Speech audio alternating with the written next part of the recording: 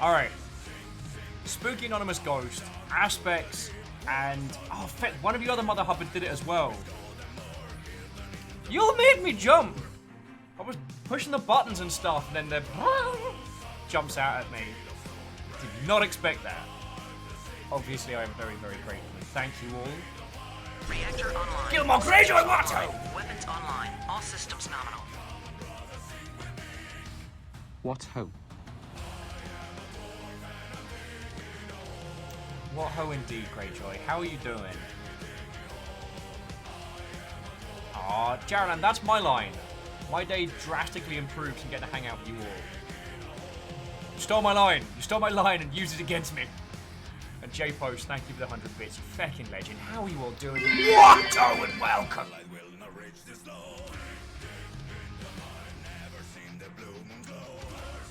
Yo. So, Gilmore Greyjoy, thank you for the 4 months.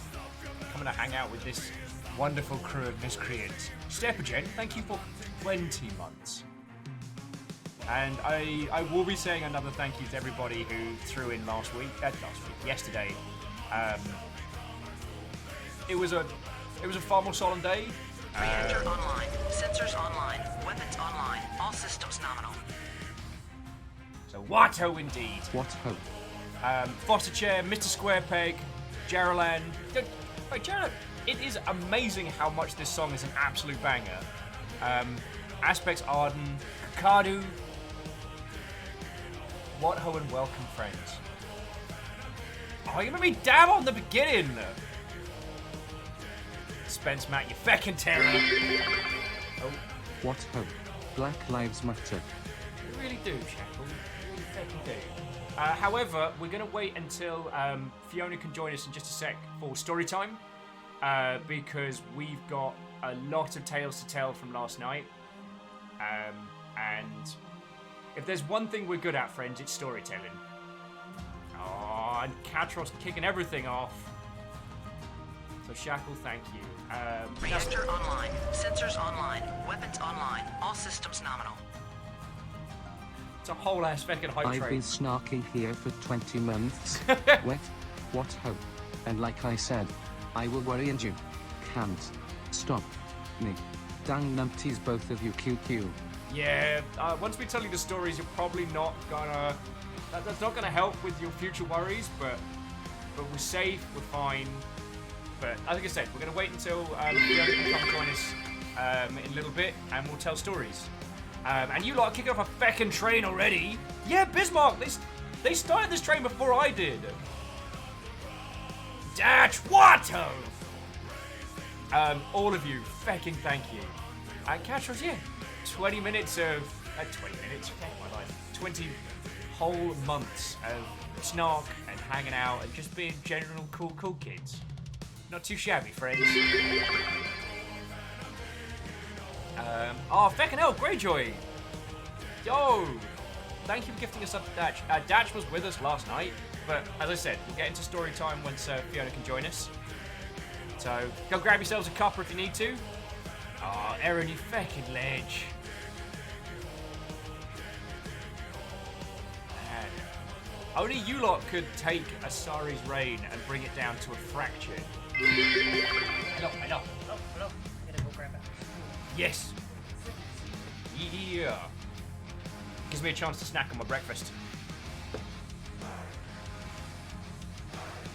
Dad, do not start with your blasphemous tea making. But all of you, thank you. Vanderbeest, thank you for the behind glass. It's wonderful to be able to celebrate all these massive streaks.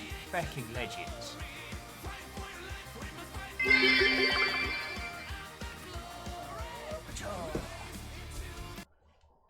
And while I do want to indulge Hoots Force at some point, we're gonna go for some smooth jams so you can hear both of our sorry selves. Bring this back down. Give us a nice little. There we go. They're doing a hype train at the moment. Yeah, I see that. It's a whole lot of one. Oh, Dash says Bartender redeemed something. Nice. Nice. God, it's a feckin' last night's reunion squad. Hey, Dag.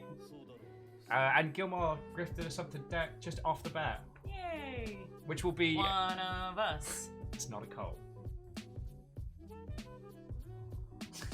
Gonna say, let me have this. No.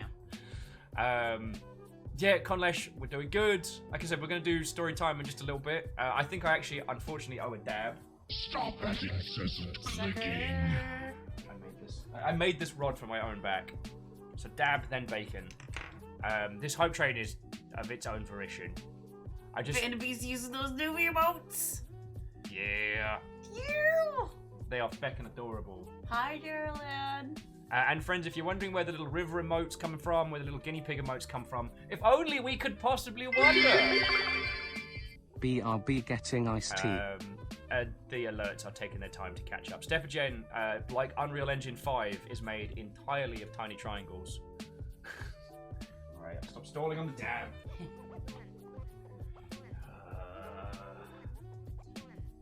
Papa-cha! Nerd. Thanks, I hate it. Dash is coming in with all them baby emotes. I don't know the cootie emotes. They are super adorable. Didn't Aaron, get to hit yo! this button yesterday.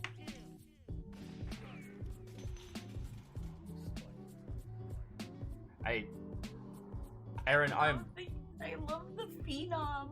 It looks so cute.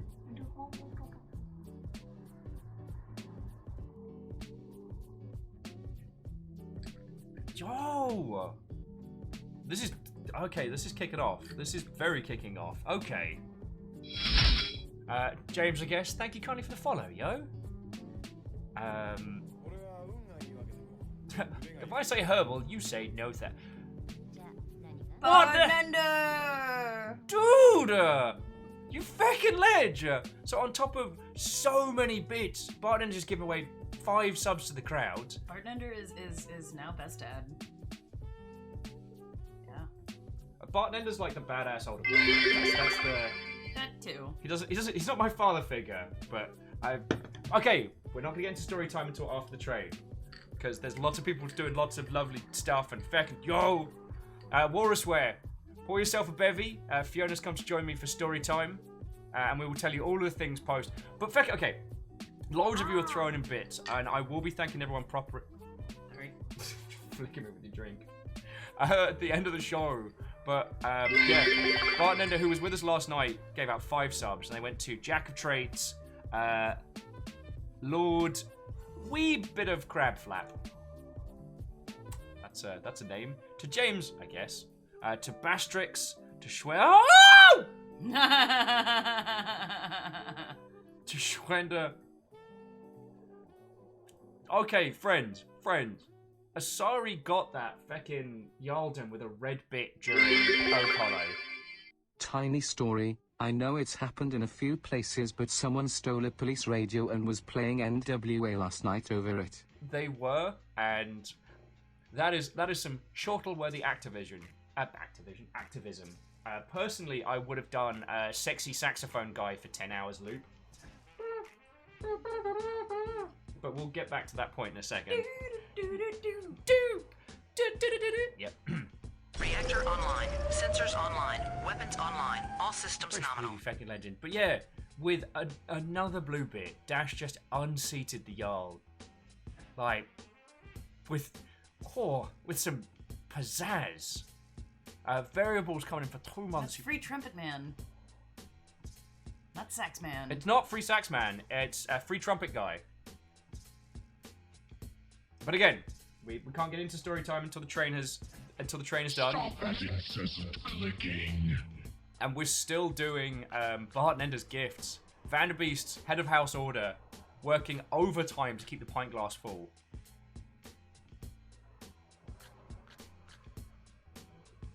There we go, Free Trumpet Guy. Hashtag Free Trumpet Guy is the new. But again, friends, this will all make sense in a little bit. Stop that incessant clicking. Yo, and so Arrow Griffin, I guess off the bat, we are both fine. Everybody's safe. We've got some stonking stories for you in just a bit. Yeah, Bard is OP. Oh, Free Trumpet Guy. It's the new Free Bandito. Stop that incessant clicking. Fucking yo.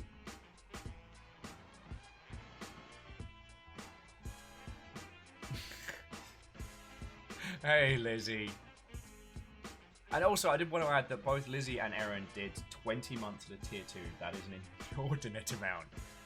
I'm going to run out of fancy faux Latin words to express how badass that feckin' Stop is. that incessant clicking. Oh, and Warrisware, I understand. Highbrow, Trumpet Bard, emote when. We need more emote slots. Too powerful for just one cop to defeat. It takes 3 SWAT. I've got 6 SWAT. I've got the YouTube video saved, so we are going to get to watch this together. But people need context. Stop that incessant People need to clicking. hear about the entire day. Oh, We need partner status! right? How many emotes do you get at partner? I mean, off the bat, like 10 or 15. Oh, wow. And then based on sub points, you get more. And I say this with, I'm not fishing, I say this with love and respect, but considering how lovely you lot are, I don't think we've got to worry about sub points. Did I catch the train on time? Few close one. You did. Though it's got a minute and a half before it makes it into the final station. Are you listening to me? There's no So do not dally. Make sure your bags are ready to go. If you need to get a coffee, we can get one on the train. yes, I would. Dash, we need a bit trumpet as a donation level. Oh lordy lordy. Who's doing lovely stuff? I deny everything. We see you, Dash. We see you. And feckin' friend, thank you. You know how big a deal that is. Cheers to you, friend. And Warrisware, we'll mostly be talking about the protest yesterday, what we saw, what we got into. I mean, it's, as we said yesterday, it's going to be stories from the cool zone. Aw, Eprith, 100 bits of hugs. Thank you. It's not a coal! Oops. I like to imagine Red Star was walking into the train, just kind of carrying all the bits, and little stumble. Oh no, my pixels, my polygons. Red Star, thank you kindly for the bits, yo. Jet, do you know that there are 3 things that I particularly hate? Reactor online. Sensors online. Weapons online. All systems nominal. And women with attitudes. What ho. Thanks for going to the protest and being an ally. Aww. Well, so firstly, all of you, thank you for kicking off for a proper, God, I can't even speak today. A level 5 train. It's feckin' glorious of you all, thank you. Oh wow, and Asari with a last minute House My Chaos queen. assault. My will. Lizzie's like, my queen. What's cooking? I'm just looking at the internet, Peppers and beef. waiting for talk time. Well, like, people were calling you out. Oh, what? I didn't hear. Let me give you an ear. What? I mean, you've missed the message, but Lizzie was just sending a nice message. Oh. Look. And we're slowly catching up on. Slowly. Lizzie says, we're about to have story time. The slug cats are not on screen. Reach. Adorable. Alright, we've got the white one. There we go. Story time with little slug cat. He's like, oh, hello. All of you, fucking thank you. Yesterday was a day. Yes, today. That was a day. One ghost train. And sorry, thank you for those bits, friend. I'm sorry to say that between the train and Dash, you did get unseated from your Yaldum, but it was a glorious reign. It was a glorious reign. So, out of the two of us, you were the one that decided that we were going to go on down. Like, I don't want to take credit. You. Well, I mean, I decided I was going, and you decided that you were gonna come with. I don't want to take any false credit. So you loaded up on supplies. Loaded up on supplies. I went to the store, picked up, pretty much everything you need, like easy eating foods, granola bars, water, and as much first aid as I could carry, for the most part. You got an adorable little like roll along red wagon. I've had that for years. I've actually had that for like probably 2 years now, and I've used it all of once. And this was the first time I'd broken it back out. We weren't the only ones out there, but we were definitely the last ones with it. Oh yeah. With the cart. Everybody with carts had pretty much left by the time we. Well, let's do the story as a whole. So you loaded up on water and supplies to keep everybody protesting, like fed and hydrated. Yeah. First aid kits for doing like basic first aid. Yeah, band-aids, antiseptic, Saline. saline, and pretty much, with the way things have been going, wanted to make sure that in the event that things popped off, I would have stuff that could help with that. Yep. That stuff, because those are the only kind of injuries you're really gonna get unless somebody falls down and go boom. Yeah. And so we were joined by Tia, who did my tattoo, and Bart Nender, who you may know from the GameWorks era, or you may know just from Discord and from hanging out. They joined us, and we took a little elephant train into town. Yeah. So met up with Baron Lucifer. Yep. Although they did close one of the highways on the way in. Closed the entire highway. Yeah. So they closed all of pretty much any kind of entrance to downtown Seattle. So the main highway that goes in and out of Seattle, they shut the entire thing down. Like if you wanted to get around it, you would have had to done like extreme parkour back streets to get around it. I-5 got shut down, yeah, pretty much from like the Fremont area, like on the other side. So if you see Fremont and then you pass over like the lake and the river, that's where they started cutting everything off, and that's where downtown starts. And then they were blocking that off on the other side, and as well as the toll bridge and everything. So we headed down at about 3:40. We didn't get down there until about 4:30 or so. So after some interesting creative driving and meeting up with Lucifer and Baron, we trundled on in there. Mm-hmm. Wagon of supplies. We hit one group of protesters almost immediately, and Baron and I started a game which is we were going to do a shot at the end of it for every time someone tried to give us money.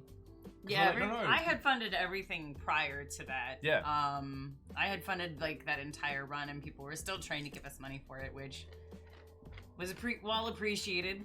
Was not needed. Yep. No, and just as a quick, sorry, we're fine. Nugs are good. Nugs are good. River's good. We all came out of it okay. Everybody's fine.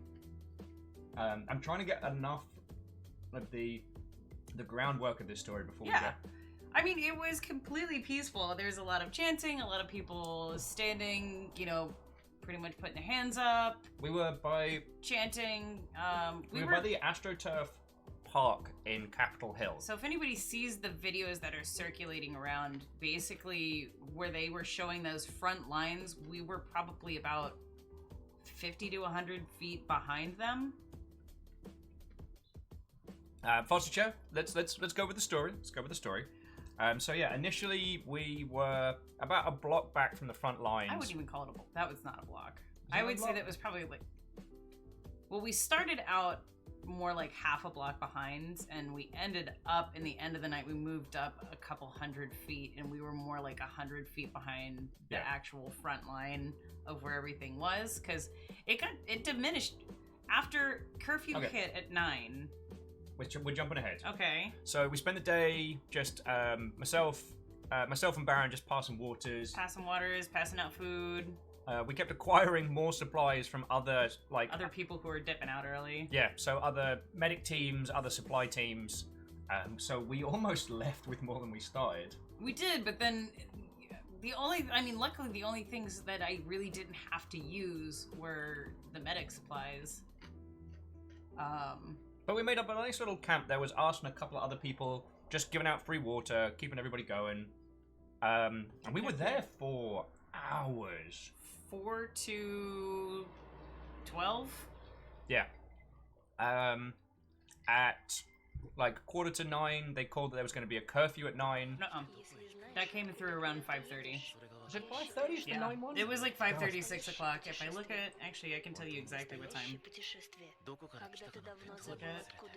Let's look at photos. I took a screenshot. Smart. So it came through 8:30. So 8:30 p.m. Yeah, it came through with a curfew from 9 to 5 a.m. Yeah. Now, at this point, it's just been chanting. When we got there, everyone was doing a sit-down bit of the protest, but, like, aside from one guy with a firework trying to kick it off, maybe a little bit of a scuffle, there wasn't really... A lot of... So, people talk about, you know, like, there's a big disconnect with the social media as to what happens versus people who were actually there, because there's a lot of people either spinning lies or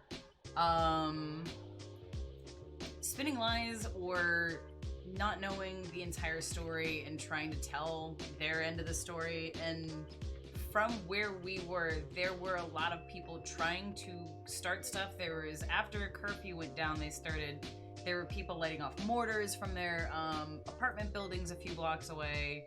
Someone let off a mortar in the fields about the fields like probably 200-300 feet from where we were, which was real loud. And a lot of the people who started that stuff shut it down as soon as it started. Like, they had people that would chase. There's a guy with the Roman candle who was actively aiming the Roman candle in people's general direction, but very like nonchalantness. And they basically, I mean, they had a whole group of protesters that just chased him out of there. Yeah, we got to see the world's most useless vigilante. Huh? We got to see the world's most useless vigilante chase him off. One of Seattle's vigilantes was there doing a lot of nothing. So a mortar, to clarify for you guys, a mortar in the States is it's a term for, it's a firework. So it's basically, and it's a big, hard to acquire firework. So it's something that I know from living in the States my entire life. It's something that's relatively harder to acquire than your normal like Roman candle that goes poof, poof, poof. This is an actual, it's a tube that's probably about the size of a pint glass, maybe a little bit taller. And it's a large round ball that has a long cord. You light that cord, drop the ball in, move out of the side, and it shoots up. And it's the big loud bang ones. Those scared the pee out of me, but not literally. No. Still proud of that. Yeah. I know, it wasn't Phoenix Jones, but it was a guy in like black and red with his skinny sidekick who was in green and white. Yeah, and apparently I've heard this is that Seattle has like their own like underground vigilante, and I think we saw them there. Mortar fireworks are used for professional ones. Yeah, exactly. Like they're more like professional large scale fireworks, so they're the ones that make the big boom and the pops. Yeah, so I mean, and so the tension was kind of, the tension was there. So when fireworks started going off, it was a little worrying. But again, things kind of resumed back to calm. Yeah, I mean that was around like 9:30ish. Like the sun hadn't even gone down when those were getting lit off at that point. Once it hit about 11, the whole protest had this vibe that it was going to just descend into kind of like people milling about, like almost like a little block party kind of thing. Yeah, people were just kind of poking around, hanging about. They still had the front lines. There was still a good like 15 or 20 feet of people against the front lines. But compared to like when the two groups merged earlier in the day, it was pretty calm. It was calm. People were chanting. I have several videos of when it was large. I mean, it scrolled at its largest. It was several city blocks of people, which was really surreal to see. Are they on the Book of Face? Because I can show people. Yeah. All right. Right there at the top.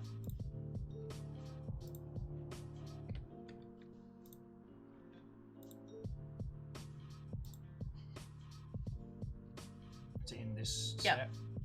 Okay. Okay, well, I'll tell you what, we can go through them, if you don't mind. Wait, no, that didn't do that. Do you mind if I show these? I mean, as long as it doesn't have, like, a way to find me. Like maybe don't dox. If you can do it without doxing, that'd be great. I don't know that I can right now. That's annoying. There was more. It was more.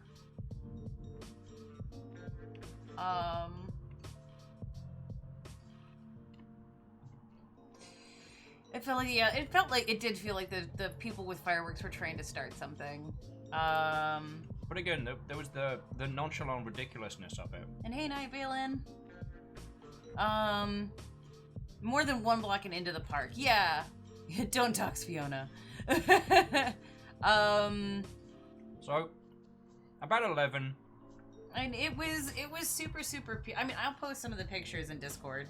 Around 11, it was starting to mill about. It was restless energy. I wouldn't say that it wasn't hostile energy. That's for sure. It was restless. People were tired. People had been there all day. I think everyone involved wanted to go home. We weren't far off ourselves. We were planning on hanging about for a little bit longer. And just kind of seeing how it went. We didn't want to leave too soon. We wanted to make sure that we were still being, like, supporting how we could.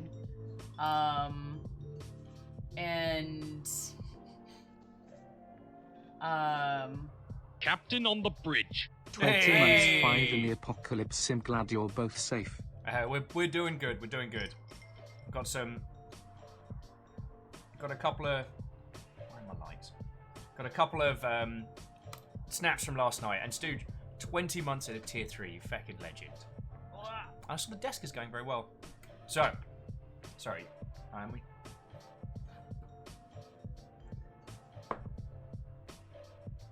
trying to see if I grab some snaps before. So I've got a few of it. Popping off. Yeah. So I mean, it was super calm.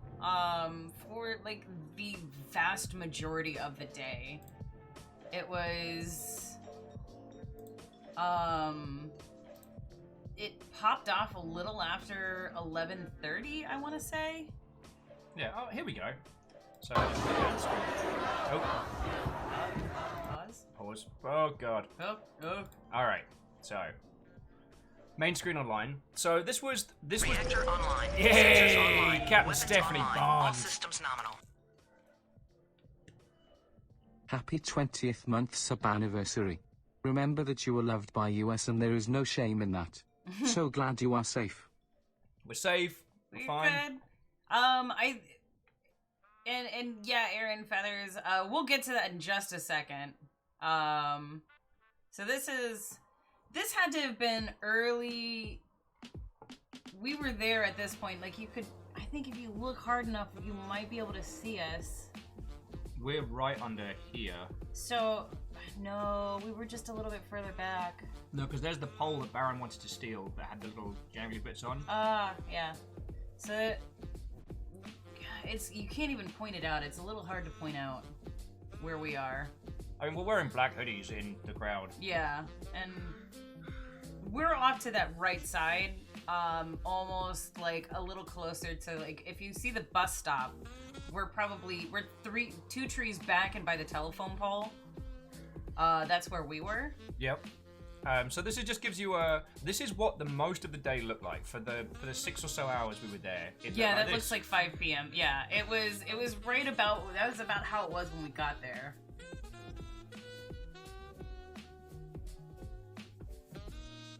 So this is a person that's on they're inside one of the apartments that were directly by where we were. Yeah. So that's that person on the corner. Okay. They would go on to get some Kraken footage. But I wanted to, because we're going to show how it went down. But yeah. For 6 hours, this is what it was like. Yeah. It was calm. It was calm, quiet. I mean, it was just people standing and chanting. A lot of standing and chanting.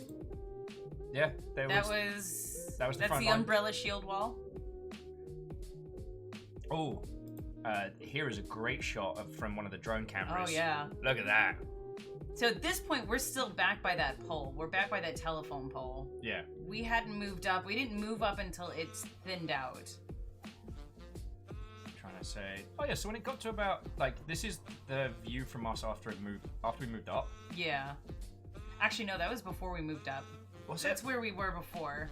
Yeah, we didn't move up until closer to like 10:30, 11. Yeah, and Bart and Ender, absolutely, but remind me on Discord because I will forget.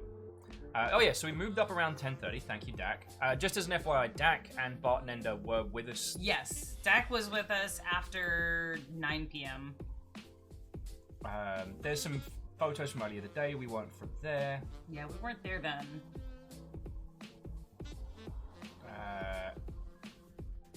Okay, so where are we at in our story? We're just moving up. How peaceful? I mean, it was peaceful. It was way peaceful. Until like you could feel like around 11 p.m. you could start to feel that restless energy. People were tired.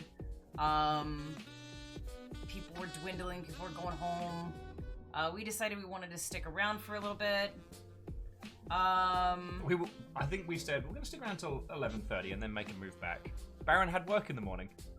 Well, the police were there the whole time, Nightbound. They were there the entire time. They were posted up out because where that line is, that's right in front of the precinct. So the precinct is right there. Like they maybe had to walk 30, 40 feet to get into the precinct. So they were there the whole time. I think National Guard was with them the whole time, or did they pull the National Guard in later? The National Guard was the second row, so front row was police and SWAT. Second row was National Guard. And don't worry, you're going to get to see their wonderful competence in just a moment. Now, we were okay. We got everybody out. We did. I'm going to show you the point at which it flipped. So to explain what happened before any of this popped off. Yep. Is it was calm, it was quiet, and then all of a sudden you would like I saw the first water bottle pop off, and it came from like the right-hand side to where we were. Yeah. Or the left-hand side, sorry. And the left-hand side to where we were, I saw one just kind of wing over, and people were like, huh, because we're tired, our reaction time isn't as good.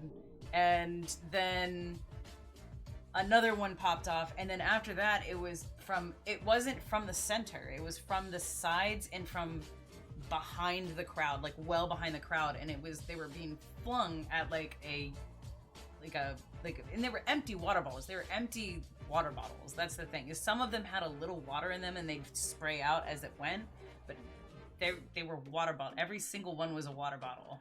Like the plastic flimsy water bottles that you get from like the store. Yeah. However, it appears that the individuals in question had enough for the night and decided to go full ridiculous. Well, it went from water bottles to 0 to 60 within 30 seconds. Yeah. It was 30 seconds. Let alone an organized group. Yeah, it sounded like there was just a bunch of, because there was a lot of people walking around drinking too. Yeah. There's a lot of people with just cans of beer walking around drinking. And a lot of the people who had thrown shit and started to try to riot afterwards were younger, very dumb-looking kids. Yeah, I'd love to say that it was a cleverly made insurgent group. It just looked like some just young, dumb people trying to start stuff. Yeah, water bottles to flashbangs in 30. So this is... Hang on a second. Because one, I hate distracting. Two, I don't need it. Do we want to do with or without audio, do you reckon? We'll do it. We can do it with audio, but keep the audio maybe low. Okay. Yeah. So the water bottles went across. My personal theory is that it wasn't as much an organized. They're just young, drunk, and stupid. Yeah, trying to make something happen. Yeah. And so it went from while it was late, it was still the same like peaceful setup it had been all day. Yeah. And it went from that to this in a New York minute. So this is the person who was filming this earlier. There's one of the peeps getting yeeted out. And as soon as they got a couple people out, yeah. So, and they dispersed at this point.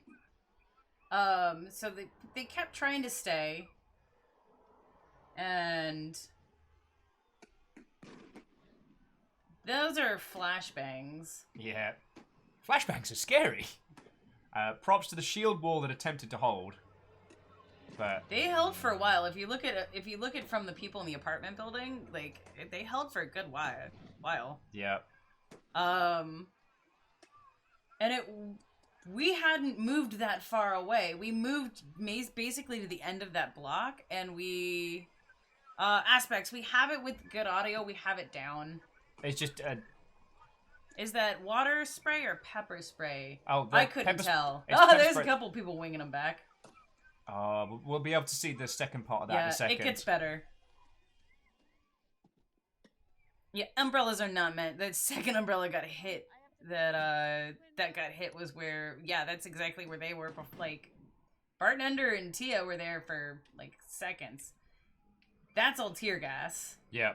And apparently this is the response to a couple of water bottles. That's water bottle. Yeah, it's just from And you water can see the bottles. shadows, the bike cops moving Yeah, the out. bike cops are coming in. Yep, there they go. We'll be That was surreal. we'll be referring to the Nazgul in a bit. So at this point, we've been hit News with... said they didn't use gas. My eyes feel differently. This looks like a lot like gas. No, that orange stuff that's gas. So they line up the bikes. We've pulled back now, and Fiona's gone in to help someone who got gassed. I think you might be able to see Dak at some point. Dak's like down there in the front. Ah, He's like right up against it. He's not moving. He didn't move for a minute there. the audio is Half-Life Combine. Sorry. Yeah. And to answer, what is it? Did any of you get gassed? Me and Bartender, Tia got it the worst out of your life. Tia, well, I wouldn't say she got it like the worst, but it did get underneath her goggles. So We all were in the same area. yeah. So at this point, gas is gone. They flashbang the shite out of us. They line up the cycle cops, and then they start chucking flashbangs and pushing us. So we never really had a chance to stop. You went in. You grabbed the saline bottle. I grabbed to the saline bottle because I saw people who were disoriented and couldn't kind of see to get out. So like on top of the flashbangs hitting, the gas and all, but like combo with the gas and the flashbangs, there were people that were disoriented and couldn't move. But then as I'm running in to help people, some other people, like, assuming it's the same people who tried to start grabbing the giant dumpsters off to the side of a restaurant that we were near and started rolling them up the street. And a few of us got in front and started pushing those back to get them to stop. And This is the bit where my night takes a turn, because I went didn't say in, anything to Will. I just ran back, grabbed the saline, ran back in. which is, I mean, that's what you do as a medic. I'm with the trolley, so I'm with all the medical supplies, and then the trolleys start rolling up. You turn to yell at the bloke to tell him to knock it off, and then the push comes. That's when the bikes came out, because I turned around. I was maybe like 20 feet away from the bikes, and they basically provided their own shield wall with the bikes, because they rolled the bikes out, got off of them, and put them in front like this, and would just move forward. So they'd shoot flashbangs, move forward 10 feet, shoot flashbangs and tear gas, move forward 10 feet. And that's basically how they did that the whole time. And even when we scattered down an off street, and stopped, and we were still kind of doing one of these, they were still shooting them down the alleyway. From my perspective, what's happened here is Fiona's gone in, and we've been separated as the crowd's been pushed back fast. Bartender, without hesitation's like, I got it, runs in. So we ended up in 2 points. This is why we needed to do this as a combo story, because at this point, it's me, Lucifer, and Baron, and the medical supplies in a fecking red wagon. and then it's you, Bartender, and Tia in the fecking mosh, and you got pushed like down the side alley, and yeah. We just got run by the Nazgul. Like, they kept... And the reason why I keep calling them this is they chased us all the way down that... Well, what they also did was they had huge spotlights. So you've got the tear gas going, and they've got these just blinding lights behind them. And because they're working, like, we're here, they're trying to push us that way. And so they've got the lights from behind here shining, and they're bright as fuck. We don't really have too many pictures on that one. So we'll go back to studio. I'm saving this one for a second. Yeah. So our little team, we basically got pushed just straight down and down the hill. Mm-hmm. They kept gassing, kept flashbanging us until like the big crossroads up in Capitol Hill. And I still remember we tried to stop and help some people who'd been tear gassed. Because, I mean, we had the medic trolley, so we figured we might as well help. We didn't have a chance. But there's this one moment that will stay with me for the rest of my life. As the traffic lights have gone red and backlit illuminate the bike cops on the top of the hill at the crossroads, and they got all the tear gas around and behind them, look like the fucking Nazgul. Like, I'm not joking. And then, yeah, they kept pushing us down the hill, so we just booked it back to a safe place. I would then spend the next, like, what felt like 2 hours, probably only about, like, 20 minutes, stressing, because... I think it was, like, a good 30 or so minutes. Because at this point, we're back at our designated safe spot, and you're still in the field with Bartender and Tia. Yep. So let's go back to the Tia... Well, you guys were able to just run home. Yes. Because it was just a straight shot down the hill at that point. Yeah, I mean, they were pushing us fast. There wasn't time to... You either were going to get gassed or you had to run. They weren't doing, like, the slow move up. The bike cops were just... It was basically stop for 10 seconds, release the canisters, move forward, 10 seconds, go. So it was, like, every, like, 10 seconds they would just... Yeah. Pew, pew, pew, pew, pew. And... It was pretty intense. And... So what was going on with you? We got pushed down the alley... so there was that huge park, and then there was a side street along the bottom end of the park, and we kept going. We didn't have anywhere else to go, so we followed people down the street and took a right instead of going straight. Where they went straight, we went right. And it just... I kept stopping and turning around and doing one of these, and they just kept popping canisters off at us. And as I turn around, I'm standing there to turn around again and put my hands up, so they fired a canister straight at me. So I took a flashbang to my leg. Yep. Luckily, it bounced off, and I looked down and realized what it was, and I had, like, 5 seconds to make a decision and go. So I looked down, and I went, oh, no, and I ran, and I just ran as far as I could get. Tia's right next to me. We run into a corner. There's a canister of tear gas that's just... So that's when we got tear gassed. And she panicked first and pulled her goggles off and do this. And I can tell you one thing, that I went instinctive on this, and I don't know how I went instinctive on this because I've never had this experience in my life. But I immediately just moved forward, did not touch my face, immediately sprayed my hands so I could rub my face, sprayed my face down. We got Tia some milk to pour on her face. And, yeah, I mean... Was this before or after Bartender took a flashbang to the butt? It could have been about the same time. Yeah, Bartender, blocked a grenade with his ass. Got beamed in the booty by a flashbang or something. I don't know. It could have been a rubber bullet. We don't know. But he's got a nice little wallop on his tushy. Cake. I'm sorry, his cake. Yeah. He got beamed in the cake. That, my friends. Praise the booty. That is America's ass. I have a bruise on my leg. I have a teeny, like, by when I say I have a teeny, like, the littlest of burns on my leg, because it literally hit my leg hard enough to burn my leggings. So my leggings are ruined, but my skin is okay. So I think my leggings took the brunt of it because it bounced off my leg. Yeah, you got beamed in the cake. Got beamed in the cake. Praise the that booty. booty. Praise the booty. Praise the booty. Temptation To throw the flashbang back would have been great, but risk of it going off in your hand. No, yeah, does the way those things go off, you don't want that in your hand. Like, the reason why I ran was I was more worried what was going to happen to my immediate person if I was near that with it going off.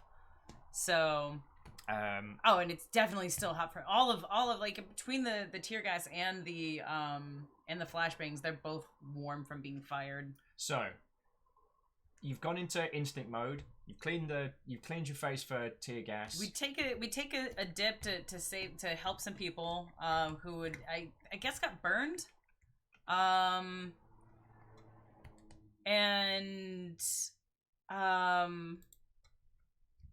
So what we did was so what we ended up doing was we ran off to the side and we had to take like way crazy back routes. So we start walking because we're on like apocalyptic levels of let's get the heck out of Dodge, and we're kind of mosey in the back streets to get to where our safe spot. Our safe spot. Yeah, and we ended up walking past some people that I had noticed from the protest earlier, but they were kind of standing off to the side watching a lot of it. Straight up, like, one girl has a hammer and is going to town on a door, like bing bing bing bing bing, and we see this guy run out of nowhere. This guy comes out of nowhere and just starts beaming like the people who are trying to break into, I think it's a pawn shop is what they were trying to break into. So like 2x4 the fucking head. Sorry, yeah, no, pardon language, but he comes out of nowhere like vigilante pawn shop justice with a 2x4, and it's the kind of hit that you hear before you see it. Yep. And you hear it and then you look over and like me, Tia, and Bartender are like, oh, we're not here. He's like, no, you guys are fine. They're trying to do the thing. And I was like, we're like, no, we're leaving. I mean, bonk. He came in and like unapologetically chased these people off with a bat down the street. Like it was some badass level. I think it was a bartender said that after the 2x4, he picked up the hammer. And he just ran after her with the hammer. He's just like, I'm gonna throw this bleepity bleep hammer at you guys. And we were like, oh!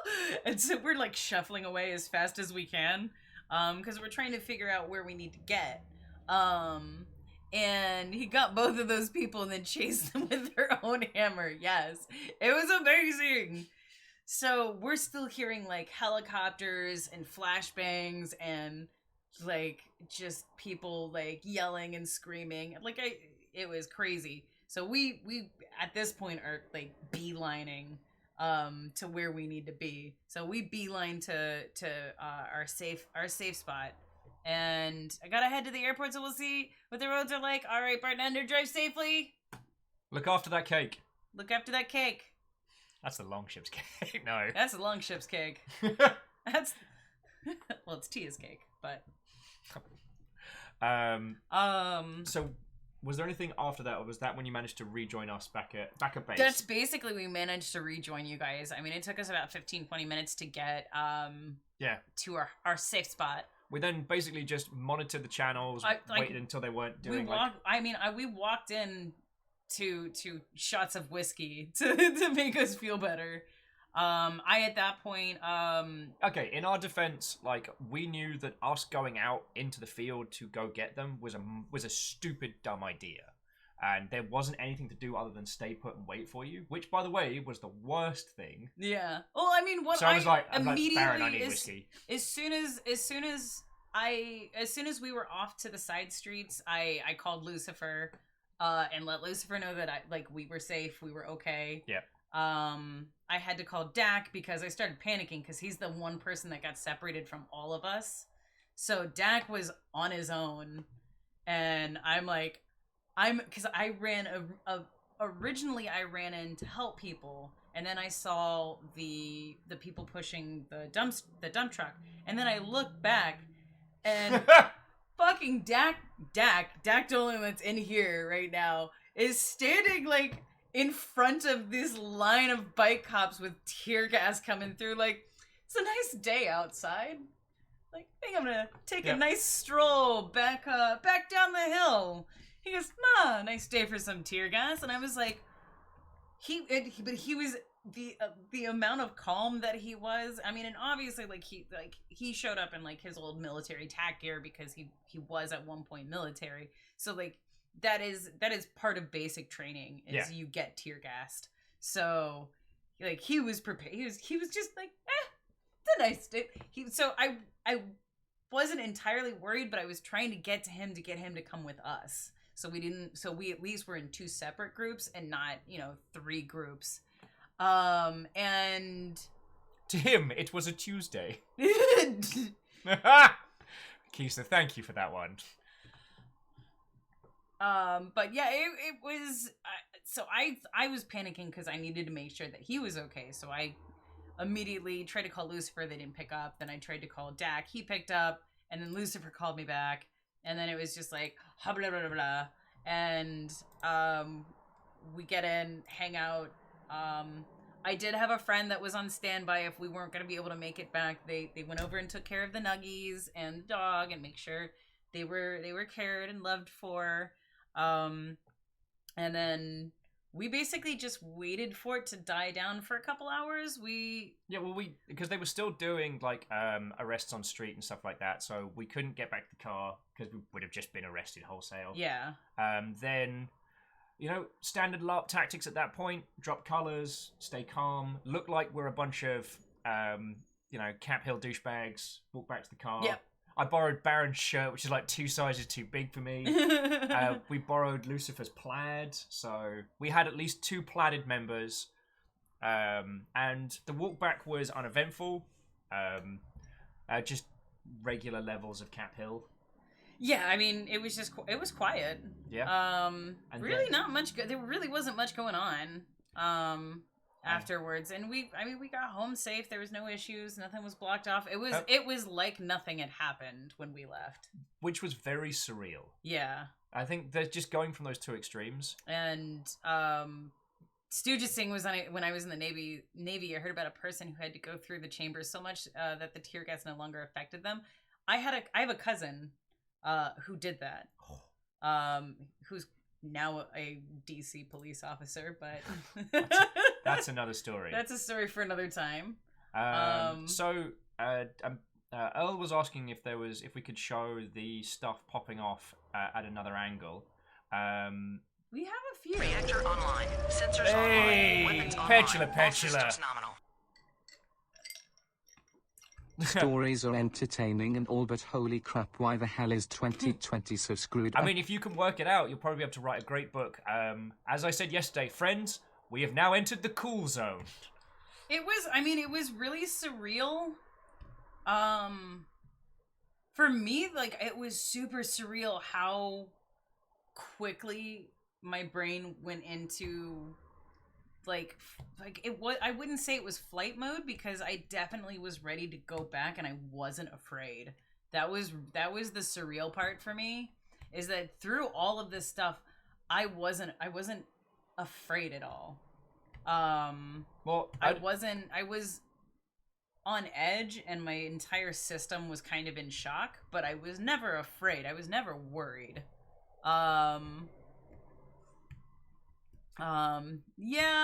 Business mode. 6 months in, but that means we've got 6 months left, and maybe the Mayan calendar apparently needed 8 leap years. 8 leap years, yeah. We should have left that sarcophagus closed. The people who are least affected by the gas are from the farming communities in the hearts of major cities. 2020 build needs some major bug fixes. I actually just realized that one of the videos I showed, you can see the green dot. You can see the laser pointer. Oh, yeah. I mean, but that was... Fuck knows who that was. And then we can talk about the funny parts of the evening. Well, that's why I wanted to. There were parts that were genuinely like hilarious things that happened that from an outsider, they're funny. They're just funnier knowing how serious that situation was. I actually think the YouTube clip might be better for this one. I've got it. Cause let's deal with fear later after we make sure there's a later mode. There wasn't even fear later.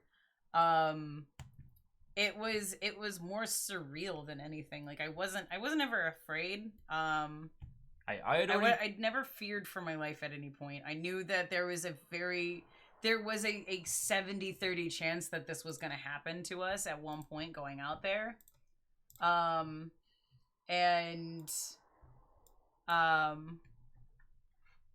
Fee is a mama bear. Mama bear. Confirmed. I mean, I think it was Panda that gave you the wrestling name of Mama Fee. I mean, I've been called Mama Fee before, but it was just kind of Okay. like... The thing that I found was that I'd already agreed with you lot that if shit went down, I was going to bug out. So it was I didn't make that promise. It was trying to work out what is the point where we're just at run mode and what the point where we're doing fallbacks. See, I don't know if you've seen a lot of protests, a lot of riots and demonstrations, but usually they gas everybody, and then they slowly start moving up to just push everyone through. So this gives you a time to kind of like move back, help others move back. But those cycle cops with fucking flashbangs were just like, there was no time to stop. What it was is the cycle cops were acting as a barrier. There was a line of police behind them that were throwing the flashbangs. Ah. So there was, I want to say like, what, 20? Yeah. 20 cops? So friends, now let's get into some of the fun stuff. So picture the scene. The whole thing's popped off. Everyone is dispersed. The crowds have been run out, chased down. But not everyone is done for the night. Oh no, not everyone has given up. I'd like to present to you the fucking, like, the god tier bard of the evening, Trumpet Do you Man. have the volume up? I do. Do you have it up higher? Oh. Turn up these lovely motherfuckers. Hey, Buskin, what's up?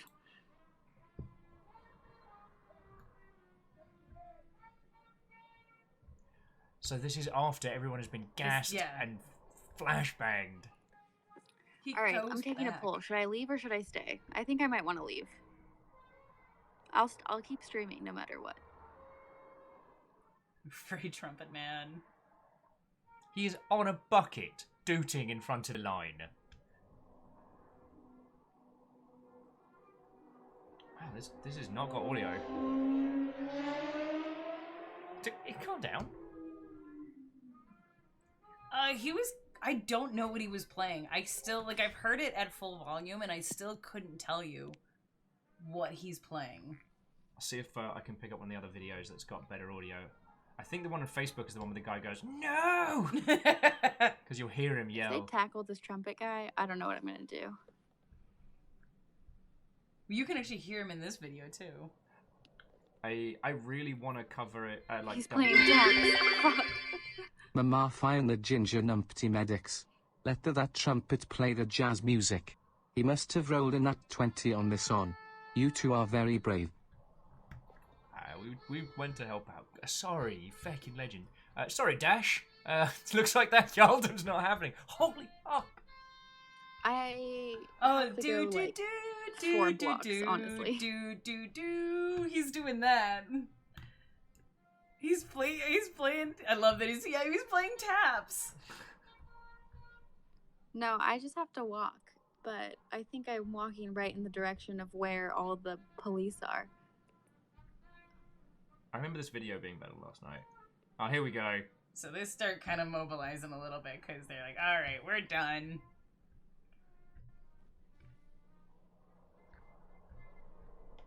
They're not going to stop him. What are they looking at in there? Well, you can see him off to the sides. There it is. That's how many people it takes to stop a bard. 6. 5 seconds before they take him. Yeah. Oh, with the 7th to... No. Oh. Hello, I'm Zay. No! No. No, we don't need Gundam tutorials. Shh. All right, let me. I'm sure there were some other good ones. They're not gonna stop. No, so that's the video of that one. That's a great photo. Oh yeah, no, that one is incredible. I want to do some of the whimsy ones first. Oh yeah, okay. All right. So this one I haven't seen. So alongside Doot Man, who we will return to in just a second, hashtag Free Trumpet Guy. Doots for Justice. So, as is common practice when getting tear gassed, what you do is making sure you've got like either heat-resistant gloves, you lob them back, or put a cone over them, drown them in water. So a few of the tear gas canisters that were fired at the crowd were thrown back. Because people had heat-resistant gloves. There was somebody that was passing out heat-resistant gloves. I have a pair now. Yep. So, you know what? See if you can spot it. See if you can spot it. We'll play it a couple times. Yeah.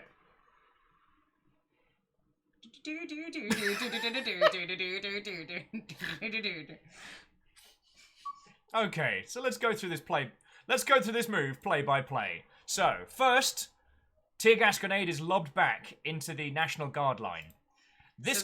So you can see the ones in the beige camo are the National Guardsmen. The darker ones are the SWAT team. Yeah. So as you can see in the mid left, we have one guy whom is underneath. You can see him there somewhat to the center, freaking out, trying to find the canister. But don't worry, he's on it. Oh, I got it. Oh. There we go. He's found it. He can see there it is. There it is. Yeah, don't worry. He's going to get it. Yep. And throw it back. Oh, back down again. Let's have that one on the action replay. He picks it up. Bam! Straight in the back of Steve's head. Steve, throw it. No, at them, Steve. At them. Good job, guy. Nat one, yeah. Nat one. It seems if the bard got all the good rolls, then this guy... Oh, and the thing is, you can see him them looking around being like, oh, crap. He's like, oh, I got it. I got it. Don't worry. Whoop-a-ching! You can hear it ricochet off the back of a person. Critical failure. Oh, you can watch this for fucking days. I'm sure there was another really good dude.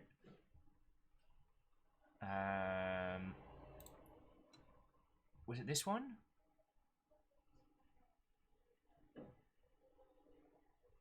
Okay, yeah, so if we're just making sure I'm not going to dox anybody. No, this is a public video. Alright, let's bring this out to the main frame. Bring it up. Can you bring it up to full screen? I can. There you go. Oh, no, I'm an idiot. What? Hey!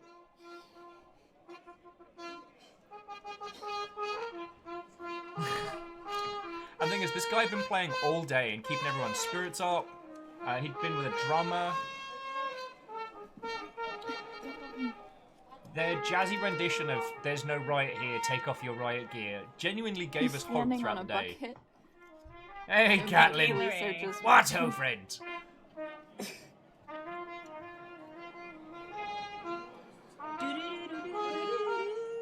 There's a much better sound from here. Dudes for justice! Be the bard you want to see in the world. Now, we have a personal theory that... Yay! Greyjoy, not even hesitating. Greyjoy, thank you kindly. I also need to process that Asari threw a red bit in a second. I know. Do you notice how that's like, it's not... I'm not quite there yet. Delayed reaction.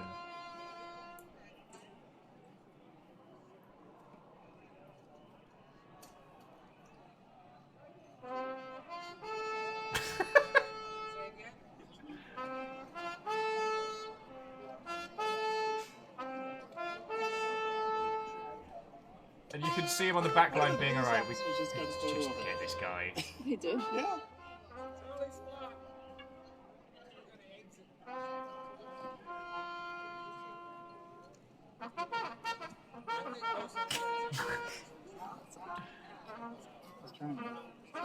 He's tired. I don't mind. We really You'll take need care of him. Lucifer for me. I'm glad you're safe. you Yeah, never we know. are good.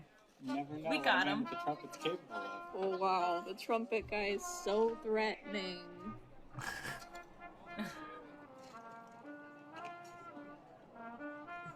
It's just that they had to get 6 people to stop man with brass instrument.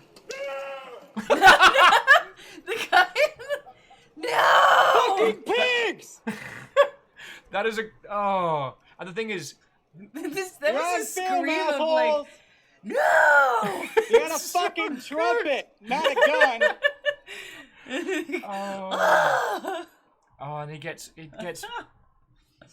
So yeah, I wanted to share these little moments of brevity because the thing was, most of the day was super peaceful. Like, Yeah. It was a lot of chanting. when we got in, there was a few people like giving speeches and stuff and talks, and it was really inspiring. I mean, and like to get like on a little bit of the side of political is a lot of people are like calling like every cop pigs and being horrible to them, and that's not what we should be doing. Because taking a page out of the peaceful protests, like they want change. They don't want the police. They don't want every police officer to just never exist, because that just would ascend into chaos at that point. But they want a change. Like the way last night went down shouldn't have gone down the way it went. It should have there should have been a middle ground before there was flashbangs and tear gas and smoke bombs. Well, it's things like there was no warning before the flashbangs went out. They didn't get on the loudspeaker and say disperse. It was just we don't. Let's go. Here's the thing: is I'm gonna like for a second I want to play devil's advocate for that, because I did hear speakers off. We couldn't hear what they were saying. It wasn't loud enough. So if they were saying something, like we could hardly hear people on megaphones that were like 30, 40 feet in front of us. So if that was happening, they did not say it loud enough, because I could hear but I can only chatter. go. And this is one of the rules we've been keeping to: is we're only talking about stuff that we've seen and we've experienced. Yeah. We're not going into the theoretical, and we're not going into. We're definitely not playing devil's advocate. Yeah. This is not a time to do that. I know, yeah. But like, I'm not gonna say one way or another. I'm not gonna say that they didn't use a megaphone, because I don't know. That's where I kind of draw my line. I don't know. I didn't hear it. They could have, but I don't know. So, but do I disagree with how it was handled? Yes. Yeah. That's my standpoint on it. So yeah, going back But to. I mean, like the things that were happening were, I mean, like the trumpet guy. Trumpet guy winning. Like the National Guardsman beating a cop in the head. That was hilarious.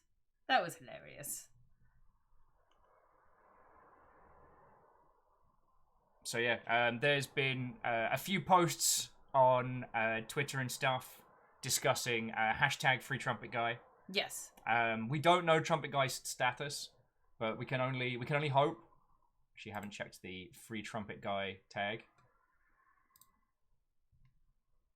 Free Trumpet Guy. Free Trumpet Guy is still there. Yeah. Okay. So yeah, we don't have any more information on the status of Trumpet Guy, but Yeah, nobody knows what's going on with him. Free Trumpet Guy. it's just like, as I'm sure you understand, like, between the gas, the flashbangs, like bike cops, lights, like, it's incredibly overwhelming. And the idea that after that, someone was like, you know what? I'm gonna go back. I'm gonna go back with my trumpet. I mean, the whole thing was very surreal, and I did not think it was gonna go down like that. But it's an experience. I feel good that we were there supporting, a good thing that needs to happen, and it was a good way. We were peaceful the entire day. It was a good way to support those who needed their voices lifted. Like it wasn't about us. We weren't there to tell anybody left, right, or center. We kept everybody hydrated, kept everybody fed. Yeah, like we were there. Like that's one of the things as I was trying to think of yesterday. Like, how can I help? I'm not one of those kind of people who will stand, who has the power within them to stand on the front lines and to do the shouting and the talking and the protesting. Like, I'm very good at being a supporting character, like supporting the people that need it, like people, making sure people are hydrated while they're out, making sure that people are well looked after. That's something that I can do. Yep. I'm good at that. And when it came down to it, I was fine with running back into the crowd to make sure there were people that were okay, because the 98% of people there were peaceful. Yeah. Nobody was trying to start shit. The only problem we had during the day was one poor person had a seizure while they were on the lines, and the medics were on it like that. Yeah. So they got him out, had him stable. Got the ambulance there. I think what they heard is that they refused transport. So I mean, Boss Bobcat, I will agree. one bagpipe. Once we got everyone back to base, once everyone was safe and had a sit down, the first thought I had was, should have brought bagpipes. I know, right? Like, I could have been that guy, but even more obnoxious. I know. Damn it. I don't even know how to play the bagpipes. It would have been even better. Just off key. Well, what we need to get you is a kilt and a set of bagpipes. Just like. Apparently that's my my kilt backing up. I don't know.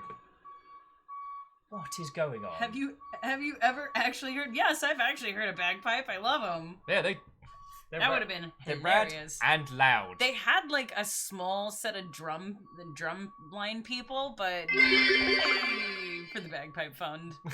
Thank you. Crew, we have a quest. But kilts and bagpipes. It is worth adding that at one point, probably around about like 8 or 9-ish, another group was like, "Hey, we're going to another place," and so a bunch of people split off from us, which is where we saw the big detraction of stuff. The big detraction of people towards the end, but we'd never heard what happened to them. Yeah. Rally bar. What universe would you be giving Will bagpipes? In what universe is that remotely a good idea? Welcome to 2020, the cool zone. Will gets bagpipes. I mean, on that note, I do plan on going to. I won't be able to go down the next couple of days because I do have work stuff that I need to take care of. But I do plan on being back at some point and doing the same thing I did. And I've got a good chunk of time on Saturday or on Friday that I can get it done. Yeah. We've got a lot of Heaven's Vault to get into today, and like. But we wanted to share our story with you guys, and the hell yeah, talk about the good stuff and helping people. It's good. Oh, actually, we did see someone, Shackle, who There's had a few people. I saw a few people with the Plague Doctor masks that function as respirators. Hyperal's asking, how's your leg? My leg is fine. Like I was telling people, I did get beamed with the flashbang, but it legit, like the fizzy what is it, the end that they light was the part that hit my leg. Yeah. And I have like the smallest of burns on my leg, and my leggings are trash, but yeah, the fuse, that's the word I'm looking for. It is actually worth saying that shout out to Baron, who played Shield Bearer for our lot with the red wagon as we were running away, because Baron had a couple of go off near him, so I passed him the black and red umbrella, so he was guarding our backs from like projectiles and shit while we're pegging it down the road. Lucifer in front, me with the red cart full of medical supplies bundling along. Not as badly as Feehan, no. My leg is fine. My leg is fine. Like, you did more damage to yourself with Frying Pan than a flashbang. Yeah.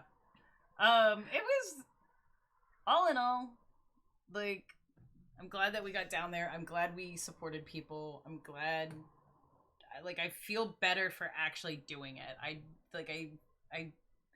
think the last few days I've been kind of trying to figure out how I can help, because it's so close to home. Yeah.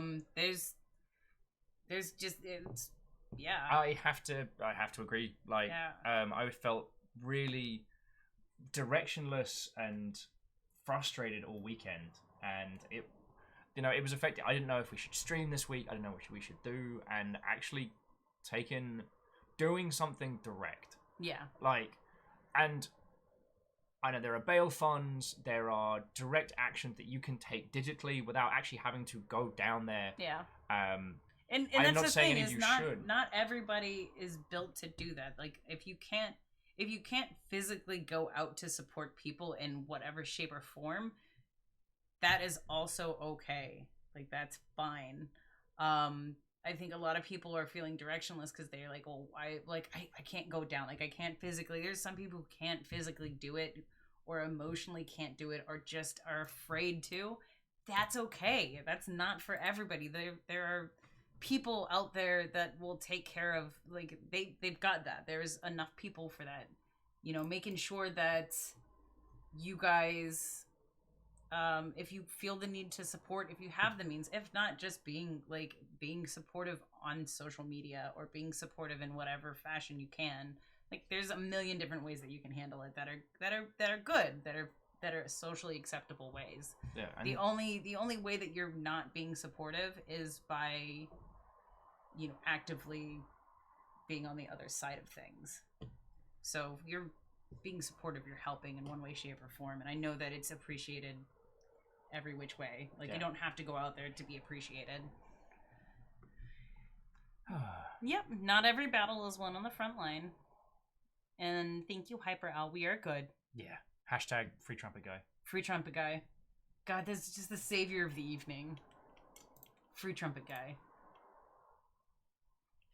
Hashtag free trumpet guy. Hashtag free trumpet guy. But no, I mean, it was like, it's hard to say like it was a good time, because I mean, like, I don't have any negative experiences other than like I have that experience. All right, you lot do not need to get us bagpipes. No. That's not a price point. No, that is not a price point. No. I mean, but we could figure out how to make it with a trash bag, right? We can make budget bagpipes. That could be a fun crafting day. I've seen a tutorial on it. It involves 2 recorders, and it's utterly obnoxious. Buy a wheel bag. No, they're so expensive. That's like the amount that it costs to get bagpipes would keep us. Look, I have researched this. Like, that amount of money would be a huge difference for. How about a shipment of popcorn instead? You already did that twice. I finished the caramel corn. It was delicious. I wasn't keen on the caramel. The white cheddar. That's delicious. That was tasty. Oh, so well, you are more than welcome to come hang out with us while we decipher ancient alien languages. I think we've hit upon this topic. I'm glad we got to tell you all our little story on this one. And thank you for listening. Yeah. Dash is like, no, I fired blueberries at you. Well, never tried. No.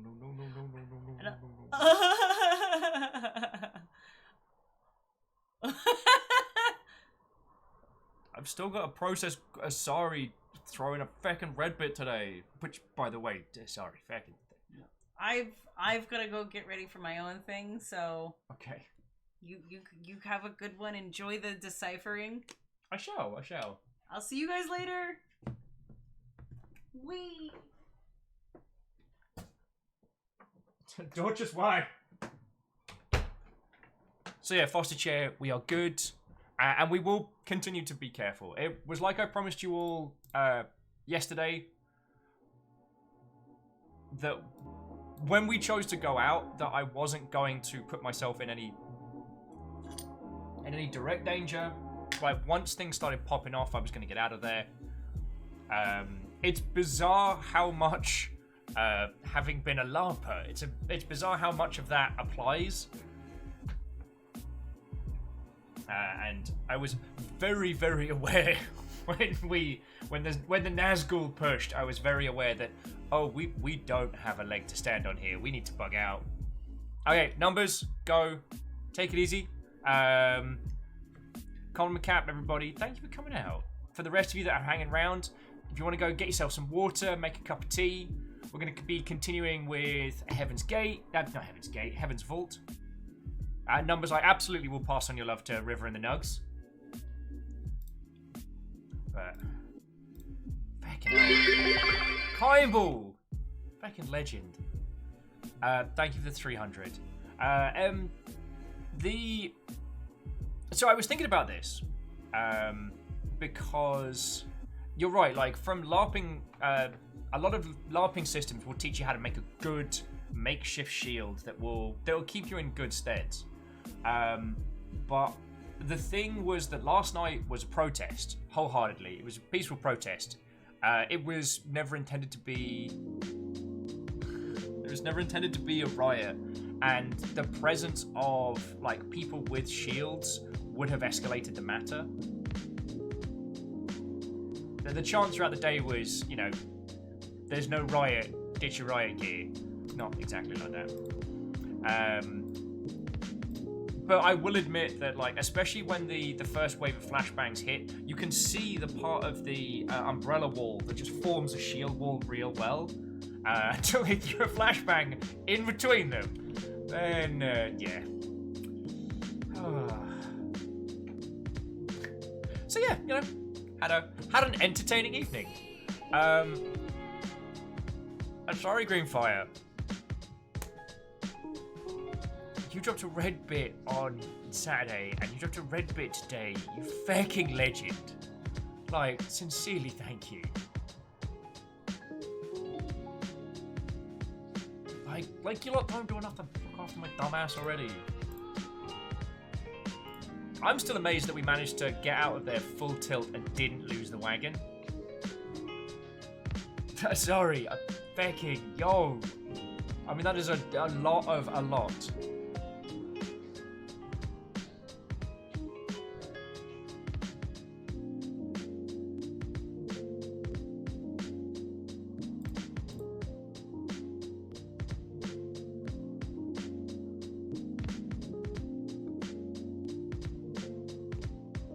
Oh dear lord. Stooge found practice bagpipes.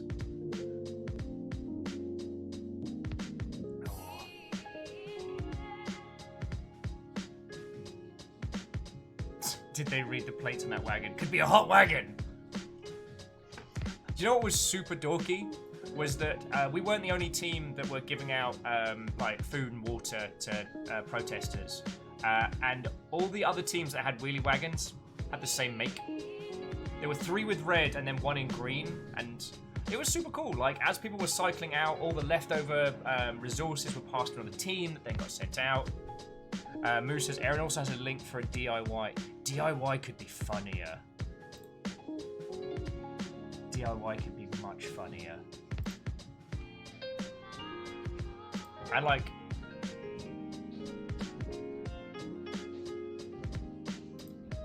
thank you, Caffeine!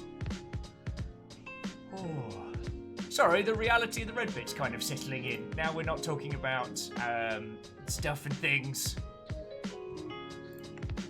So yeah, it looks like one of these days we're going to have to do a Make Bagpipes crafting stream. Katro says, how deep into Heaven's Vault are we anyway? Right, so, we finished the game once. However, while we can say that we were at the end, to say that we have finished that game, I would say is a misnomer. There is so much to that game that we don't know. So it has a New Game Plus. New Game Plus means you maintain all of the translations you did from the first run, and you just start again.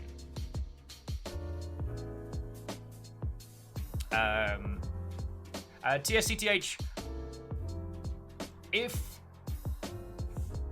myself and Fiona covered out over the last hour and a half, I would recommend going back into the VOD, having a look if you want to give that a listen, as it's a hell of a story.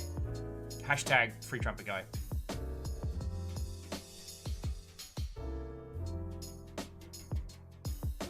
Stooge, I did not say that. No one said that.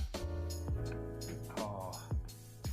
Also, friends, I saw a bunch of cool kids hanging out with Stooge earlier today, which made me real happy. Friends, if you need a show in the morning, I highly recommend. I know today Stooge was working on the official long shit desk, which I mean, as if Stooge and Strager haven't been fecking lovely to us already, right? But, yeah.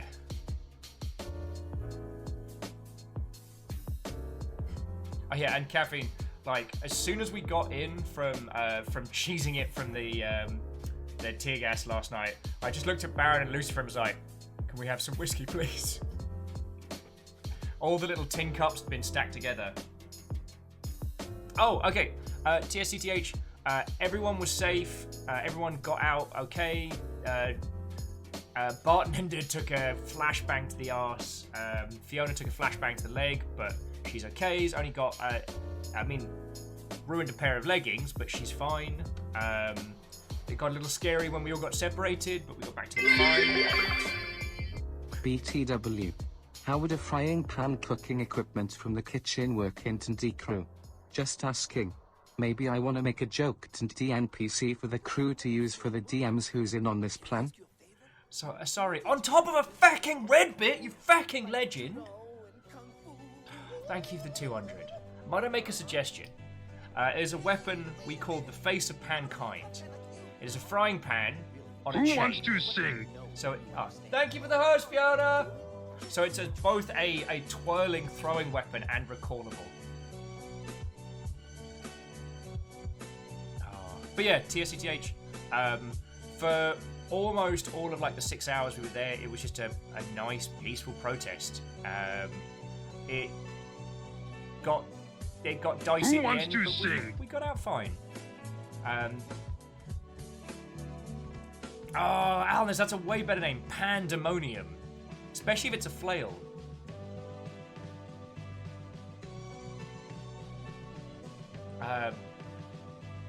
So yeah.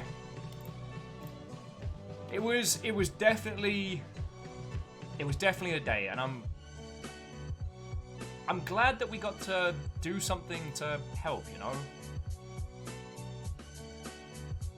Anyway, so friends, if you want to make yourself a cup of tea, grab a glass of water, now's the time.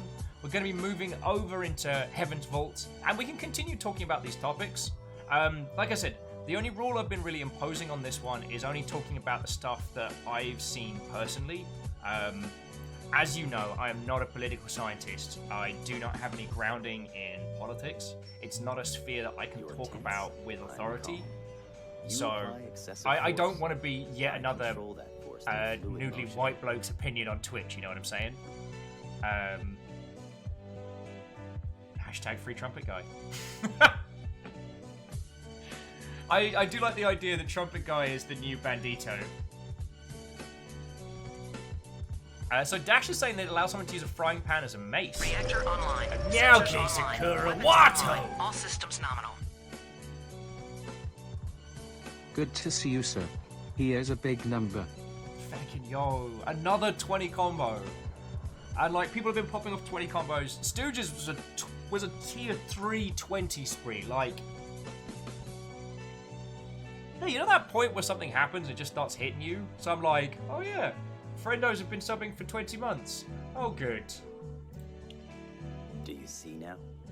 It means becoming like clear water. Water. Like, yo, Right. that's a whole lot. And then Asari dropped a bread bit and I was like, yo! And then everybody hung out and we dropped the Pogo Hammer and it was like, yo! Oh. Asari says, do the D&D DMs want me to make it? I'll do it. It's a joke. I mean, Asari, why don't you play the Face of Pankind? A pan-wielding character. Win, lose, or draw. Like, even if that character died on their first mission, they'd die a hero. Oh, and Sparky, go get some sleeps. I completely understand people wanting to avoid Heaven's Vault. Though, Sparky and Peeps, if you are...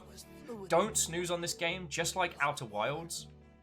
I completely understand when people want to experience games themselves and don't want to do like the long ship group thing, but don't snooze on those. Like, don't snooze on Outer Wilds, don't snooze on this. Because I stalled on it for a bunch of months. And that was a dumb move on my part.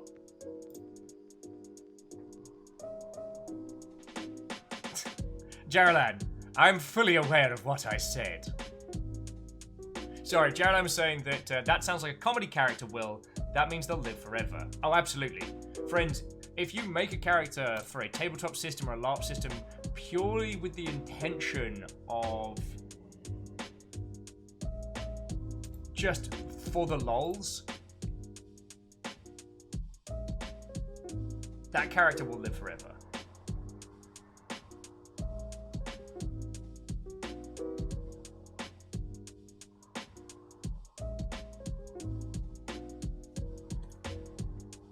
Oh, that's not my drink.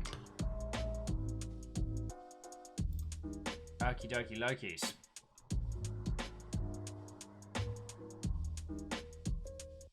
Our bandit crew of kitchen cooks use them as weapons. Oh. Oh, Katros. Oh, again, I'm sorry this is not to your flavor, dear friend. Well, we can all have a chat about this after. If we need to put Heaven's Vault to bed as a recurring game, then I will understand. You know what I mean? It's, you know, my job is to be the host. It's something for everybody. Plot twist: we're all just Rapunzel.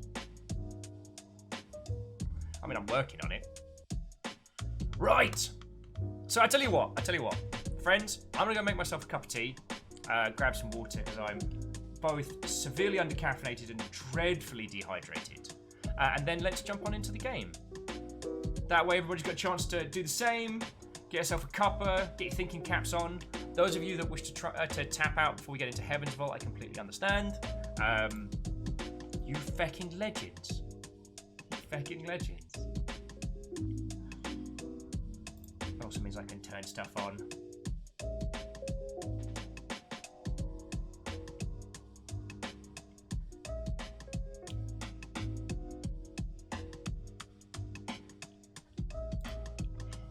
If we want to talk about games industry news, there doesn't seem to be too much going on. There's one round of proper shenanigans that's going down at the moment.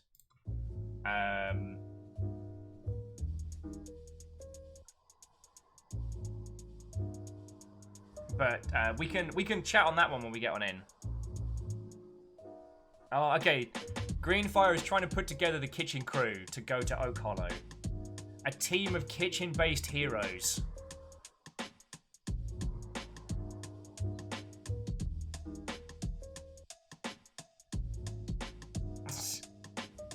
Lizzie says, for the lols, a D&D character, a Kenku bard that only says beep beep badge. That's how you get a dark portal. Yes, Lizzie, there is Pokemon news. We have an official date for when the Pokemon DLC is dropping.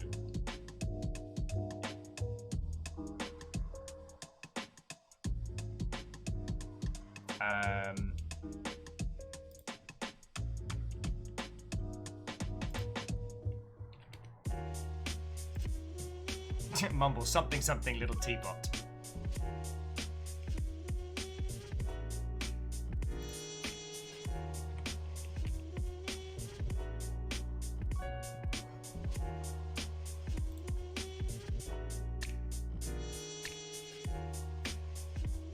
Oh, I do like that Bohemians had to put their hand up and say, no, we're not being bought by Tencent.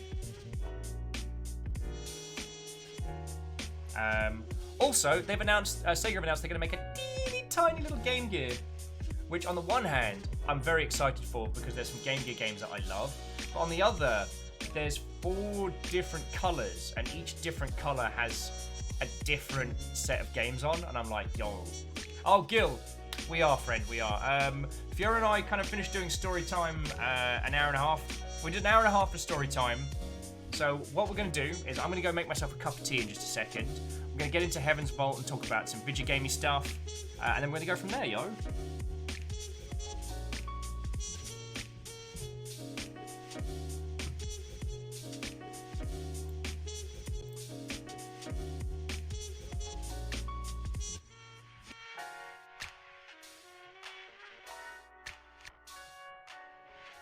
Okie dokie.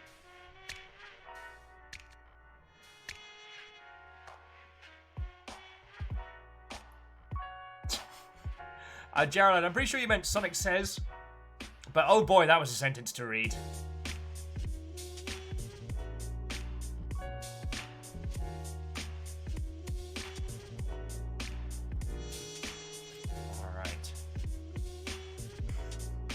Sorry, just looking at the homemade bagpipes. Okay, I made it this time. I'm gonna make myself a cuppa. You'll do the same, friends. Then we'll get into Heaven's Vault.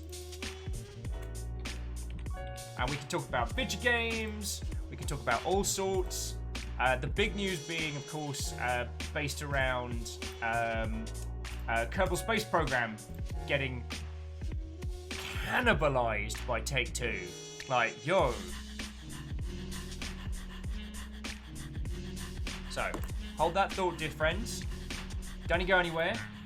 I'm going to make myself a cuppa, and then it is go time! Right? Okay, well, Kestrel, for these news stories and more, stay tuned till after the break. But seriously, I need a cuppa. I'm gasping for one.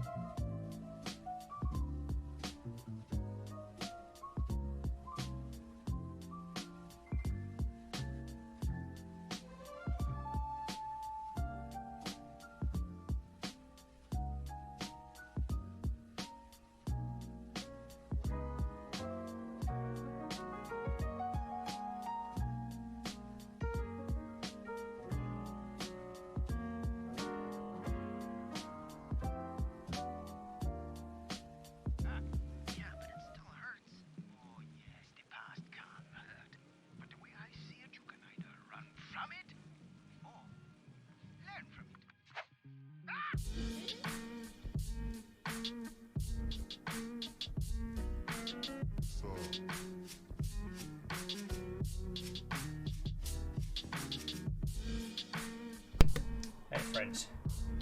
Sorry for the wait, I do apologise. I was having an existential crisis of sorts. More in the sense of like, I made a coffee, I went to go use the bathroom and I washed my hands, and it just dawned on me how much you lot have thrown at my dumb face just this morning. And kinda had a bit of a moment there. I'll be honest with you. Like, fucking yo. Like,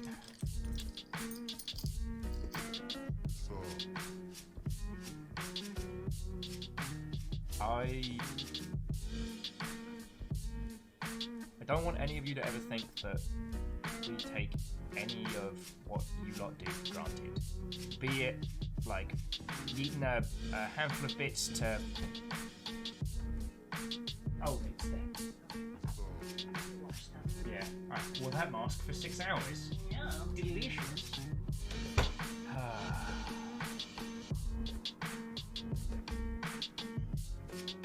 I don't want any of you lot to think that we take any of the stuff that you do for granted.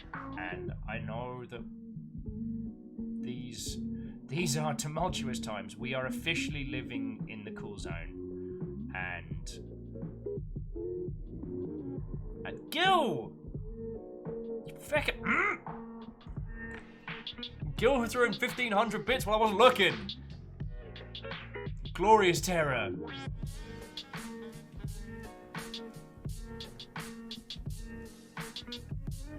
I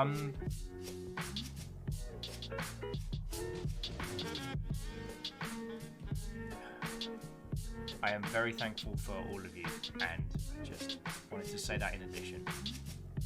Like, you kicked off the day with a feckin' train, and Asari dropped a red bit after defeating Dash's blue bit. Like, feckin' yo!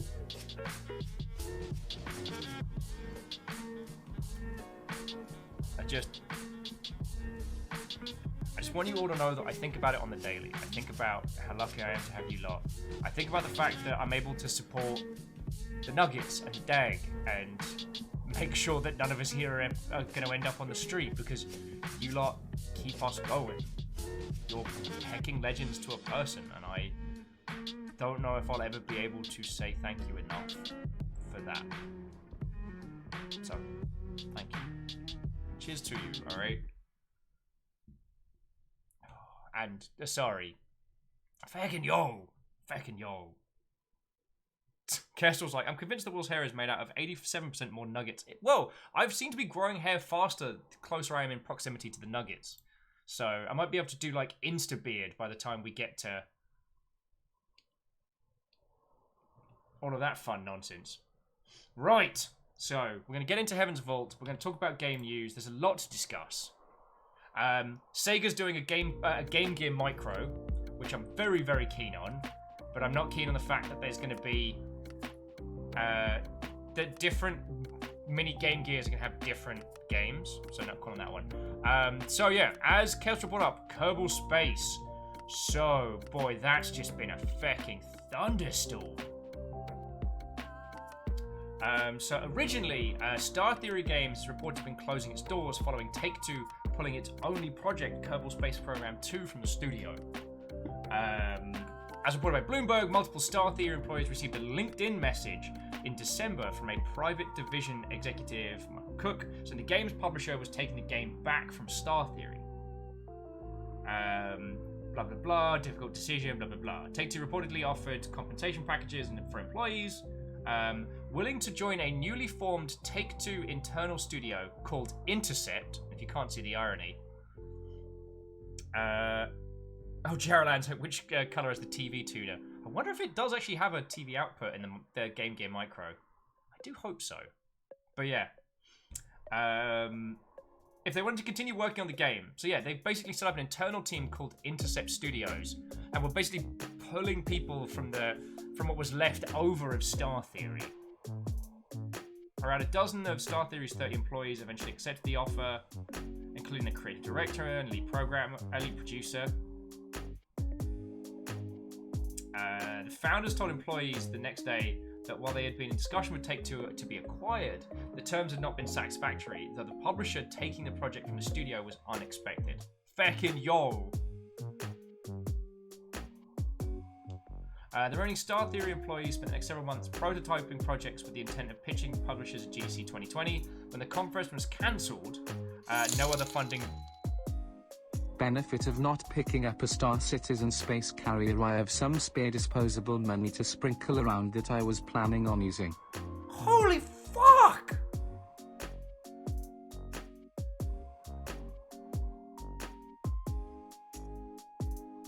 On top... Holy fuck.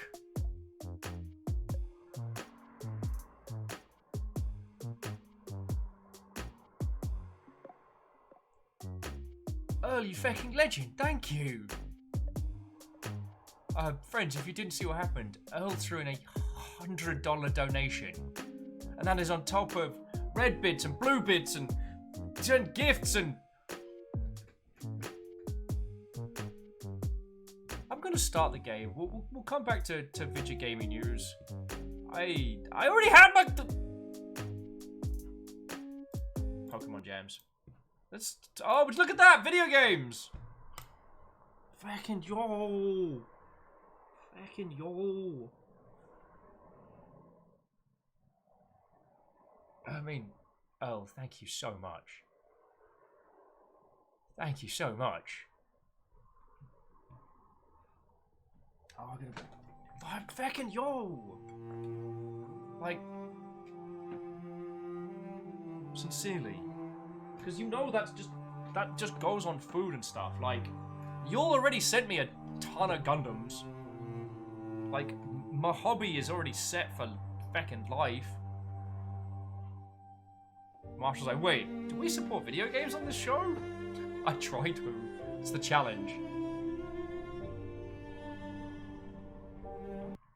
Oh. I certainly feckin' try to.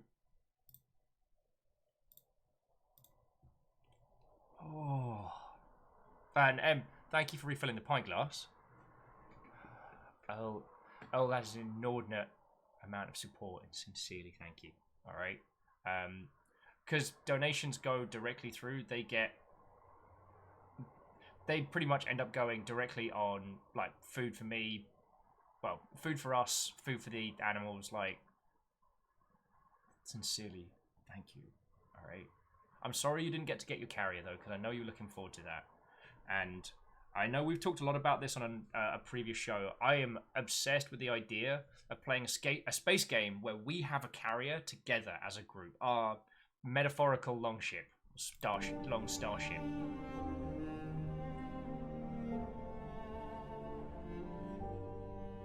And a bear toast. Watto!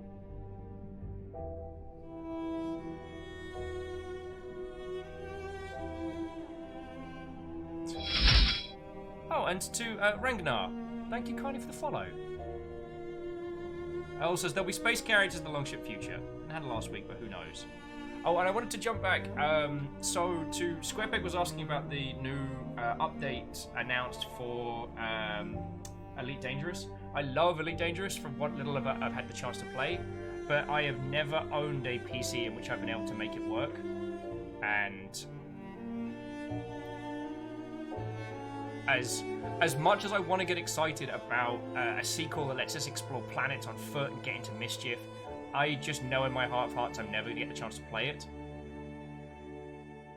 And Lizzie was saying you have a small mini collection of Gunpla. My buddy has 20-something backlog to work on. Wow. And the thing is, I work on them real slow. Like, I've not quite finished the panel lining on the F91, which is what I'll be doing next. And then, holy crud. I've been watching videos on how I'm going to do the gold shiny one when it comes time to do that, but that might be a later one. Because I'm thinking after the F91, I think I need to do something bright and colourful.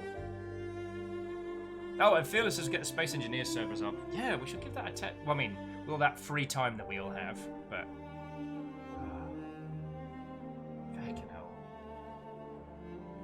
But Earl, Greenfire, I hope that with the stories told and things going on, it doesn't seem like I'm not floored by that much support. I sincerely thank you, both of you. Okay, so to quickly recap, this is our second run through, and we've done things differently off the bat. We went to our hometown of Elbreth first, then we went to Misari, and we're about to head to the moon.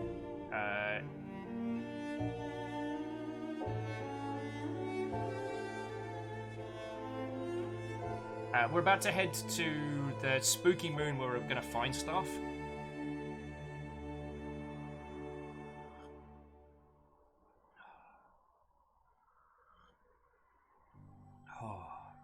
So,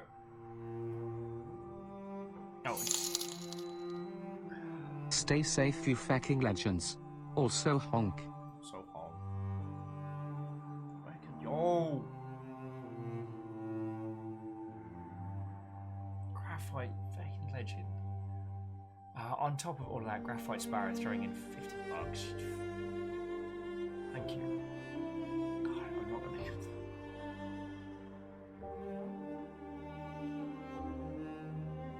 Total dog. Thank you. Seriously, thank you.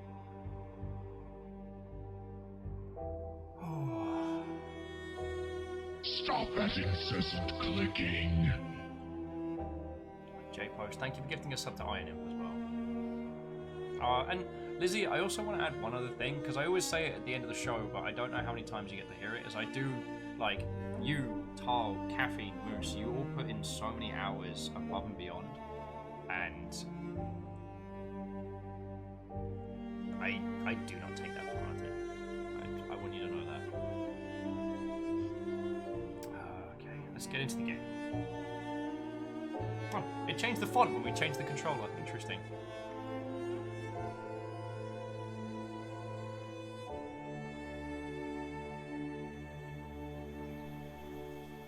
So we're on Misari, the farming moon. And Nathaniel, Watto, good evening. How are you holding up? I am emotionally all over the place, but I'm doing very well, physically healthy, doing good. I can't believe Asari's nearly been unseated in a morning, like holy crud.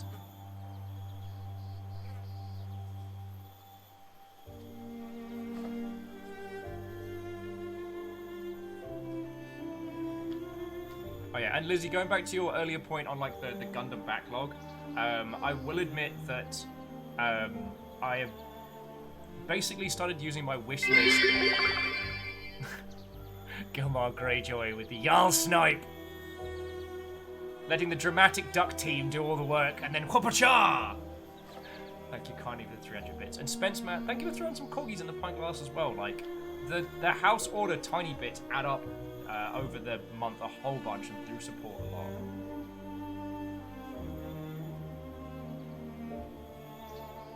lot. Lizzie, I will take you up on that offer, certainly. So Neurovac, Watto! Yeah. Aw, Nathaniel. Nathaniel says they just got done with D&D for today. They're falling more and more in love with their gay elf rogue. That is wonderful. I mean, your character just screams be gay, do crime, which is a great D&D philosophy. Okay. So, I've got a little bit of composure. So, friends, we are playing Heaven's Vault. We are into the second playthrough, and we're trying to work out a lot more of the mysteries. Now, the way it works is in Heaven's Vault, you play it through once, and you start again with your knowledge of language maintained. However, the elements and objects and items that you had before, and the passages and I will not stand for this. Jarl battle. Arrow Griffin with 500 bits for a Jarl battle. Fucking yo. Thank you. Oh, and Nathaniel says their elf is great. He's called Piccolo, and he's the cheeriest boy ever. Aww. So wow, okay. To which Mark Greyjoy says, no.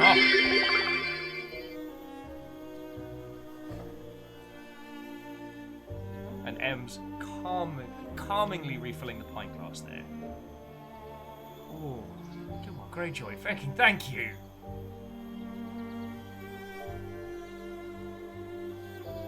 Oh, house order doing work.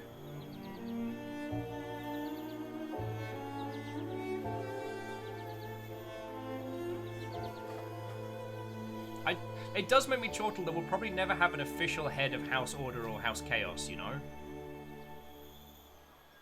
Sorry, House Chaos and House Carl. So currently we can only really have 2 head of house.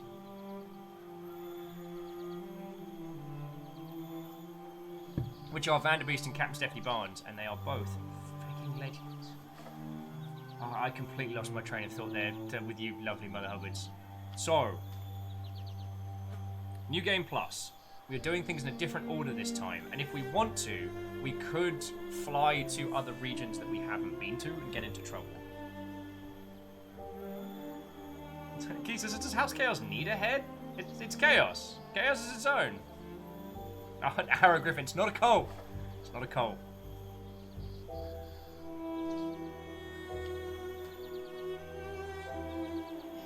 Okay, so I tell you what, let's just get down there and go from there. If you all want to talk about the video game news stuff, yeah, it does appear. Stop that incessant clicking. Farbles, you feckin' ledge. Farbles gifted a sub to Pup Time, the bot that posts pictures of little dogs whenever anyone says dog, doggo, or dag. Oh, that's feckin' cool of you, thank you. Alright.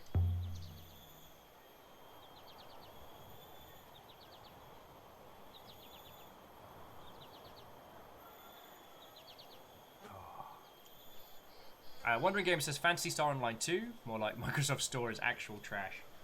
Yeah, I mean, I thought it was going to be server capacity, not, I thought it was going to be server trouble, not, what's the word? Not store technical issues, but it did end up being that way.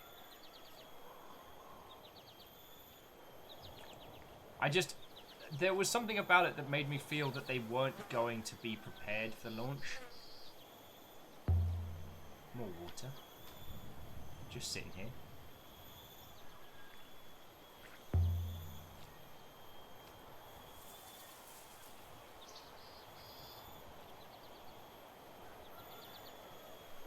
Oh yeah, and Lizzie, hard agree. Seeing Grub Friendo in the Pup Time setup makes me real happy.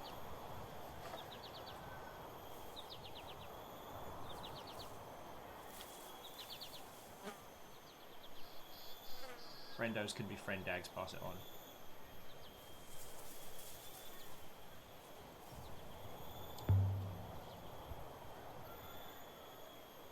Sorry, I lost my train of thought wholeheartedly there, I'm very sorry. Yeah, so I need to have a talk with the team here about when we want to do an official Longship Day on Phantasy Star. Because in the grass. Something in the mud? No, nothing here. Ah. Got me all excited. Nothing.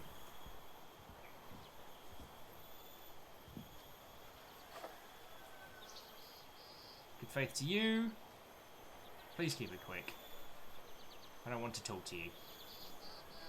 Wow! Go feck yourself! Oh wow, there is a name I haven't heard in a long time. I am saying, this is not thing to compare this to, but does anyone remember Myth 2 Soulblighter? Something about the 3D terrain and well-animated 2D sprites with the 360 animation poses. Yeah. God, I haven't thought about that game in a long time. I was obsessed with it when I was younger. Like, drawing fan art obsessed. Oh. So yeah. Basically, Take-Two has done the Kerbal team very dirty. As Square Peg was saying, there's new content coming for not Star Citizen, for Elite Dangerous.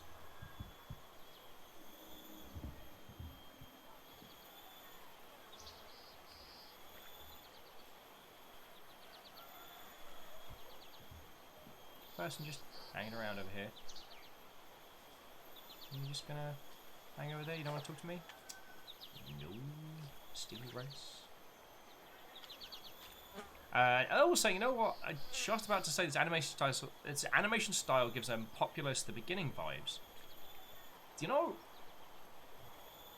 It's interesting that a stylistic approach to visuals always seems to age better than trying to go for realism. I do find that fascinating of how much of gaming is, especially when it comes to the artistic spheres, is discussed and around like realism. I find that fascinating. Oh, Spence Matt, thank you for the tiny bits, friend. Heater says, we're talking about old games. I'm inclined to bring up Black and White. Yep, of which I am a credited I am credited on.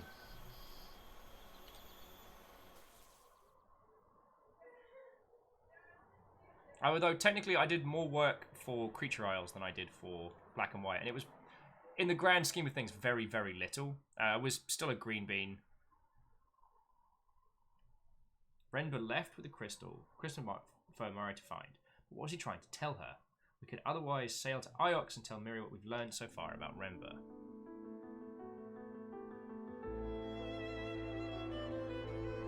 Quite certain of my analysis, mistress. The crystal we found is an element inside the brooch, originally from a moon somewhere at the edge of the cyclones. Never been that way. No one has. Those are wild rivers. I wonder, what exactly did Renber discover? Dangers of sailing through a hurricane?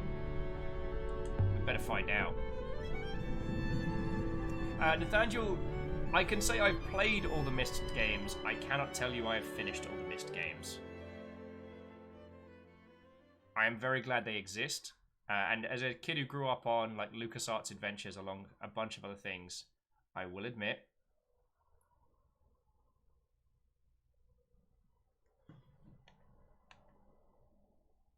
Right, the chunk of crystal that Renber left on Masari came from here. Renber really travelled this way. See, we know that we can fly to unknown sight to get there. I mean, hell, we could probably fly to, like, one of the other sections. Whether we should or not is another matter.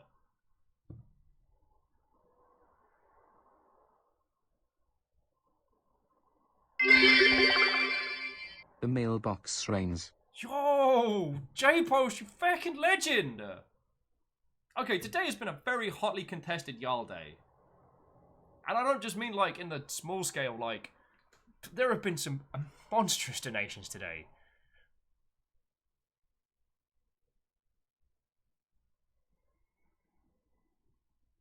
Like, fucking yo. Shackle says, I'm not actually sure we're able to fly that far, of course. Have you tried, I wonder? Or does it just plonk us back if we go for it?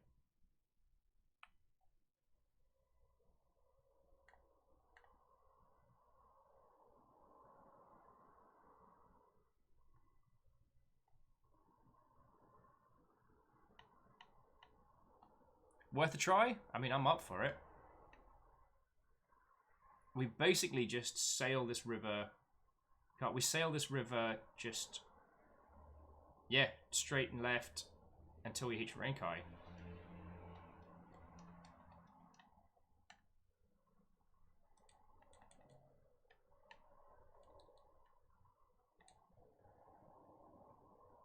Alright, let's give it a go. So we just... if it tells us to go right, we go left.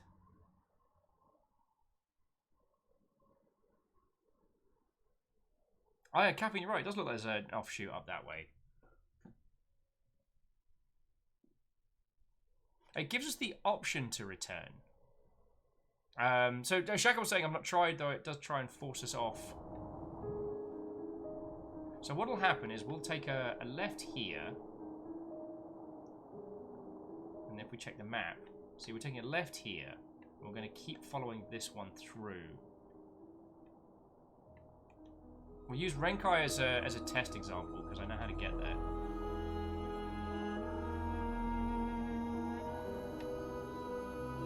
Alright, so this wants us to go dead ahead. So we're going to hang a left.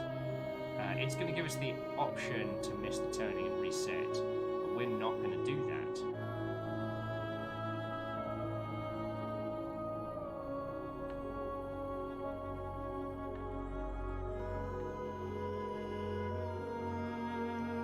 It's going to be beautiful.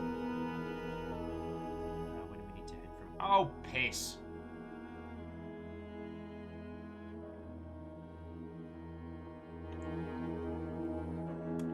Did not work. It did not work. Alright, we can bring it back around. Regnar's pointing out that it might be better to test it on one of the exit rivers. Could be a bit difficult to navigate to.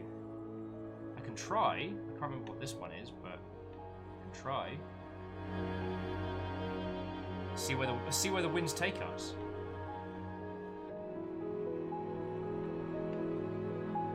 Also, I don't understand why they're doing a Game Gear Micro. Like,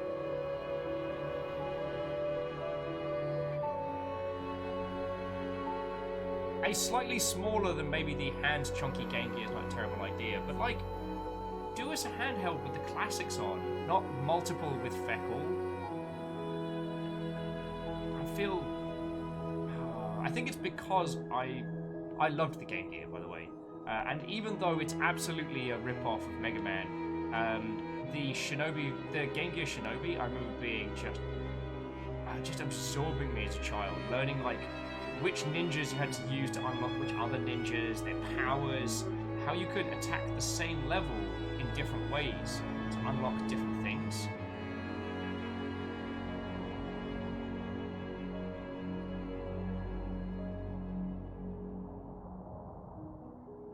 Sorry, welcome back, friend. Welcome back. Alright, so where are we on the course? Oh wow, no, this is just a loop back.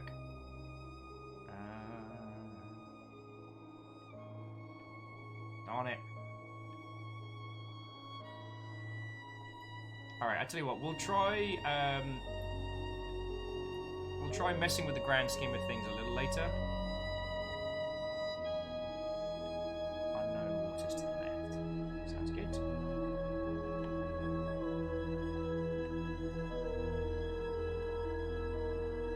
J-Po saying, Squaresoft, just give me a decent Final Fantasy VI remake. I'll pay you the monies. I mean, you did call them Squaresoft, J-Post, which has probably shown your age very, very consistently.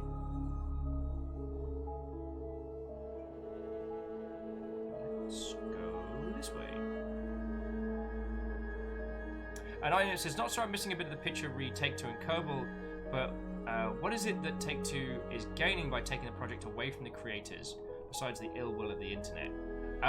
Basically, it means they then own the IP, and theoretically would own Kerbal Space Program 1.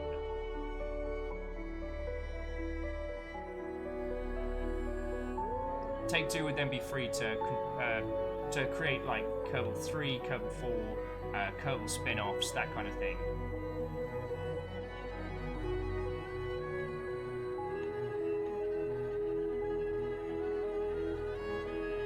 For Kerbal, it's mostly Batcat that's powerful. Like, Kerbal Space Program doesn't sell 1 million copies on day one. Kerbal Space Program sells 1 million in year 1, but then it sells another 1 million in year 2, and sometimes even sells higher in later years. It's very much the Batcat for the win strategy.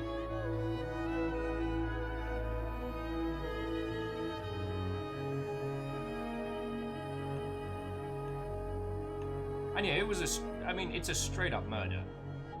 For those of you who didn't see what happened, basically, Take-Two cancelled the project and offered to hire everyone affected by the studio closures because of the cancellation, to hire them at a studio called what was it called? Intercept? Like something really, like, really on the nose.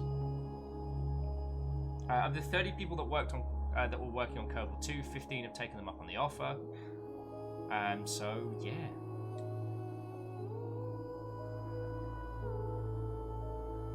Kerbal Dungeons, Super Kerbal Crush, you know, all of those. And I don't think the goodwill of the consumer was taken into consideration with that one. I can't say this is necessarily the case, but with a lot of studios that I've heard of or interacted with who've done stuff like that, and their philosophy is like, get the team, get the future content, get the team, get the content, deal with bad PR later. Like, a lot of those teams will take, a lot of those corporate situations will take the philosophy of, well, you know, alright, we're good. You know, why are we paying for a PR manager if we don't need him?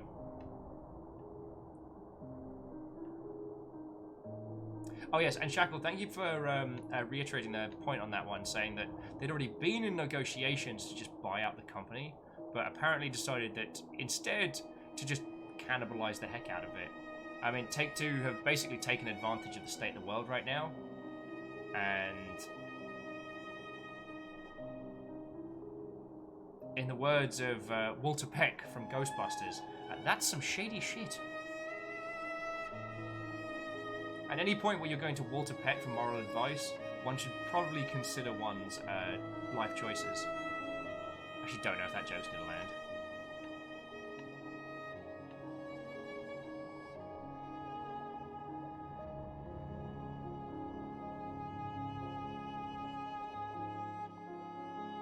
Kerbals versus Rabbids. Alright, I'd play that. If it's anything as good as Mario and Rabbids Tactics.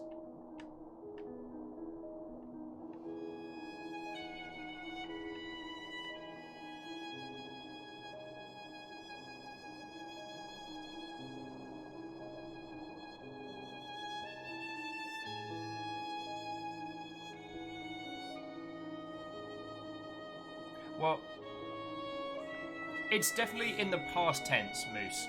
They've already done it. Like, Intercept Studio now exists. They've acquired 15 members of the dev team from Kerbal, and they're going to be making Kerbal Space Program 2 as a Take-Two product. Oh, and to, I'm going to butcher your username, friend, so I do apologize, but to Piscetti. Piscetti? Thank you kindly for the follow.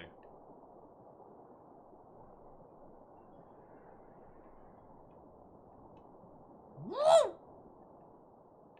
Okay. Alright, sorry, we had a little bit of rough seas there.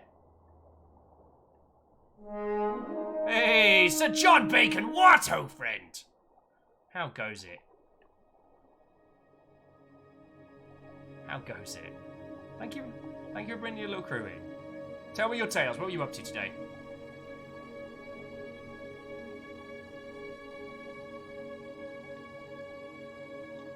Alright, there's a rock up here, up ahead. What have we found?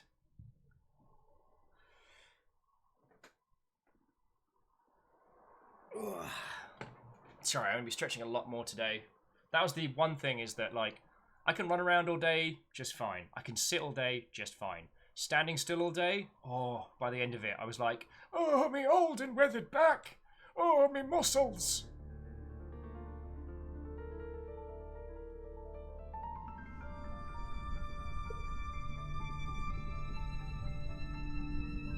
There's no surface flow. Cannot land the ship. Oh, this old chestnut. Renmer must have gone down somehow. Okay, sorry, bear with us a sec.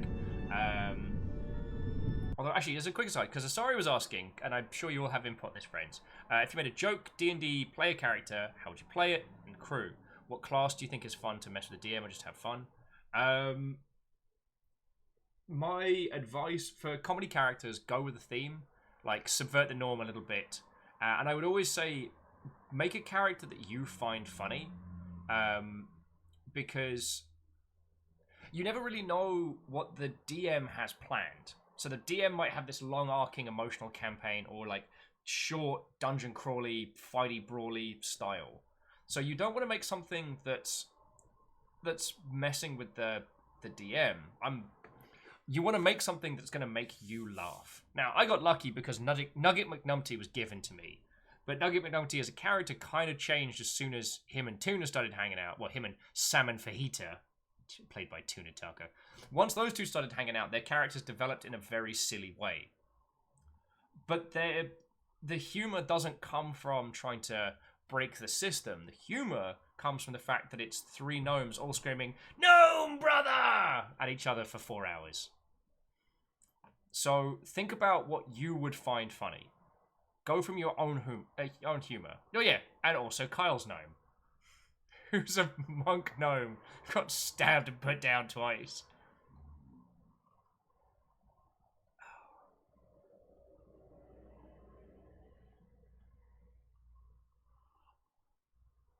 Well, so Ark of the Conclave, the way I like to phrase it is that, like, good comedy D&D characters either give the rest of the team something to bounce off, or add a juxtaposition of humor to the situation. It can work really well when you have 4 strong RP characters and 1 comedy character, because it actually creates kind of like the dips and peaks. Like, I don't know, friends, if you've ever been stuck in a campaign with 3 grizzled, gritty, grimdark heroes, but everyone just kind of comes out as Blando Calrissians because there's no range. You know, you can't out backstory the other person and be like, "No, for it is I that is edgier and darker and meaner." Totally not referencing my old World of Darkness days. A comedy character can allow a group to have the peaks and flows.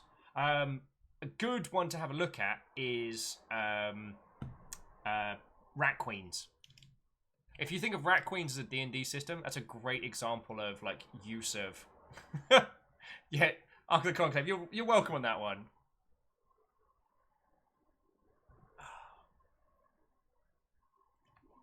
Oh yeah, so sorry. So jumping back. So John Bacon.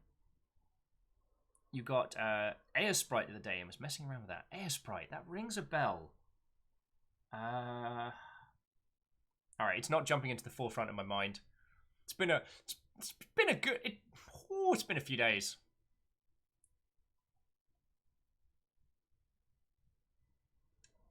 Oh, it's a pixel art tool. Oh, way cool.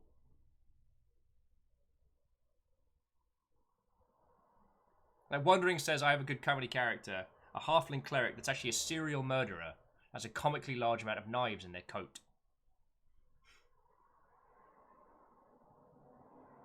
So we'll resume on this one, but like, so if one were going to play a comedy character, what are the tips? I think that start with a theme, and then don't worry so much about the rules that fit in. I mean, there's a great comic about a rogue clown whose improvised throwing weapons are pies, and it's the idea at the beginning.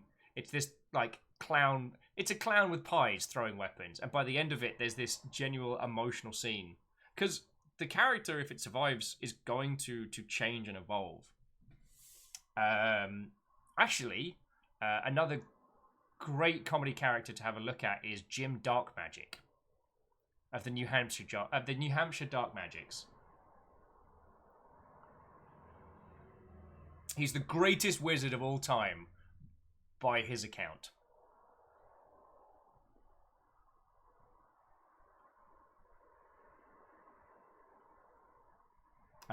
Let's get back to the Crystal Moon. Oh, I was going to ask, someone was going to help me last time with stealing the crown so I don't get seen.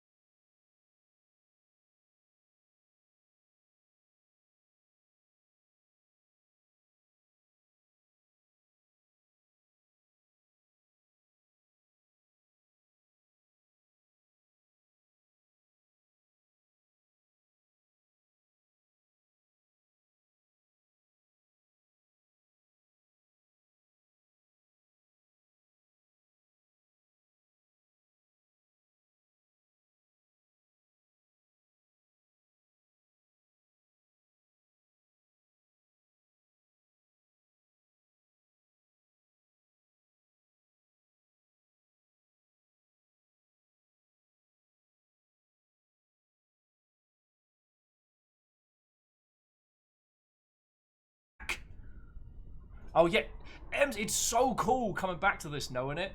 Like, I can't wait until we return to the room with the writing on the wall so we can try and do it ourselves. It's gonna be great. Okay, so this is a combination of me and of, but it seems to be the greater of. So parents, we know that something parents, something take us, something.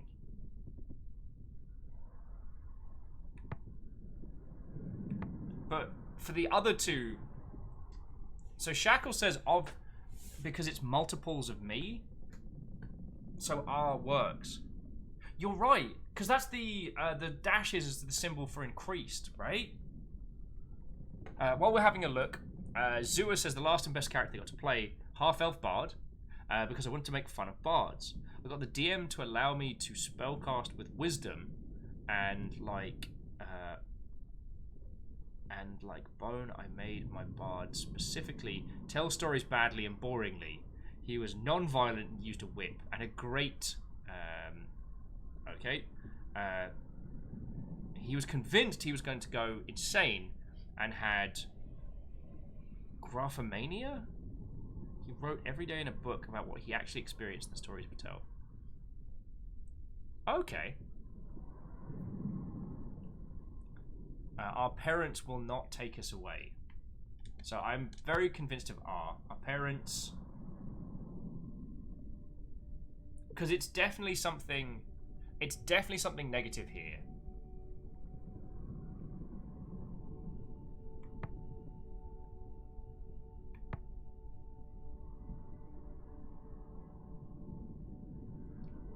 So let people have a look at this one while we're chatting.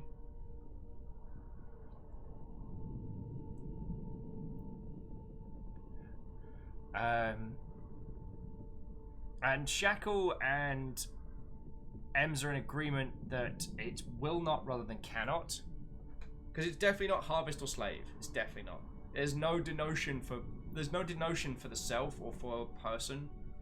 And harvest, well, harvest would be something deriving from ground. There's definitely a negative connotation in this. Oh, obsessive impulse to write. Interesting.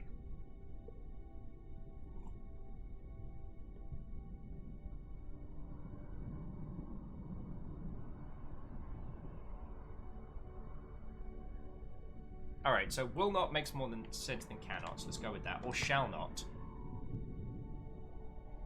And away is the only one of these that works. Our parents will not take us air, will not take us still, will not take us fade away. Our parents will not take us away. Now, what's inside? It's a silver tablet! The surface seems to be inscribed with symbols. Ooh. This one is several words. Okay. So there's R.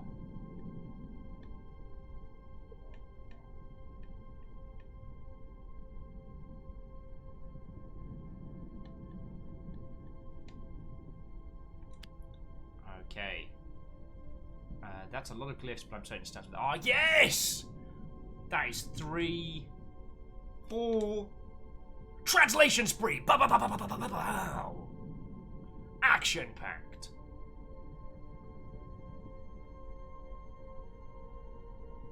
So here's where it gets tricky. The only connotation we have for that one is away. But this denotes to a person. And this one... we have nothing to go on that one. So our something must something.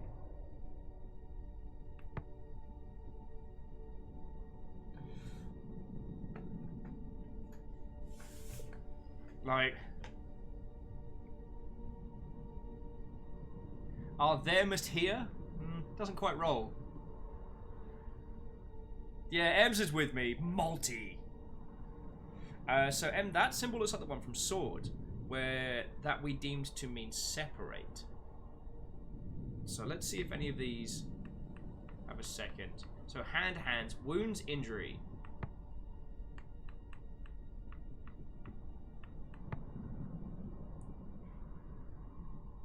And Ark of the Conclave's got a good point. Our wounds must heal does make sense. Because it has the denotion for person. Or for... I keep using person to mean a little wiggly symbol. But, you know, you're denoting to a being of some description. And you can't have wounds disambiguated, you know what I mean? So let's go for that one. Our wounds must heal. And yeah, Ark of the Conclave, that's a good point. A cut is a wound. And if the term for cut and sever... if you took the term for cut and sever and then added the character meaning the person or self, then yeah, cut, that makes a whole lot of sense. And if we're confident in that theory, then heal is the only one that works. Our wounds must heal. I think this comes from the same site as the box. But that's not all! There's also a worn pen of copper. How did Rember get his hands on all this?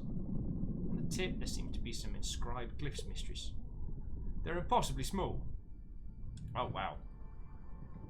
Oh, and there's that bad word with the little squiggle, and there's the hat. Okay. On the plus side, pretty sure that's knowledge. Something my knowledge. Translation of knowledge doesn't feel right now. Oh! Hopefully I can make some better guess this time. Okay, that's definitely illuminate. We're sure on that one, right?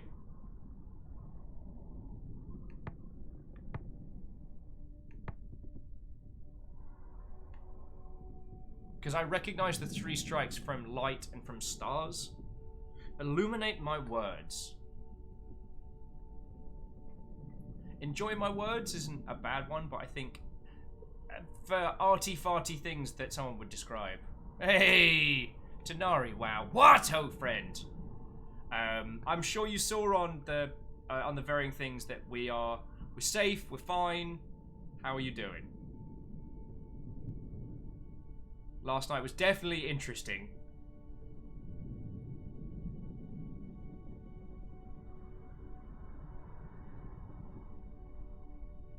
Yeah, Greenfire, words does sound about right, because it's similar to knowledge. And we hadn't gotten knowledge yet.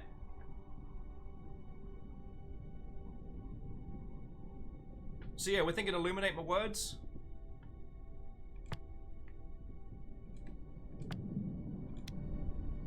Does illuminate my words make sense? I should get Huang's opinion on that when I get back to the university. We could stop in at the university after this. It comes from the same source as the tablet and the box, I think. So are these leads or are these things that Renber was after? Please wait, mistress. I will consider the matter.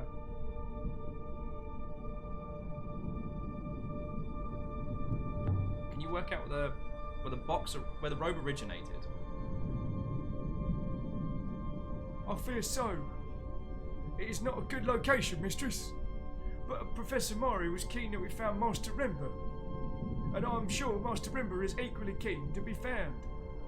I mean, unless he's already dead, in which case he's not too fussed either way.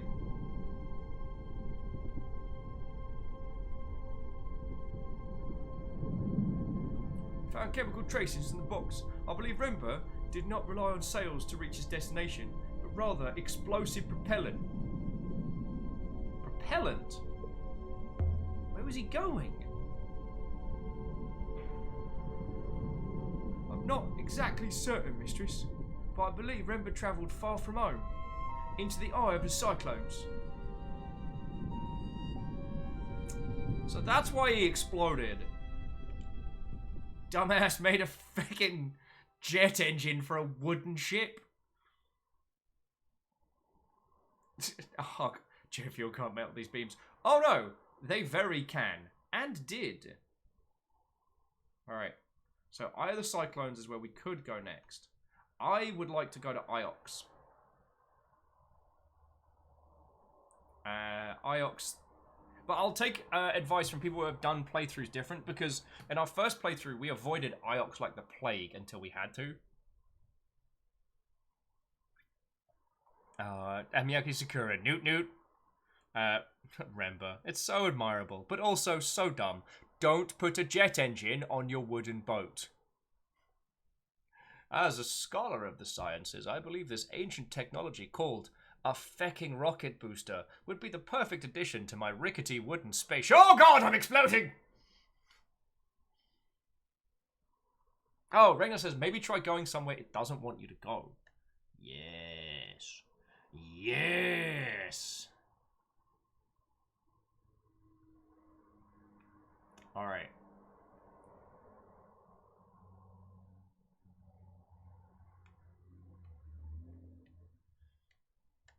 It's really tricky to sail the seas without...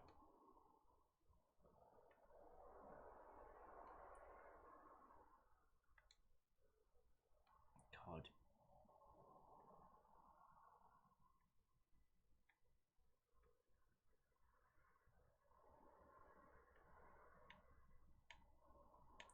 So the good thing is, you see these little like ramps like here?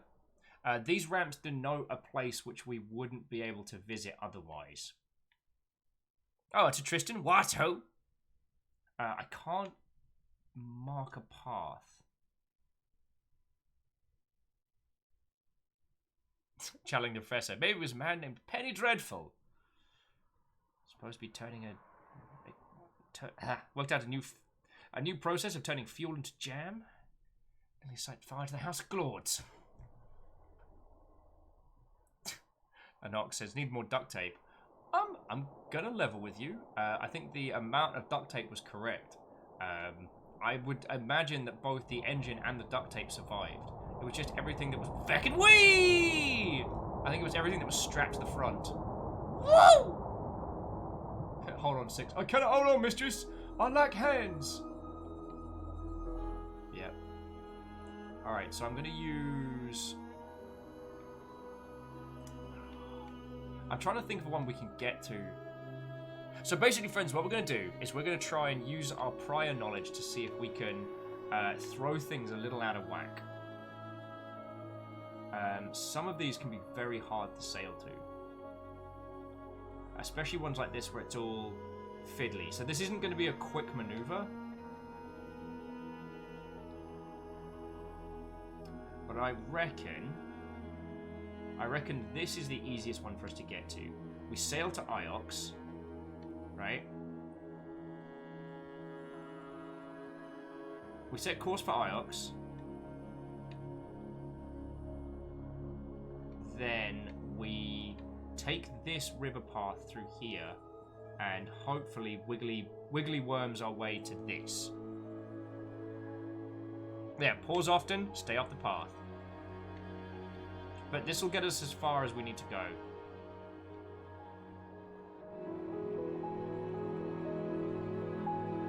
So what was some of the other video game news that I might have missed over the last couple of days? Because I tried to play catch up with...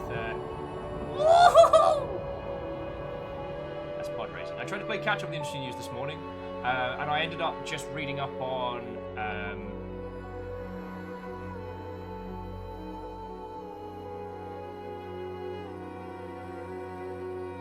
I ended up reading up on the Take-Two stuff. Also, some of you might digitally have met the Cypher Tia, who is primarily a D&D streamer and a wonderful person. She hosted like a Bail Fund charity event yesterday, and supposedly it did over 100k. So now Matt Mercer has to sing a song. And I knew she knew Matt. It was super cool to see everybody coming together. Megaran raised a ton of money yesterday as well. I was like, I popped in my head before we went off for protests, and yeah, Cypher Tia was rocking at like 3,500 people watching, and so much money donated. God, this game's beautiful. sure we're not... Yeah, no, we need to follow the path for at least this long.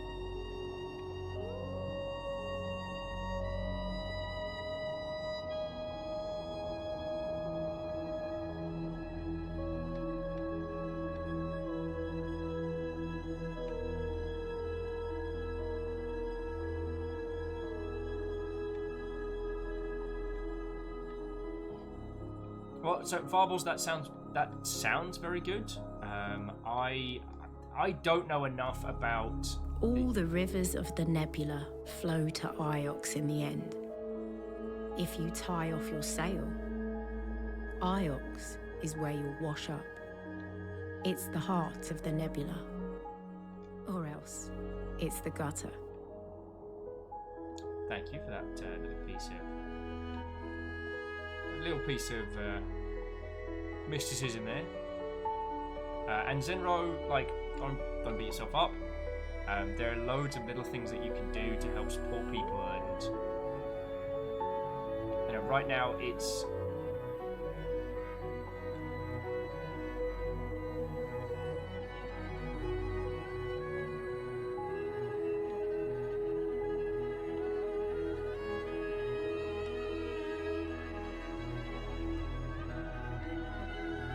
sorry, we found another little shipwreck.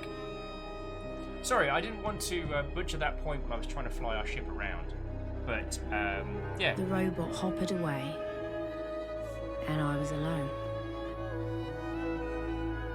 Then it came back. And Zenro, good on you, friend. Good on you.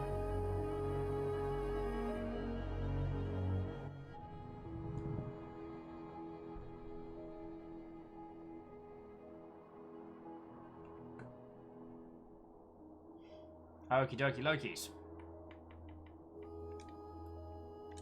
So let's throw in some of the... There's a bunch here that I recommend and that I recognize.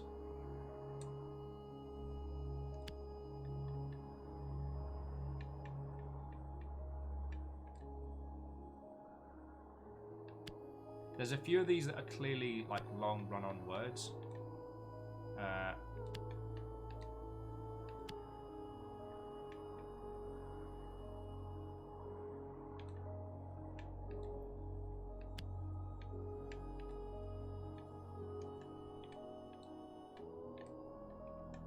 Just take that who out of there.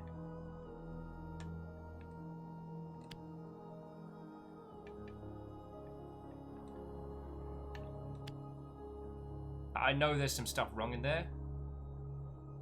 Something's gone wrong with the wrong words. So which is... So acts is definitely not in.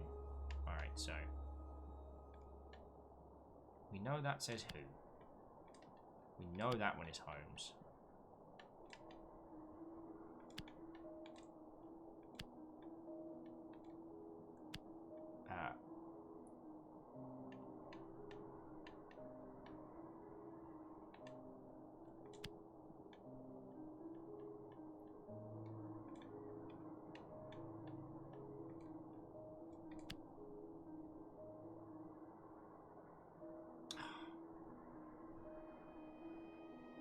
So what's definitely not there? So R is definitely not there. Okay. Sorry.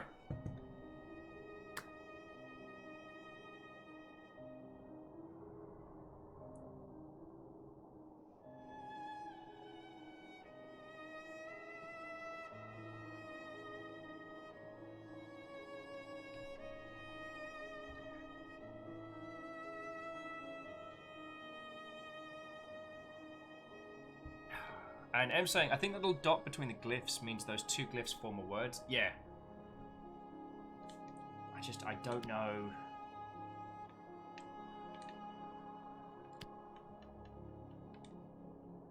Like, this one, Homes with Gods Above, I think is correct.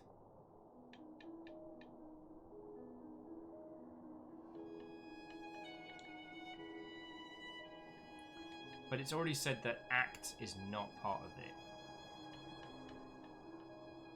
Neither is R.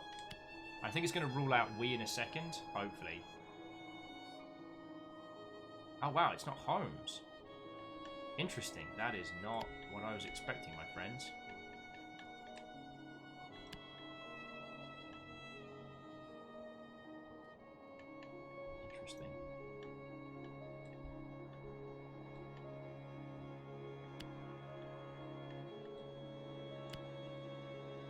Alrighty, here we go. Yay! We got above! Okay. So, we something with gods above. So we've got life, we've got ground, we've got act with... Yeah, I'm definitely be asking you, lovely Mother Hubbards.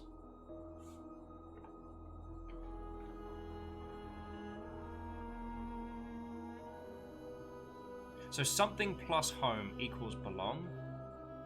Oh yeah, because it has the literal elements of home in it. That means it's got to be belong. See, and this is why I like doing it with you lot.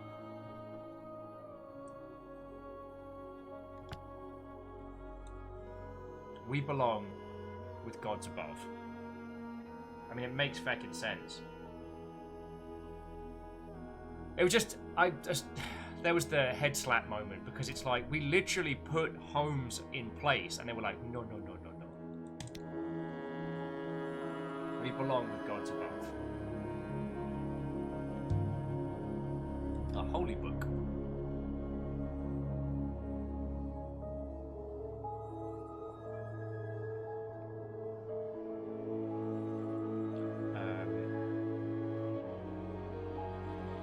So yeah.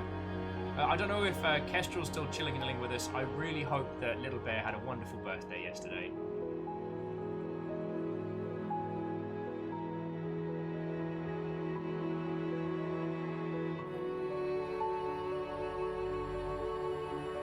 Wait, where? Are we not stopping for? No one knows how far the rivers go. We do. No one's ever mapped them. We have. Not even the robots. Oh, sorry. Or if they did, they aren't telling. So she enjoyed, played with friends online and with the longship. Oh, that's lovely.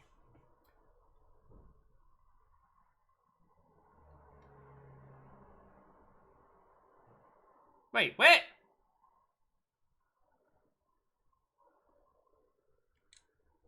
You fucking wet?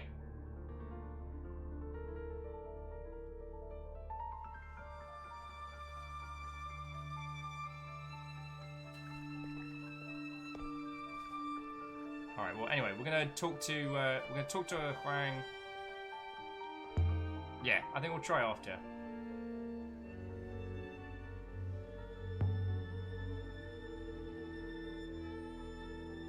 Oh, Zenro, I highly recommend this game. The library is a quiet...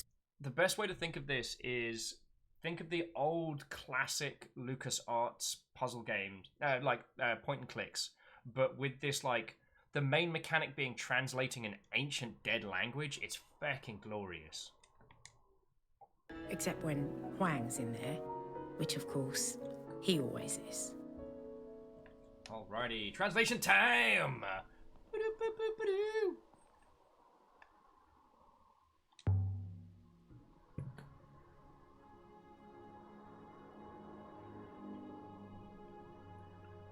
And yeah, it has a little bit of that. But the puzzles never stray outside of, like, translation and discovery. Yay! We got belong correct. Good work, team.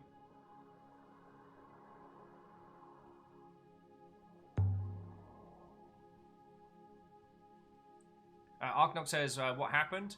What we tried to do was fly past Iox, but apparently when you get too close, it just drags you in. So it's like, okay.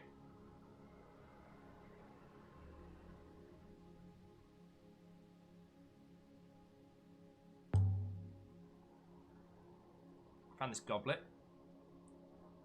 There's an unbroken inscription. I think I recognize a word in there, though I don't know what it means.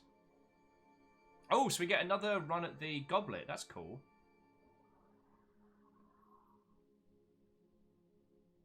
Oh, nice.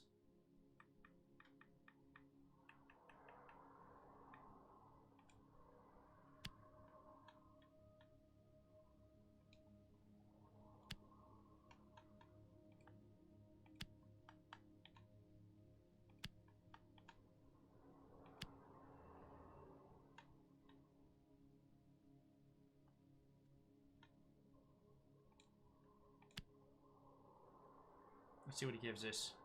I've done something wrong. Okay. So itself is not in there. Right.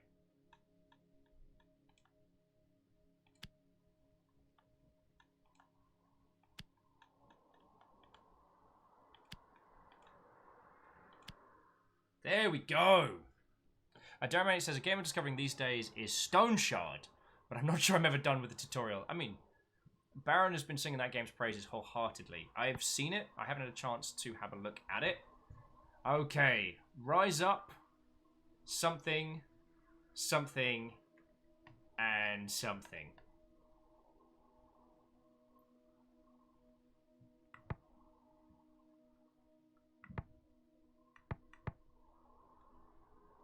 Nagnok, it's clearly the Robot Master will kill us all!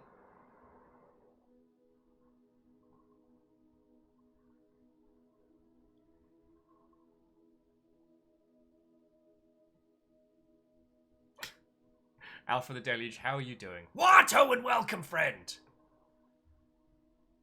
Itself plus something? Because it's definitely not river. I mean, it could be a denotion of time, but it has the... It has the...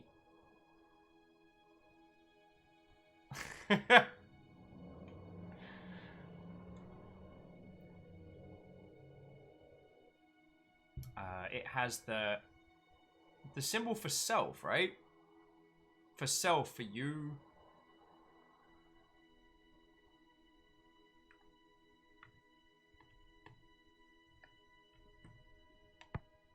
Oh, you know, Ragnar, the sorcery games are fucking glorious.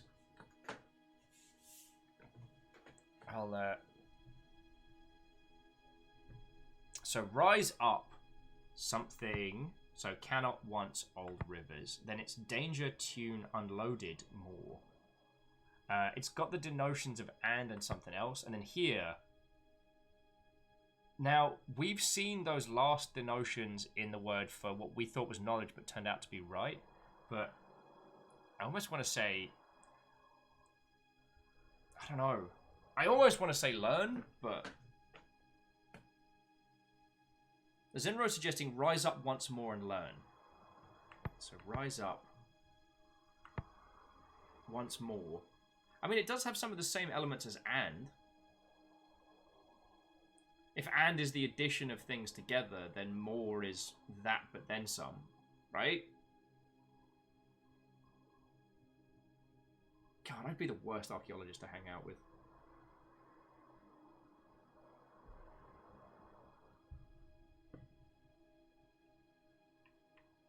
Okay, so we're confident in more. So it's, yeah, it's an iron-festive goblet. So rise up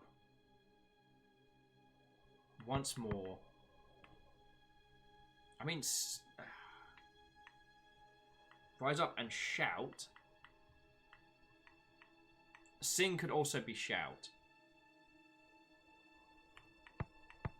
So rise up once more. Rise up once more and sing. Because it's got the same characters for right.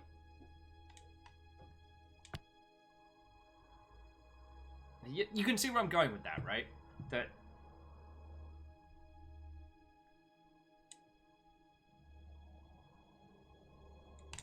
Yeah, I'm going to go with that. Rise up once more and sing. That's better than I had before. Thanks, Wang. Now... I've seen something similar if I remember it. And also had the script. Let me see if I can find it. Yeah, he's going to give us more language. Well, Keels, so it wasn't right. Basically, the word that we thought was knowledge is more likely to be right. As in, like, the written word. Yeah, I've made this loves Iraqi.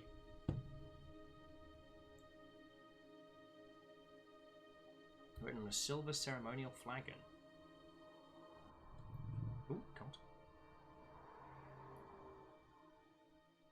This is one end of a fractured fragment of text. Oh, goody. Alright. Cry, shout. Please be correct.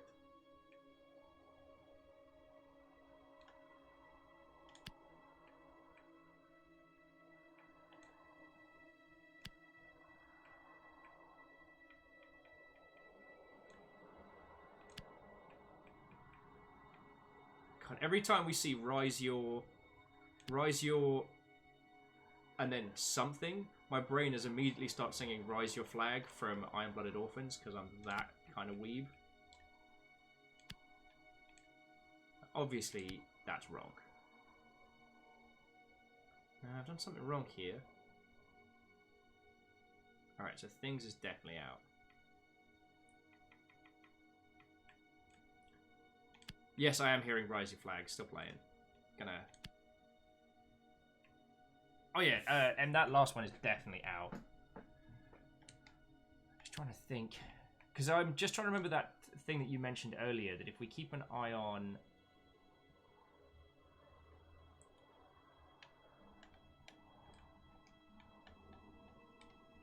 words that are joined together with the little dots. It's probably a good way to... Wait, no.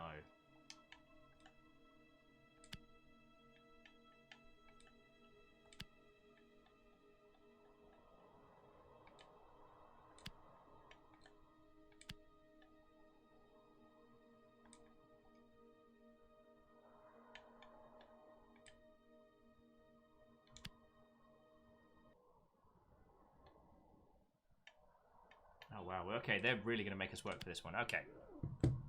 Yeah, obviously that's wrong. The translation is incorrect. Must be another possibility. Alright, so valuables out. Good. What were we chatting about before? Sorry. That is the one thing that I will say from yesterday is I'm still properly exhausted. I'm not complaining, it's just like, oh boy! Oh, come on, that's gotta be.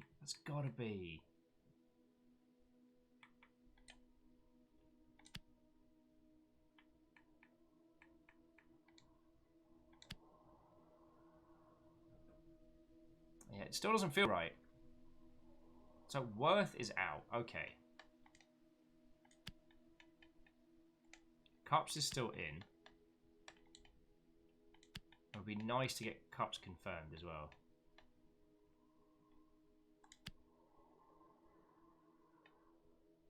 No, that's definitely Rise Your. That is confirmed.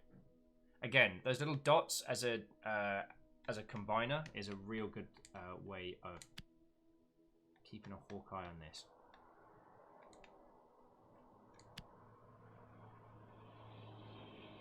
Mrs. That translation is clearly incorrect. There must be another phrasing.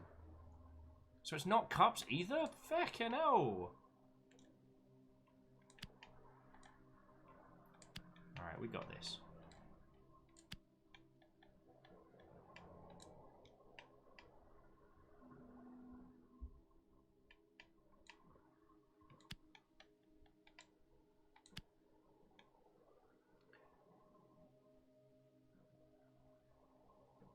I know. Cups got axed.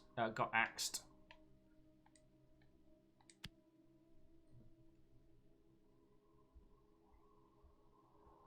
What did it cut out? Acts. Oh, come on.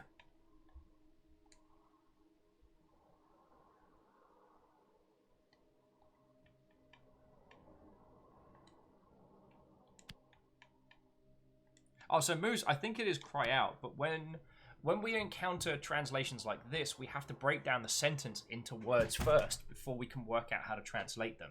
So we can't just say that last one is out for sure because we don't know if it's part of a longer run-on word. We're scientific methoding some of this, you know what I mean?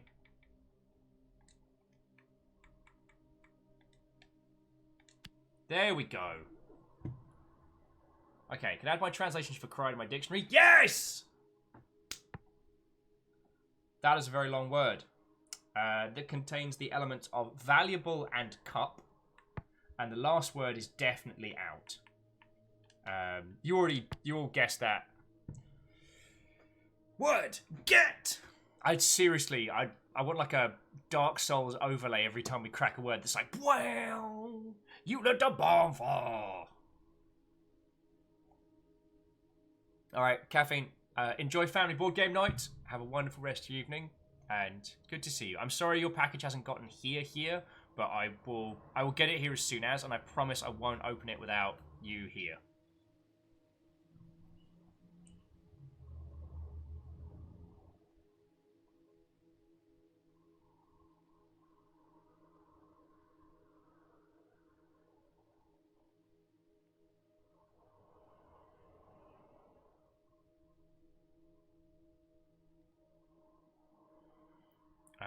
Oh, okay, and everybody is in agreement on goblet. Okay. Raise your goblet and cry out. Raise your goblet and cry out. Do you have any more like that? Let me see. Come on, say yes. Come on, say yes. How about this? Yes! It's a sketch of a metal cup, and it was found in an oh, sorry, left my... An elaborate... Alright, I'm just going to ignore that word in its entirety. Okay, so your friend... Your friend in time...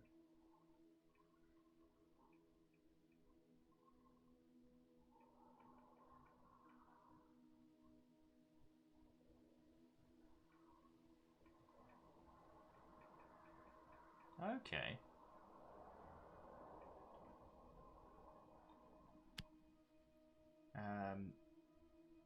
I'm convinced my translation for time is correct now. Yes! We are just stacking these up, friends. Your friend in time of libations. Did someone say libations?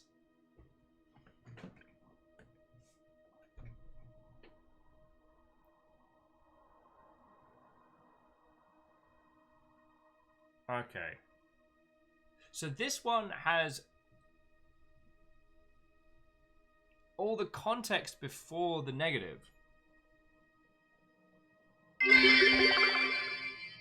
Here's this. Is it partly on point? Do you hear the people sing? It's the cries of angry men. It's to the future to we pass and sing as morning comes. Do you join the brigade? Is it weird that I immediately thought Les Mis? Is that bad?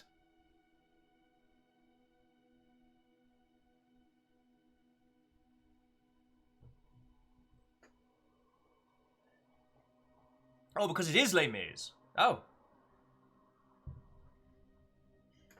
So Rengnar is saying that this combination is do, have, not. Do, have, not. Trade reached. What? Okay, need and want. Alrighty. It's gotta be. So it's your friend in time of need. Makes sense. Do you have any more? The more he can give us, the more we can churn through. Let me see. No, nothing comes to mind. Want me to archive the goblet? I'm not finished with it yet. Oh, well, of course.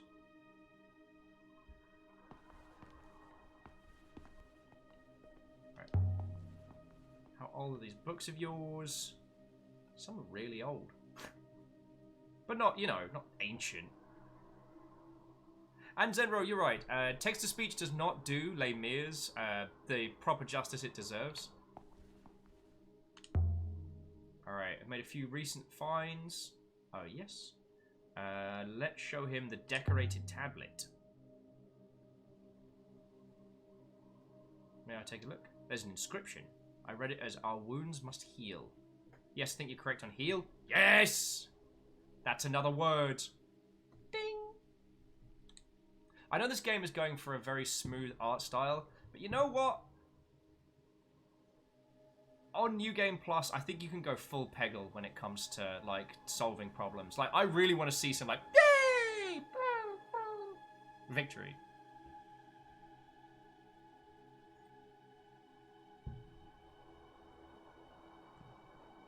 Vanderby says, who just made tacos? Do you mean in the same regard as having Peggle-style pop-ups, or did you just get tacos? Oh yeah, all the grunt headshots in Halo after you finish the campaign, and they just turn into a spray of confetti while kids go, yay! Alright, so that is definitely a word. we recognize that. So that's definitely something save us.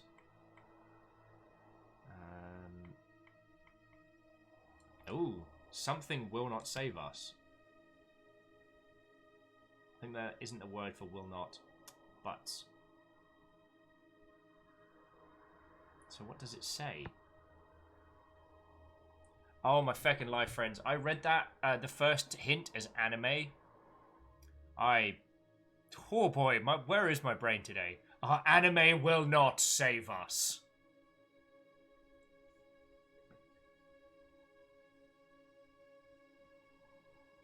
So yeah, it means cannot. It's definitely something that we can't do. It starts with a negative. So hold and lost. Alright, we'll definitely go with cannot or cannot. So our something cannot save us. Our anime cannot save us. Where did the first Empress keep her armies? Apparently on a different moon where they stored their personality. I made a history joke about video game history. Very proud of myself there.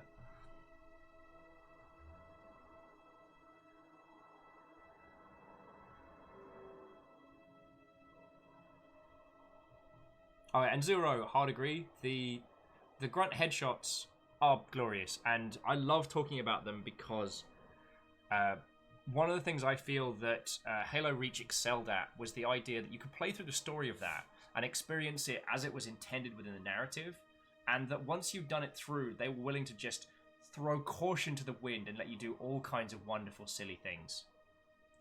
Like the modifiers you could do for like custom multiplayer games was just glorious.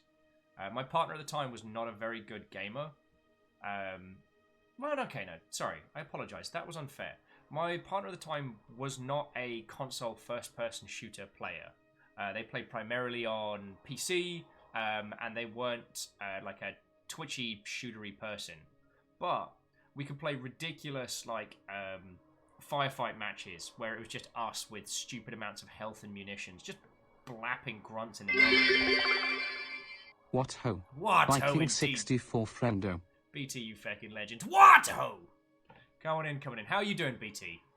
Like, again, thank you for a monstrously long spree, you fucking legend.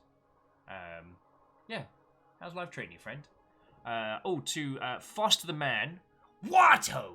Coming in. We are on New Game Plus for Heaven's Vault.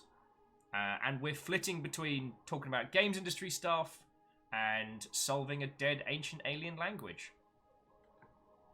BT, I'm doing good. None of us got proper hurt at the protests last night. It was fine for like 6 hours, and then it all popped off.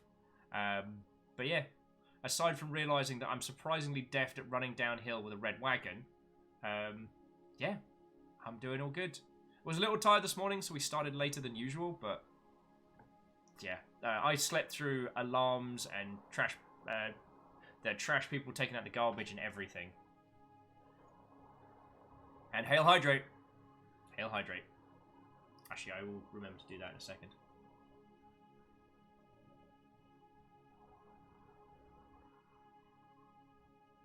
Whoa! So Ark of the Conclave.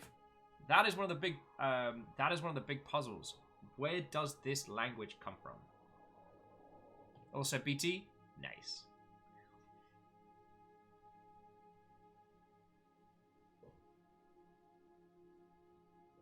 Like, we're going to be much better equipped when we return to the Heaven's Vault to understand it.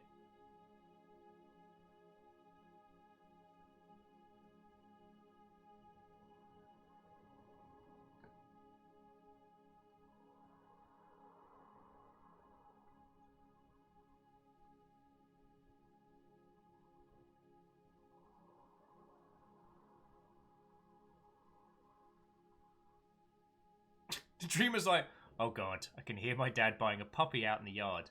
He thinks mom won't notice. Just say the dog was always there. To get in on it, the dreamer, get in on this on the ground floor. The dog's always been there. Not actually condoning messing with people during lockdown. The humor in me just leaks forward. Anyway, so this is a combination of words we've seen for lost and for hold. I don't think it's hands, because hands would denote personage, right? But I'm not sure. I'm really not sure.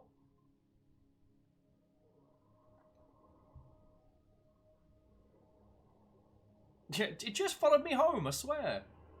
The dreamer's like, well, I'll be the one taking care of the puppy all day on top of my dog care duties. That is a good point. That is a good point. Oh yeah, Keels. Yeah, a very good question. Are there any alt text? So hand is hands. Beautiful. Sailcloth or sailcloths or armies.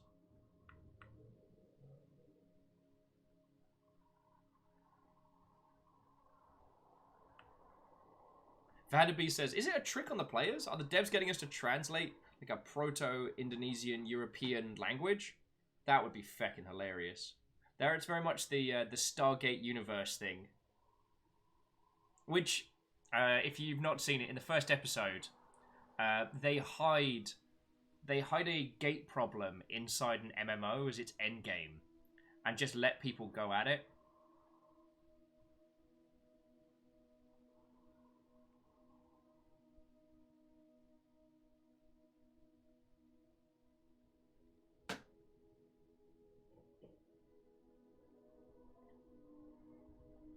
Rengnar, I think Vanderbeest put that forward in terms of humour. I do not have any proper ancient studies background, so I wouldn't be able to say. Conclave said, who hid the gate problem? That was Stargate Universe, with the idea where they're trying to solve the mystery of the last chevron, and so they hide the problem in an MMO as the end game.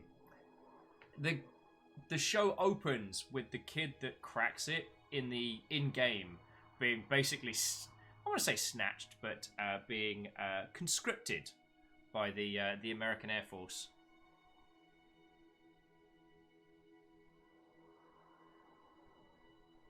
I'm not saying, I don't actually recommend Stargate Universe as a show to watch.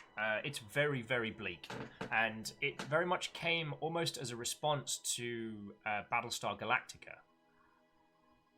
But it lacked a lot of Battlestar Galactica's hope from the early series and its later intrigue. I really want to give Battlestar Galactica a rewatch, but I know if I start watching it, I'll just stay up and binge a season. Stargate Universe was just unequivocally bleak and very real. It was very much wrong people, wrong place, trying to deal with stuff outside of their problems. However, the reason that I talk about it a lot is I actually think it's one of the best game premises that I'd love to create. Ooh, actually, Moose, that's not a bad idea.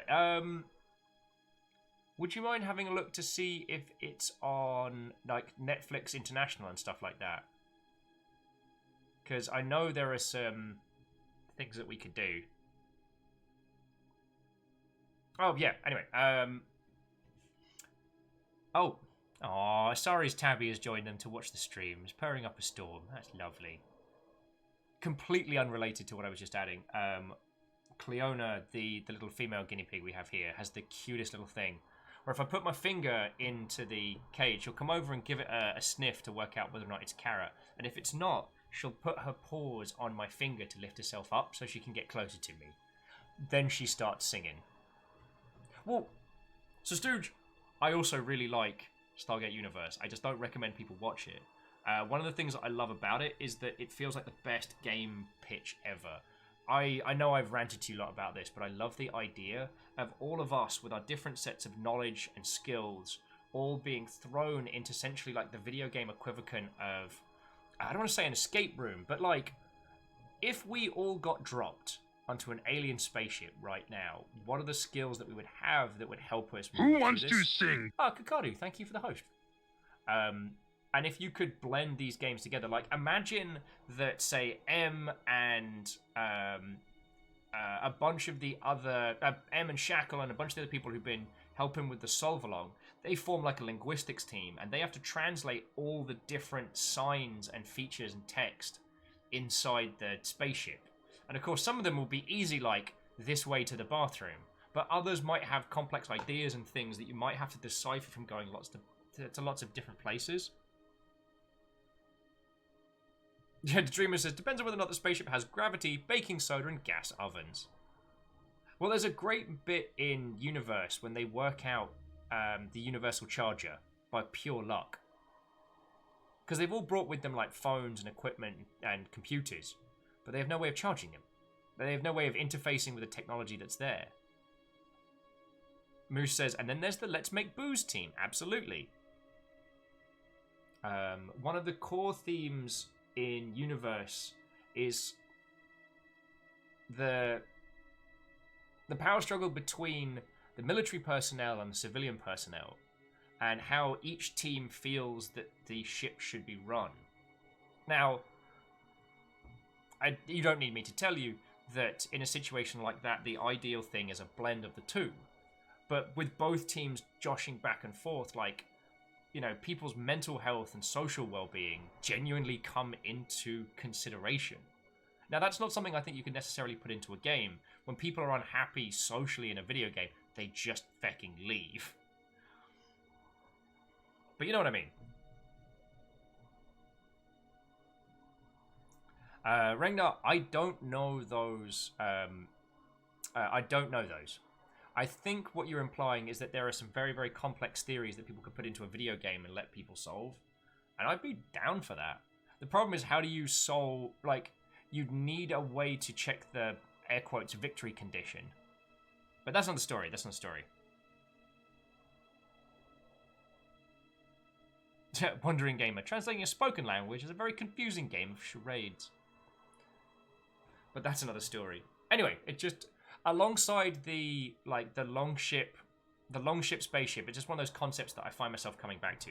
I love the idea of us all getting together and being thrown into a digital puzzle adventure escape, if you know what I mean. Oh, and M says, by the way, I still think the world is armies. Sounds good. Our armies cannot save us. Our armies cannot save us. You got any more like that? Let me see. No, nothing comes to mind. I'll take the tablet to the archives then. Wait, no, I'm not finished with it.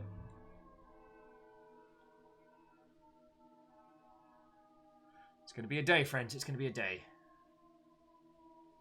Alright, I can't seem to help notice. You hold back a lot of things here from the university where they will be safe. I don't keep anything for long. What do you mean by that? What do you do with them?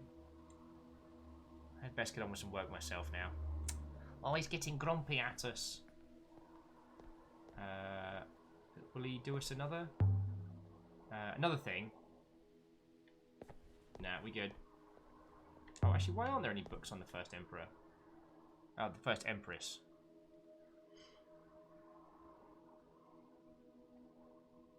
Yeah, that sounds like a colonist museum collections policy to me. Oh, I'm sorry, what was that? Oh, that was the British Empire. Hey, Deus. What, oh, friend? We're doing good, we're doing good. No injuries, everybody got back safe last night.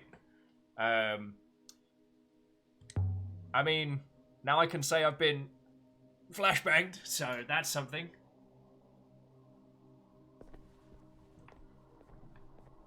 I will actually say, the fascinating thing about flashbangs is that they're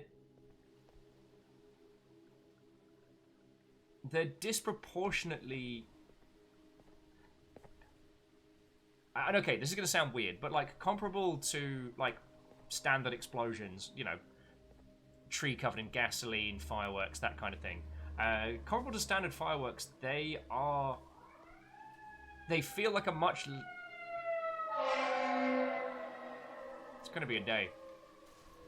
Basically, it's very hard to tell how far or close you are to a flashbang because it's so loud.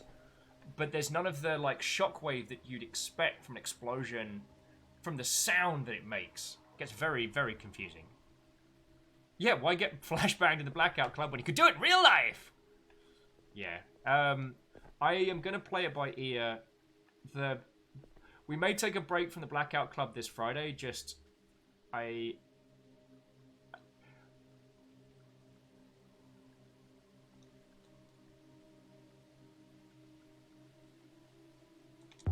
It's getting interrupted by random people. Vanderbeest, how did it compare to an attack dog? There was more logic than getting attacked by a dog. You basically, friends, it doesn't matter if... it doesn't matter how tired or exhausted you are. If you get like a dog running at you, there's just some part of the human experience that's just conditioned to be like, wolf. That's a wolf. Oh shit, that's a wolf. Shit, shit, shit, that's a wolf. I'm gonna die, it's a wolf. It's just back of your head. What it means is that if you get a dog running at you, suddenly you have so much energy, even if you're in a big old chunky, like, bite suit.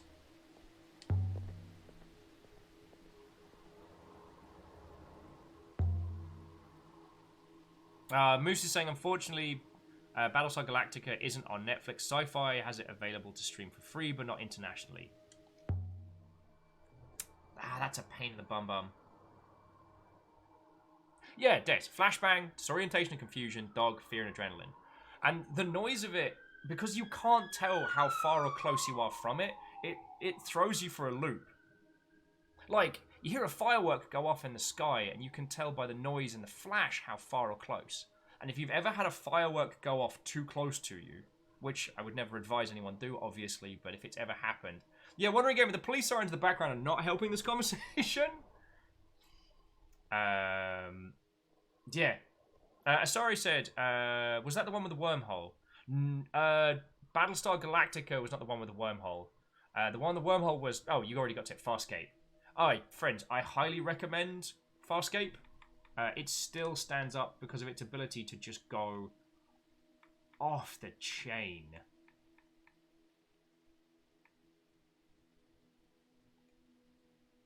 So you cannot... I believe you are correct with cannot, mistress. Yes! Good work.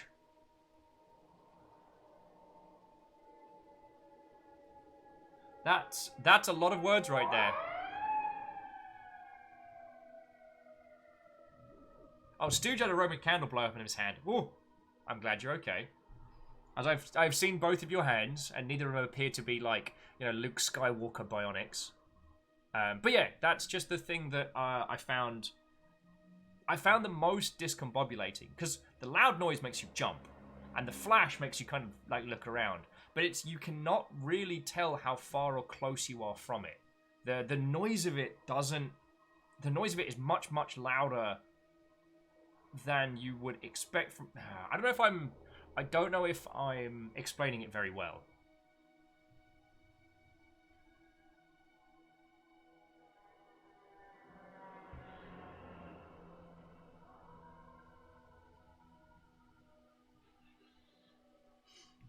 Moose and my brother had a bottle rocket go off in his hand. He tried to justify it as showing our cousin what not to do.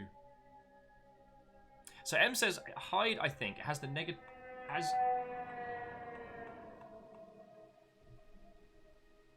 That's a lot of fire engines going somewhere.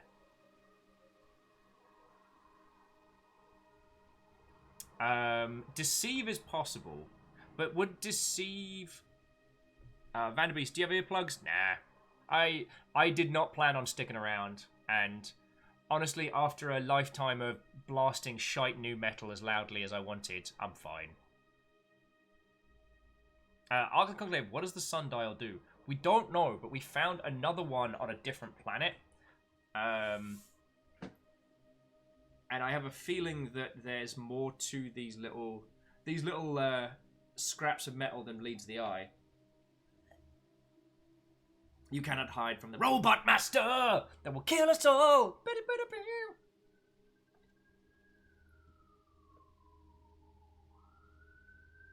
What is going on?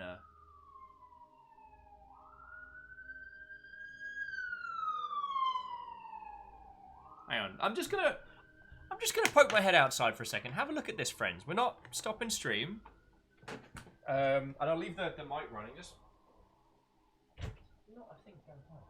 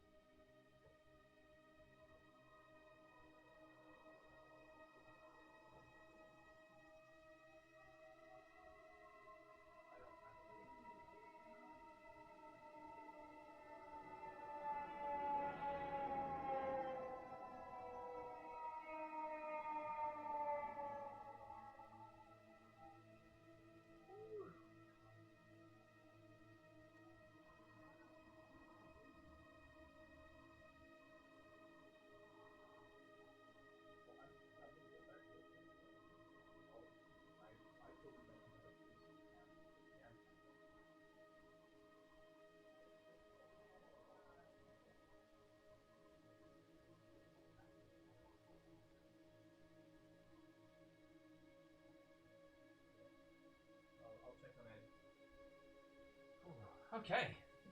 So, friends, I don't know if you heard all of that. Looks like there's protests going on in North Seattle now, this side of the water. So that's why we're hearing all of the fire engines and stuff going up this way. Whew!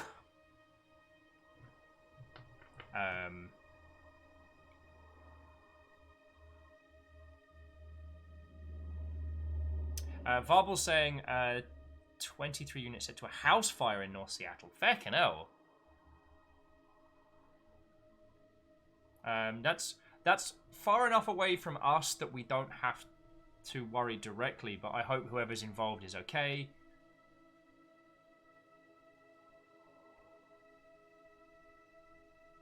Like, this is another one of those times where it feels very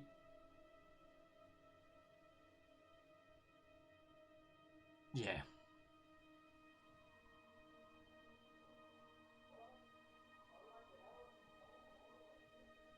Yeah. Sorry. Bear with me all just a second, friends. I apologize. Unfortunately, one of those things I'm going to check in on direct.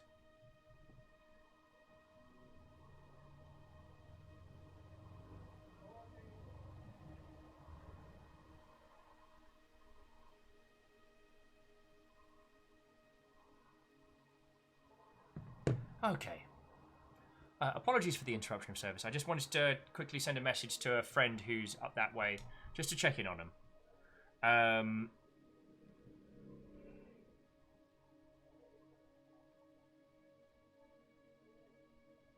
So Ems is jumping onto the Deceive train because of the last hand fire. Oh, because it's got the symbols for speak and then the negative connotation, so deceive. You cannot deceive. Oh well. Maybe we'll resolve it later. I'm gonna touch it. What do you make of it, Six?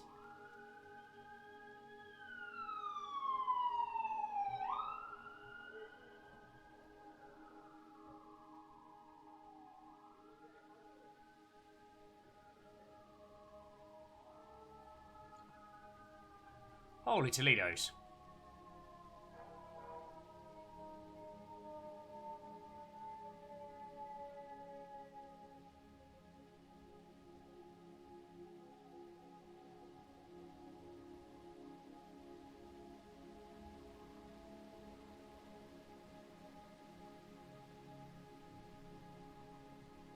Okay. Sorry, I apologise for drifting off right into the ether there.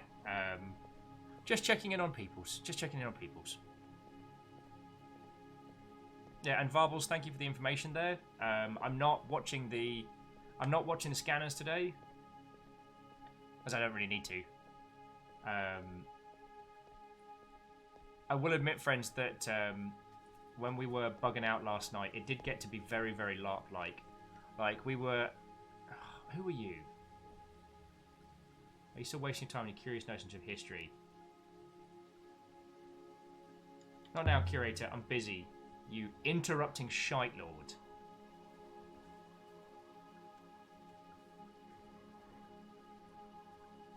I will push you in the pond.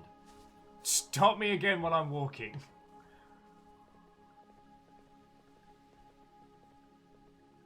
Alright, Andeus. What? Andeus, thank you. So, I could have sworn there was an inscription on this as well. No, nothing? Alright. I'm actually going to go see our mentor character. Now, oh, sorry. The story I was telling prior was... So last night, after we got back to base camp and we needed to make it back to the car, we basically had to, what's called drop colors. Now, I don't know if this is a known term in a lot of other systems or if this comes from like an old military term or what have you. But I only know it from LARP. And to drop colors is basically to ditch your tabards, to ditch any like colors that would be identifying, so that you might sneak past enemy encampments unnoticed. Because, you know, at LARP, you've been having some fun in the guild tents, you've been drinking, having a good night, it's time to head back to yours, and you realise you have to walk past several enemy encampments and mugging spots to get back to your tent. So what you don't want to be doing is wearing your bright and shiny so everyone can identify you. So, Jaralan says, striking colours is a thing of running a ship or a military unit. Effectively, they give up and flee. Well, this isn't... Well, so I guess ditching colours isn't the same terminology. The idea is basically for the sake of espionage, clandestine ops, or getting your drunk ass home safely, you ditch tabards and adopt a jovial, jaunty walk. The idea being is, you know, look as generic as possible. So we borrowed a bunch of Baron and Lucifer's clothes, including quite a lot of Seattle plaid, allowing us to appear like 4 randos who just happen to be around Cap Hill.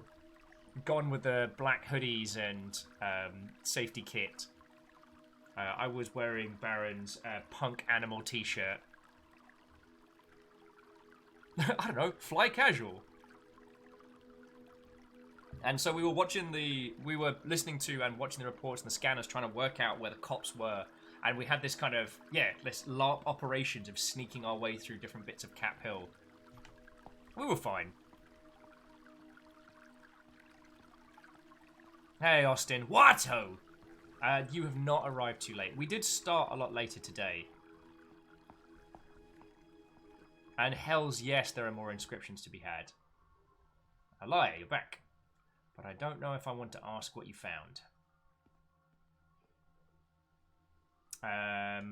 Maybe you don't, Professor. It's not good news. I'm not a child, just tell me what you saw. Found a crystal.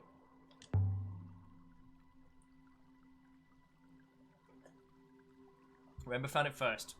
I left it on Masari for you. The same crystal that was in the brooch. Where is he now? In the cyclones. Dead, most likely. Torn apart by the winds. Interesting. You're certain? No, Professor. We returned before we had properly resolved the issue. We have a lead. Local people saw a fireball in the sky because he duct taped a jet engine to a boat. Rainbow ship? Like, I want to know for sure. I want to know what he was doing out there. He told me he'd learned something about the fall. The fall? What fall? And you say you believe in history. Iox fell, Alaria. The Empire collapsed. Our protectorate is the Empire of old and will fall, will come again. The loop tells us that past is prophecy, and if we are not ready for it, we will not survive it. Oh yeah, and Asari dropped a red bit on me earlier, and I had a little bit of an existential moment while I was like washing my hands in the bathroom. But I'm doing good. I'm doing good. No, M's jet engine does not make wooden boat goes more zoom. This is bad science. He found the cause will fall. I don't know. The robot told him something. Sent him to digging up something on a moon at Elbreth. He hired labourers from the Elbreth market to do the work. Then I heard nothing until he sent me that brooch. But the robot knew about the fall. The robots know everything. So ask the robots for help. Leave me out of it. Boat go zoom. Bad zoom. Only zoom. They were buried, they were wiped clean. I don't think a robot can truly forget, no more than a soul in the loop can be lost. The loop sustains all. Alright, what do you want me to do? Jet engine, make boat go zoom. Fall is coming, fast than we sink. Find what Rember found, we'll have all we know. Boom is part of Zoom. One last thing. If you notice anything strange about your new robot, you tell me. I think I understand you. Robots are valuable things. I want to know immediately if anything happens to this one. Okay, so that's why she keeps giving us robots, is hoping that we'll jog their memory and find out more about them. Boom juice. It's jet fuel. So, Argonaut, yes, a jet engine would make flying through the cyclones much, much easier. Like, you'd be able to basically fly from section to section. However, when I say you would be flying, you would be holding on to the vague remnants.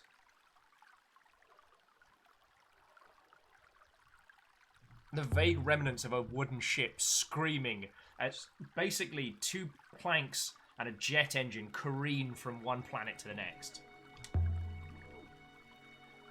Well, I should say one moon to the next. They're very careful about not calling them planets.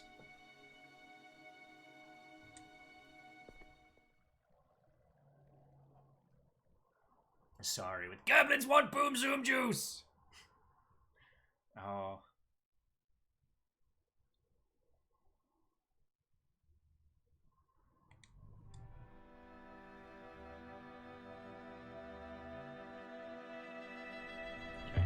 Rember's crystal. It's beautiful enough. That doesn't explain what Rember was doing with it.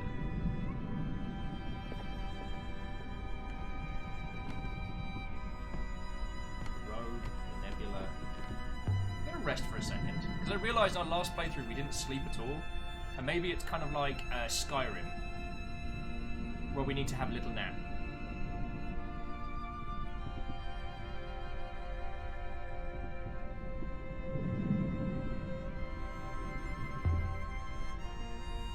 On second thoughts, I'll sail the ship. Alright. Oh, don't look so sad, Six. Six looks like I beat him with a stick every time. So Shackle says, now in New Game Plus, the question of what we believe in the loop, more significant than before, absolutely. Philosophically, whether or not this is us essentially replaying the same loop, or if this is hundreds of thousands of millions of years looped back around, and we're rejoining the loop at the same point, that's another valid conversation. So far, our character hasn't indicated that they know any more about the world or about the universe than they've said, but right now, we have the language knowledge, which we didn't have before. The knowledge of the words carries over. So, it's not nothing.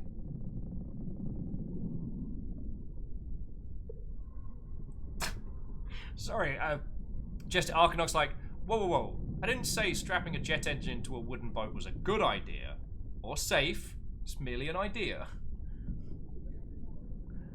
So I can get you there. I can get you there fast. It's just how many pieces you end up in by the time you get there. That's the question. Alright. And yeah, as Rengar was saying, let's try and go where the game doesn't want us to. I'll prepare the chocks, mistress.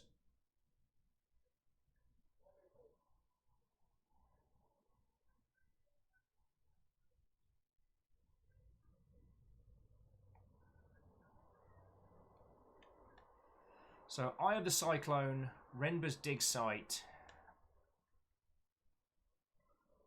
Alright. So, we are here. We'll be taking the rivers. It's like, do we have to set... Do we have to set a course to sail to?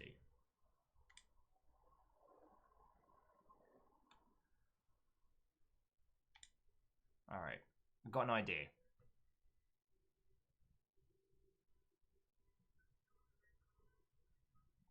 Because maybe this is how it avoids us encountering stuff we're not meant to. It just makes it so complicated to sail and navigate.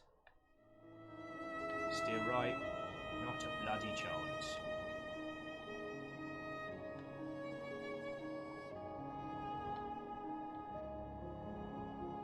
Alright.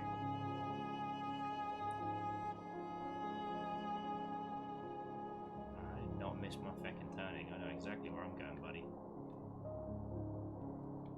Alright, so now it's going to try and tell us to take either. We want to take the...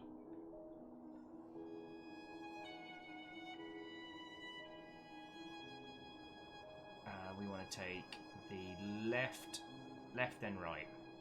Wait, no. We're here. We want to go right then left. For the longest time, Mayari didn't know about the Nightingale. I would hitch lifts with robot couriers to Elbereth, then slip away to play aboard the ship. Until one day, when Oroi reckoned she could figure out how to launch it. And of course, I didn't know how to stop. I pretty much crashed into the dock on Iox. And we found ourselves another ruin. Yeah, we have to set course. The we robot don't wasted follow it. no time. I found a torn, highly ornate chart of the nebula. How long it's been out there. And there's some writing! God, I've never been so happy to find, like, written stuff to handle. This is a longer line of text. Alright, winds. Can. Yes! Certain my translation for can is now right. Word get! Thank you. Alright, so here's a tricky one. Oh, actually, let's just quickly look at divided, separated, corrupt, change.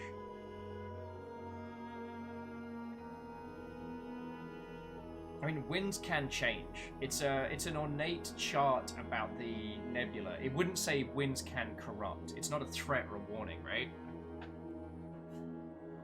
Yeah, Shaka, we're not getting too many of the related to these words hints anymore because we've cracked through so many of them. Or it's that the words are so complicated that they're pulling from such a vast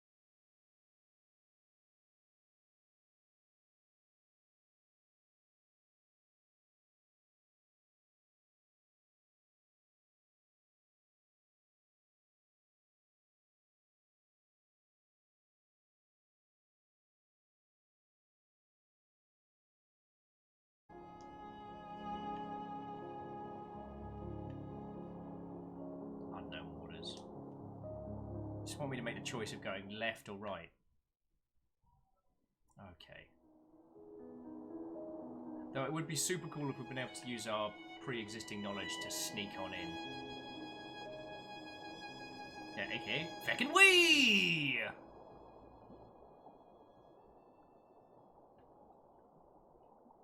So I guess the waters just don't open up if you don't know they're there. Which is a clever way of doing it.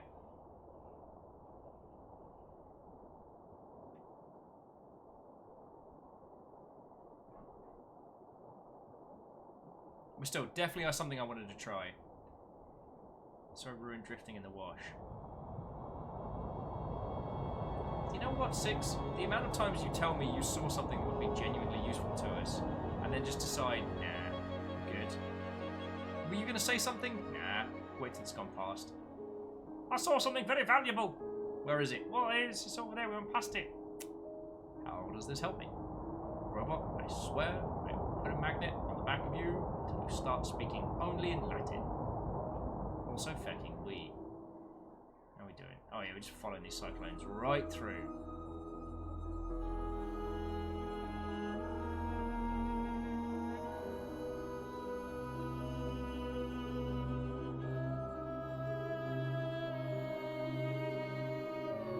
Another round of the rapids.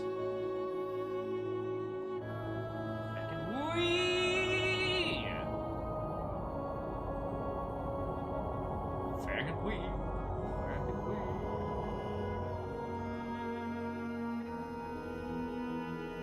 It also suggests that the only knowledge carried across is language. That's true.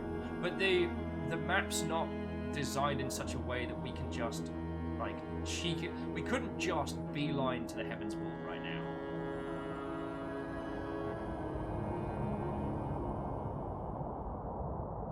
Frackin' wee!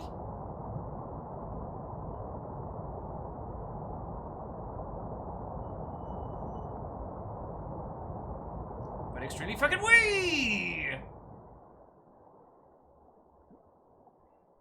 Right, now near to the Eye of the Cyclone. It's a piece of cake, we just trundle through it.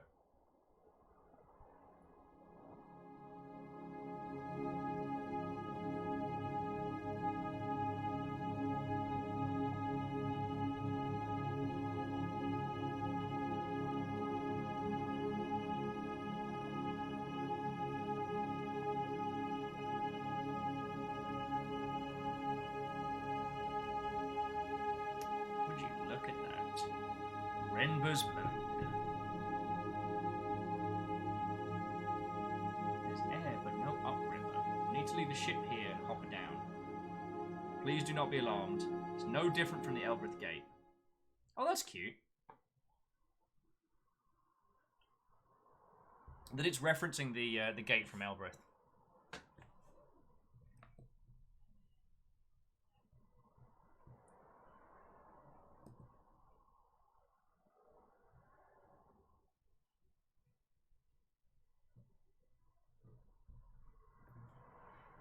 Will Renbo be waiting for us inside the center hopper of the storm? fired, and for a moment I was gone.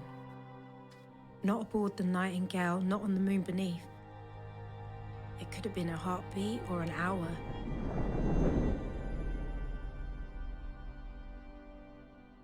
But I didn't feel the cold until I reappeared. Pile of rocks, smashed together by some waters. You said the last one would be empty too. And it wasn't. So who knows what we find? Oh, so very quickly. I want to get the crown before 6 gets in.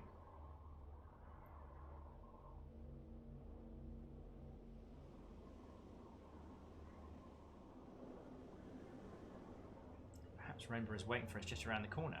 We can hopper him back to the Nightingale and this chapter of my life will be done. Oh, naive. Many, many, many episodes before me.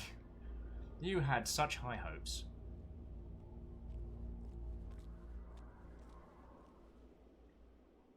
Hold it.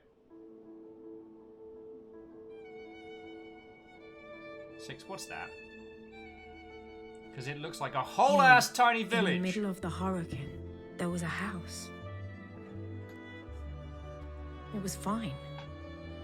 Tucked in below the overhanging rock. Wooden beams, mud brick walls, shutters. Large enough for 2 families to argue over. Also, Asari. It would have been measly on Iox and grand on Elbereth. I think But I'm here, almost through the Marmite stash. it But was impossible. my personal go-to is Marmite and peanut butter toasted sandwich. Just yeah, top tier. Buildings do not occur naturally, mistress. What do you want? A cookie for that one? How did Remember find it? I hope we can ask him, mistress. Spoiler, we can't. Alright, Austin says, I'm curious, I don't know how to evade. I can vault over the wall. Please, mistress. The floor below would only give way beneath you. Thinking about it. The floor looks like stone to me, Six. So it's heavy and more likely to fall. God, that ain't powder night at all, but... sorry, you don't... Like, when we finally get out of the cool zone, there's a wonderful British import store here in Seattle. You lot have kept me alive to the point where I can afford to go and get a jar of Marmite. And sorry, like when the cool zone is over, you sent through a PlayStation. I got a PS2 back there. Now I need to get different cables and some stuff to set it up, but like that's a thing that we're going to be able to do at some point. And we still don't know who sent all the feckin' Gundams. Because the Amazon wishlist doesn't show me anything. If a person doesn't put a gift message, I don't know. So, yeah. I still have no idea who has sent through most of those. Like, I know the 2 that I got. And I ordered them way back. Because, basically, I've only learnt this. I only learnt it after the fact that some places sell kits very cheaply, and some places sell kits like Amazon, which are more expensive. They're expensive because you can get them right now. The cheap ones, they take weeks, sometimes months. Oh, good. Yeah, I've scoured my wishlist info trying to find it. I've got no idea. Oh yeah, Ark of the Conclave. This is Hermitage Moon. Do I want the steps? Feck yeah, I want the steps, Ark of the Conclave. So, friends, in this particular space, we're going to find a very, very interesting artifact. And if we do the steps correctly, we can retrieve it without Six finding out. Oh, excuse me, I have an itchiest nose. I'm wearing that mask, probably from wearing a mask for like 6 hours yesterday.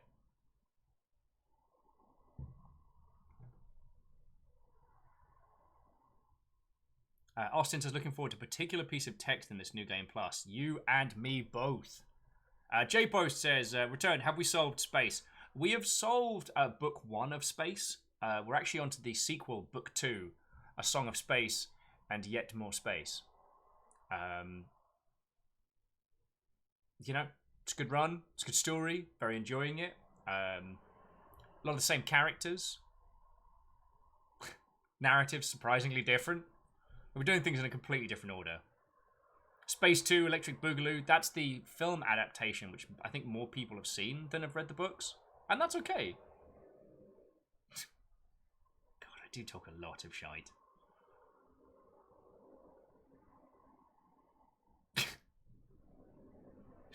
And with, I prefer the prequel, Space, but it's just sand. I want a series of like dollar paperback covers of these.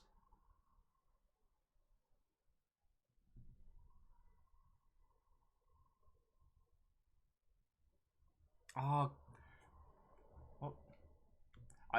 I can't stop you, Greenfire, but I will say thank you. Okay. Okay. 1, grab the pry bar. 2, ask Six to open the box. 3, tell Six to go and find a tool on the ship. Open the box with the pry bar before Six returns. Right. Okay.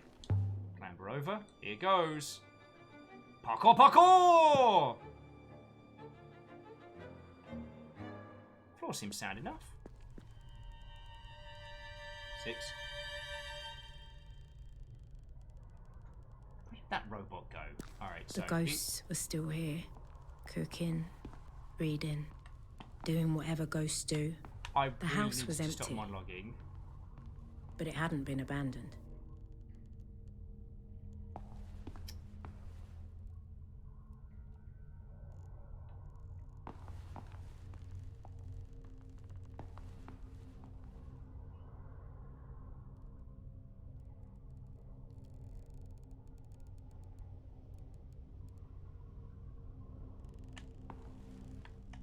Oh, cool. That was instantaneous.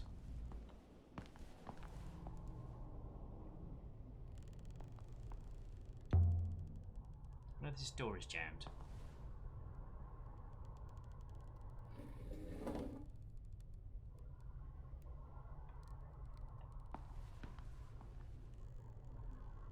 Alright, so, question. Has this all gone sideways?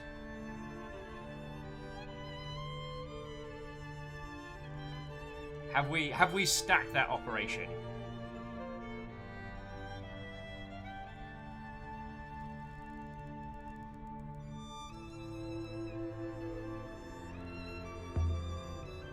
We can do some inscription translation while peeps are catching up.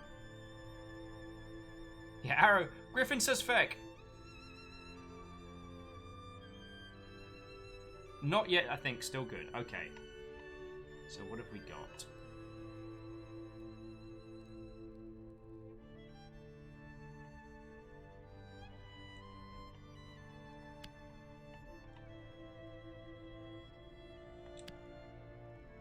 I don't think it's safe jewels.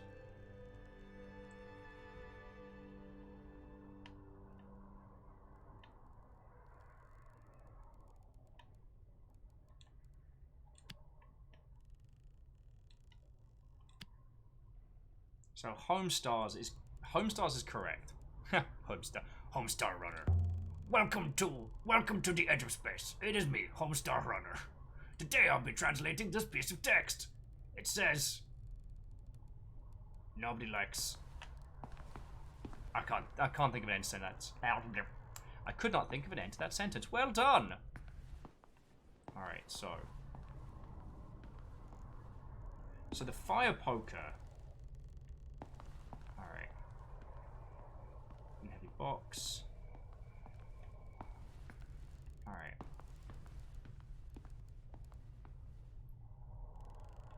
We'll have a look at the workbench in a sec. Okay, so heavy wooden box. This looks interesting. Beautifully made. Much nicer than everything else. I estimate it to be hollow. A. Can you open it?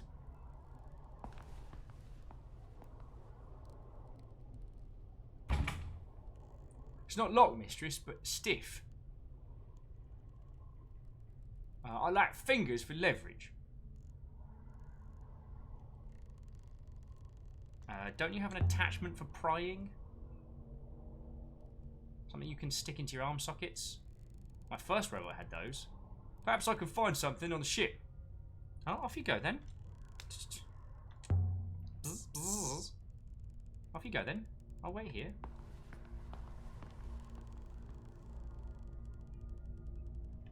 Alright. Fire poker. There we go. This might do for a lever. Haha! Alright, lift the lever lid with the poker.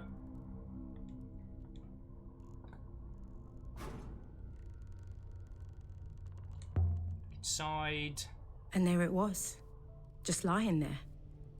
The greatest treasure I ever found. From inside the coffer, from the distant past of the Nebula's once great empire. It was a crown.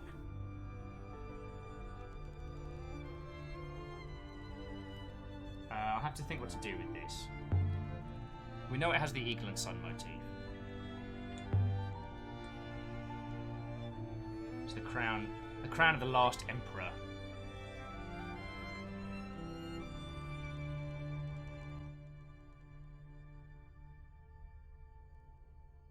No light switch rave party for the nugs and the cheats. Whew. Right.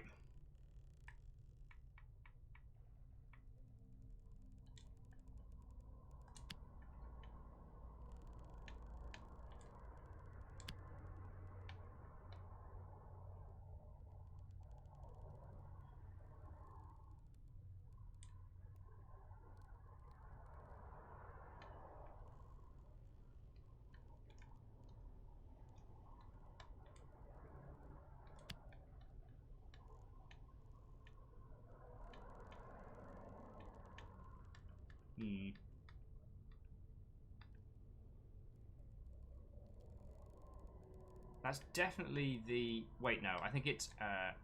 is it Emperor's Palace? No.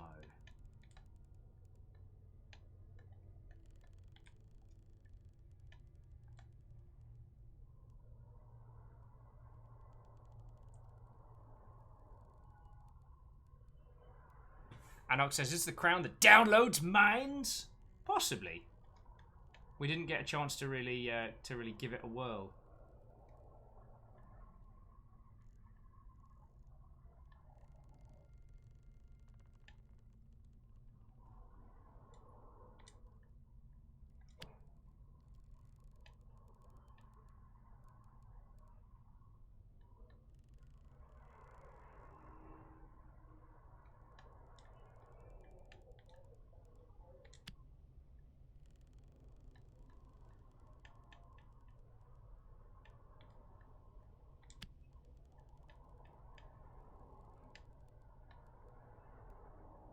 Yeah, I know this is definitely wrong. I'm just trying to I'm trying to block out a couple of others so that we get a little bit more info.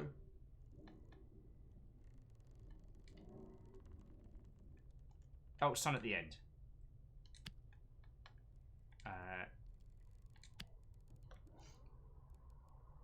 Okay, this one has a lot of symbols, but I think it must say shines. Yes!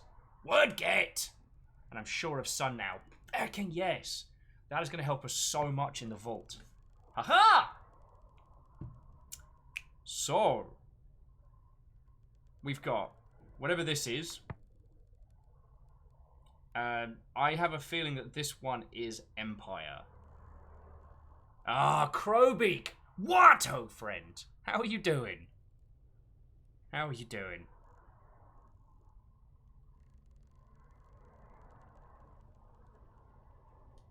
Definitely Empire, definitely Empire.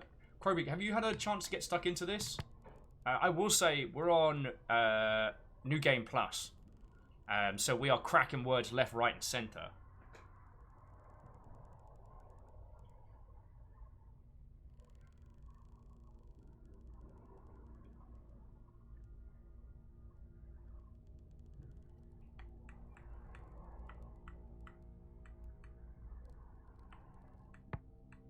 So we've got something of Empire's... Something of Empire shines of sun.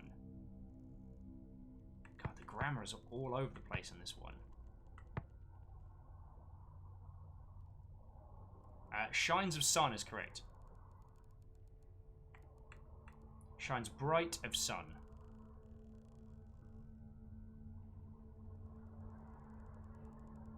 Well, so Crowbeak, if you found the language infuriating, pour yourself a cuppa, come join us. I'm having a bit of a recovery day after yesterday, in a good way. And J-Post, I am not going to acknowledge your comment, because that will seem like I am fishing like a Mother Hubbard, but I see it.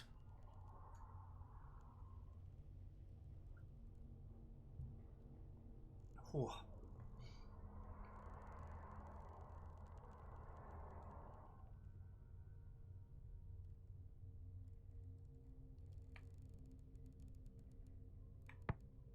It's something of Empires. Because it's all the... J-Post with, who dares to throw in the mailbox? Got me there. Got me there. Okay, so here's a tricky one. The only word that we know that pertains to this is Emperor. So this is a part of that word. Law is the most probable. Song and only I definitely don't think are. Loop, maybe? So Law of Empire. Law of Empire, Empires. Shines bright of sun.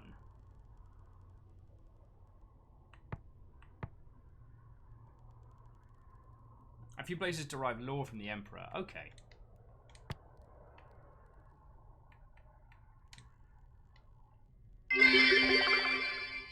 Soon I be 12. Soon you be 12. And Crowbeak the Eldon was yours. It's good to have you with, friend. It's good to have you with.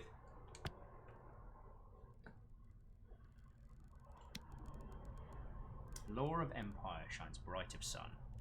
But the lost crown of the Empire, like missing along with the last Emperor of the Fall, could it really be?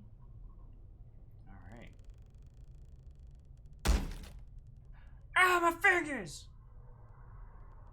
Mistress, I'm back. Although I really must stop throwing myself off that rock. I will now attempt to open the coffer. Success, mistress. Oh, but it's empty. How disappointing. Oh well. You tried. Let's look around. You might find something else. Indeed, mistress. I mean, what?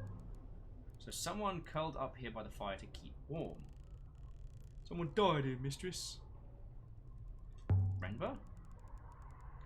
No. Whoever died here died scores of years ago. The lack of moisture on this moon has preserved the traces, but they are old. And there's an inscription up there and all. Trolling the poor robot. Robot's got it coming. See, these inscriptions are still different. Like, friends, it's worth knowing, like, we deciphered some of these inscriptions in our last run. It's something else. I am going to ask a quick little favour of your lovely selves. Do you mind if I nip to the bathroom very quickly? I'll put on some smooth jams while we have a look at the words. But I desperately have to pee. So, have a gander at these, my dear friends. Saylan's like, I mind. Saylan, I didn't pee myself yesterday, and I'm not going to do it today. He only had himself to blame. God, I reference Chicago more often than I care to admit. Alright, I'm going to nip to loo. I'll be back in just a second, friends. Oh, I might get an ice lolly. Oh, oh.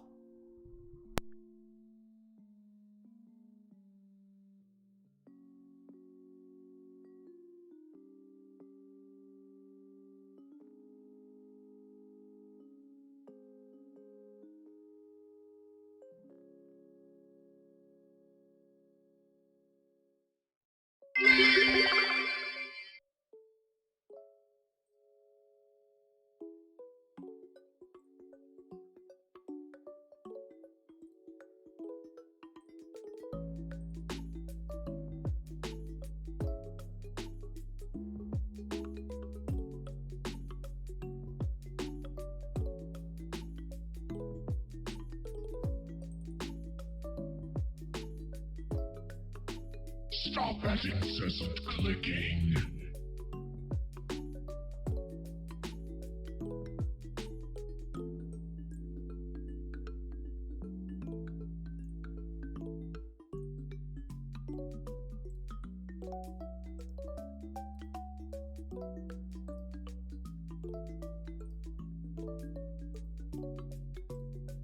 Stop that incessant clicking.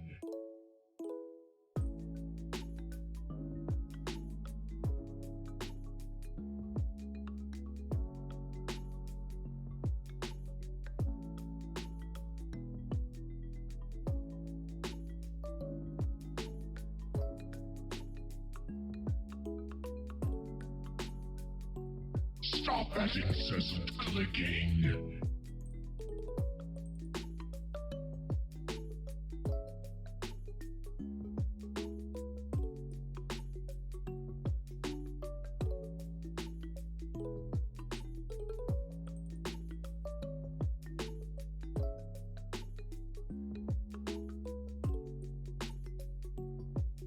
Stop that incessant clicking.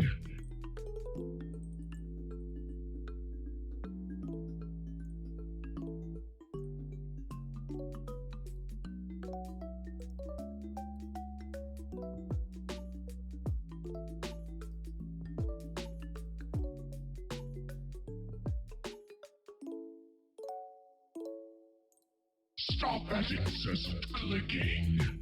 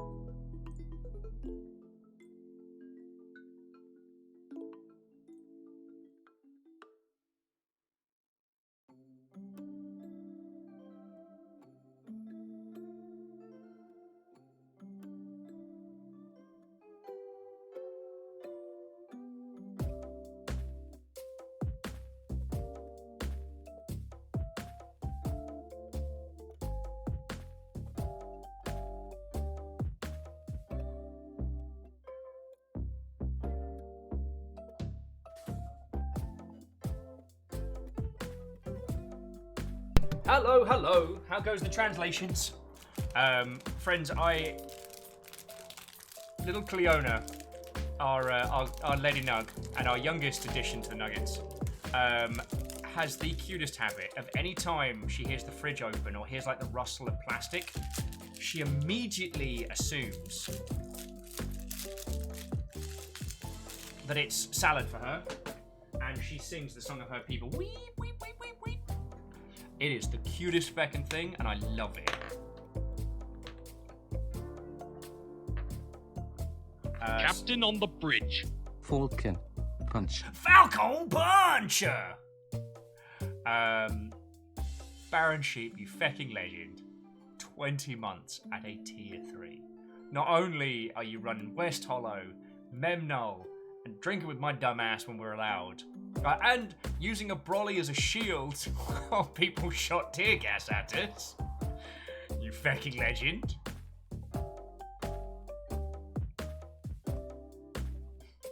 Not only that, but you subbed at a tier 3 for 20 months. Baron, thank you, friend. How are you holding up? I will wash your shirt before I return it from our drop colours camo. Aris is the obvious question, Skip. Oh, Brolly, an umbrella. Sorry, I was using a bit of the old British speak there. So it's a wee problem I have. Oh, and it seems that the crew, Water Goddess blesses fire. Like.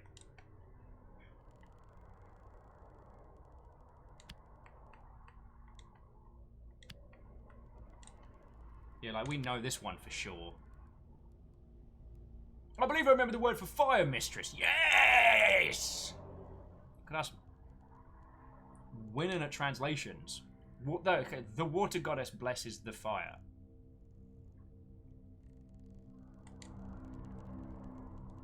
The goddess blesses the fire. By the stars, that was a long one.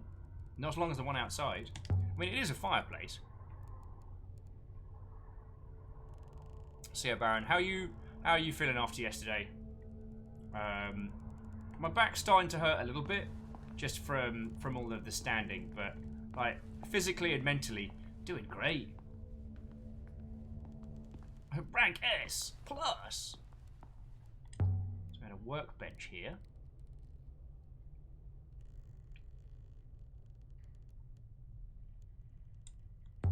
They would have needed water.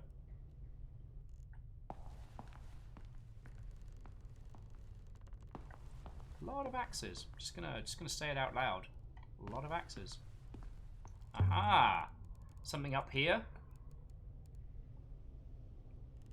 A blade.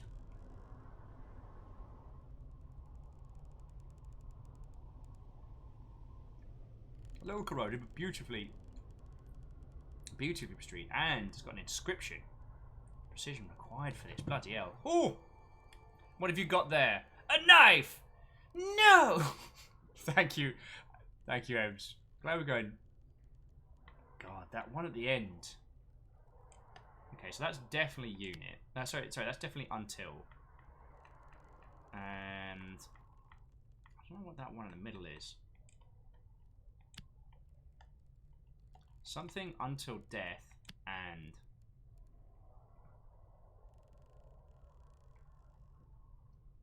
word get. We now have until. Okay. So this has some of the same components for fire, but nothing else. It's something until death and... Ooh, that one's got to be beyond. Right?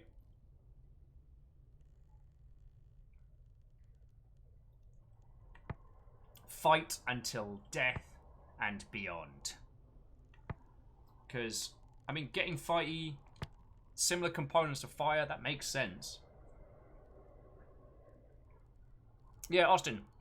To person fire, the fire of the heart. Fighty, fighty. And that one has the constructions of time and then some. So beyond makes the most sense.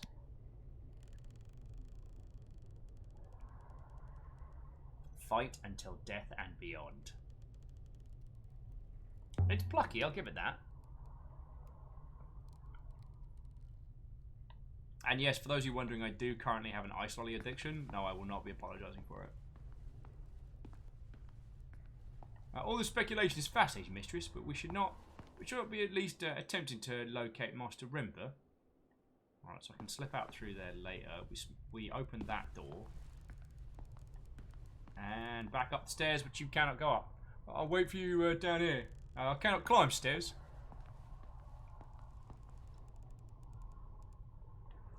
Oh yeah. And whether intended as a pun or literally, that inscription is incredibly metal. It's locked. Or blocked. Or both. Locked and blocked. Which is the title of my my EDH band. Got a rough bed. Oh, the translation here was one we didn't crack last time.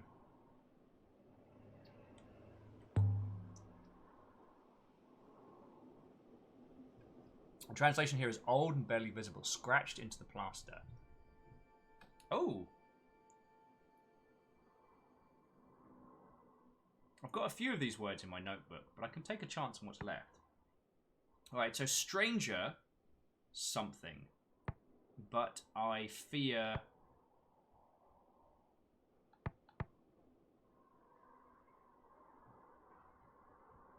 Stranger arrived, but I feared them. This is a message scratched into a wall. This isn't this isn't reciting of a text. This is someone writing some notes. This is a scratched in post-it. This is a little diary entry to those who may find me, you know what I mean?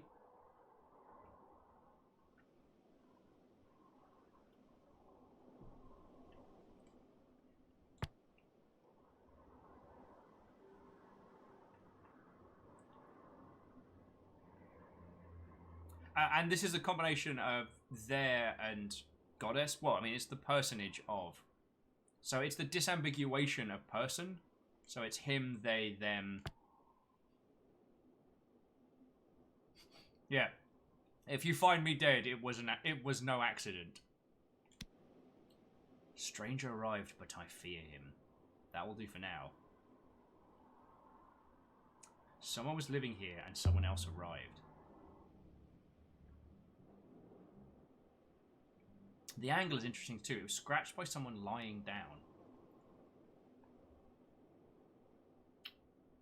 I mean, I see you there, disregarded shoe. So now to go up and check out the telescope areas. Yeah, Austin. Person other. Ooh. Oh, there's a glint amongst the stones. There we go.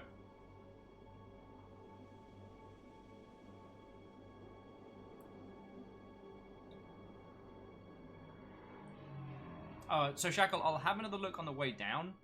Oh, got ourselves a sword. I'll have a look on the way down. But that, if it was what I think it was the prompt to head back down the stairs. Alright, so, ornamental sword. That's a lot of words. I recognize again. I recognize accept.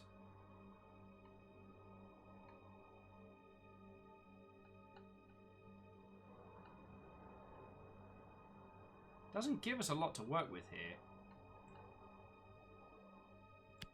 Gives us once. Gives us never.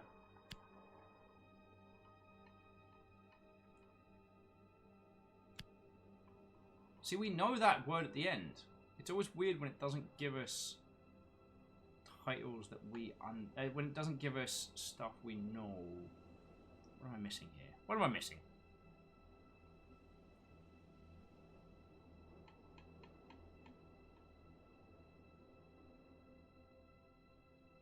Oh, lots of do. Once do.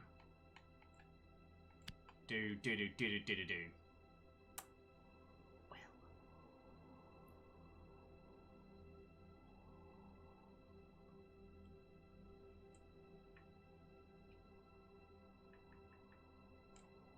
Do things. I've done something wrong. Alright. That's a good one. They took out do almost immediately. So that one's accept for sure.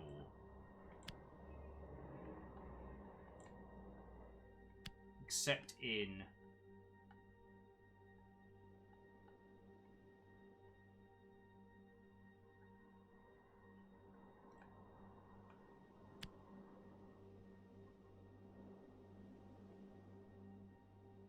What am I missing here? Well, green forest, not baby shark. We did not find someone who had baby shark inscribed upon. Oh, is it things? Oh, yes. Things.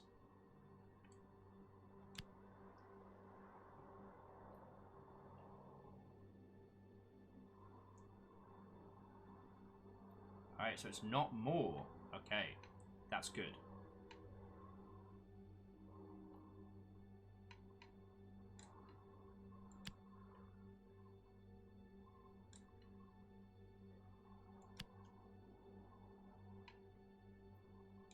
So once. Never? There we go!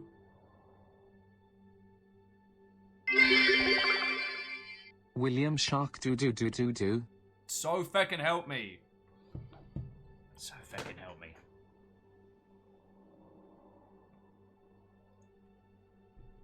Right. Clank. There's been so many people I have to thank in a similar manner. So I hope, friends, it doesn't sound contrite saying it again, but Clank, that's 20 months at tier 2. It's an inordinate amount of support, so sincerely thank you. It's lovely to have you with us. How are you doing? I'm trying not to spell ice lolly everywhere.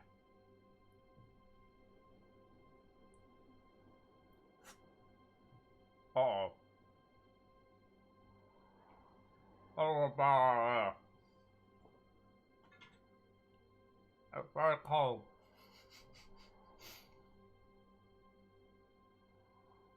Well, once we're moved. I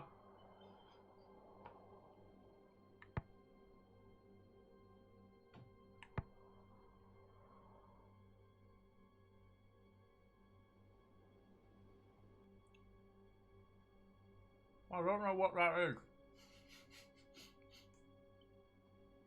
I've got. Oh, but once removed, never. Oh. I have brain freeze.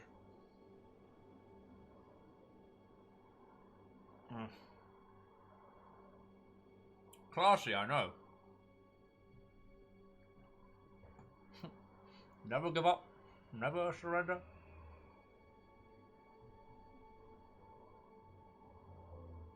Oh. Oh.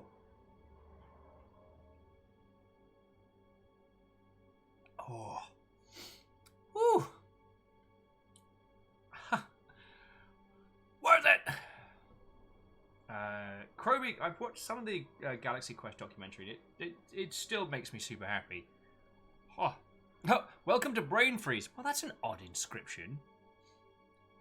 It's like, and I said to my people, ow, darn, I ate that too fast. Oh, I should have let that ice lolly. I should have had a plate. That would have been a great idea. Now I have brain freeze and it hurts. Are you writing this? Are you inscribing everything I say on this tablet? Stop it. Stop writing. Stop writing right now. No, I mean it. End inscription.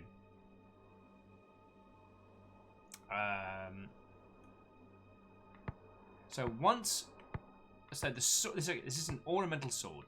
Once removed, never. Once removed, never replaced, except in. Now I recognize some of those circles from Life and Death. So, like.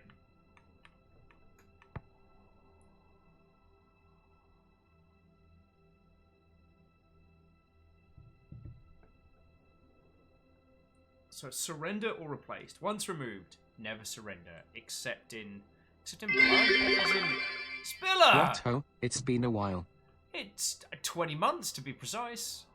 I mean, I guess technically 2 years and a whole bunch, but that's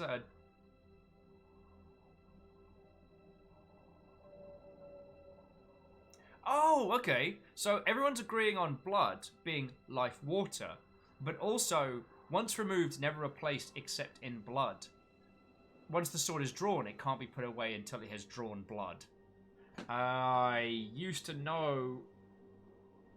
God darn it, there is a group of people who that is their philosophy. And the Brits are always terrible to them, which doesn't narrow it down. They have special knives. God darn it, that's gonna... Well, that's gonna eat in my tiny brain for the rest of the evening. Good work, Will. Good work. But yeah, I think you're right. Yeah, like, people the Brits have been bad to. So the whole planet. Okay, once removed, never replaced, except in blood. I think that's correct. I think this originates from the moon depictions of the war mural. Should make it easy to find. Why would anyone need to bring a weapon out here? Sword is molded? Alright, and what's this? The Burkers!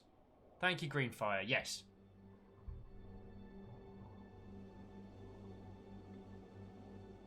Position appears to be fixed. So, material is totally wrong. Metal rubber? Something Roy might have built. I have to ask her about it. And there are scratches in the top here. Something fitted inside the frame by force. Did you take something, Rainbow? What was this stand meant to hold? Right, so is that smoke?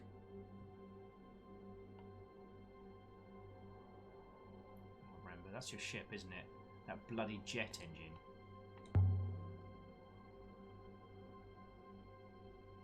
There's something over there which we can't quite make out. Looks like wreckage.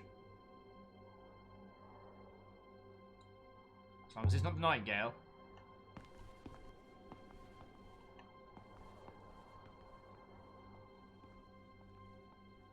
Cyclone Cave says, how large is the nebula? Well, it's hard to get a general sense of scale on the nebula. Right, so there's the climb down. Just having a little look through the bedroom and some of the other areas, just in case I did miss something. But yeah, Arctic Enclave, it's hard to answer that. The areas and planets seem smaller than ours.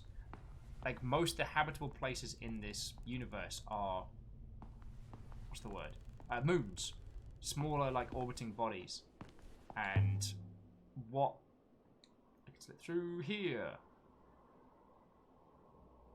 Okay, not mistress. Somehow, I'll cope.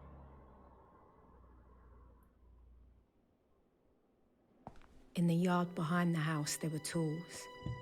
Plots of earth, washing hung out to dry.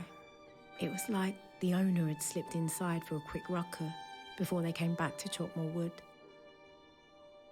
Someone had been building a life on this miserable rock. Garden beds. Yeah, Ark of the Conclave, we did find this last time.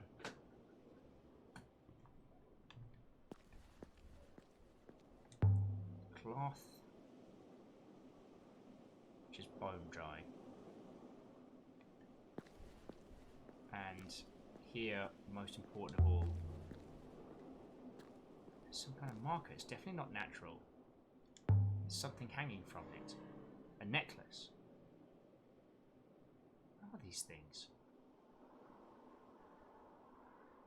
Flat bead ceramic? I'm not sure.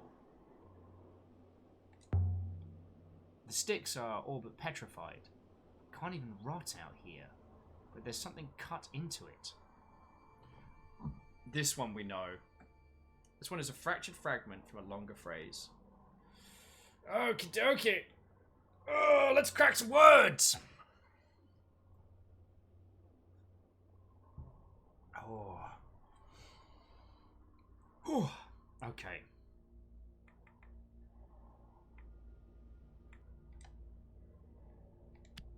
Round. Speak. Wait. You know.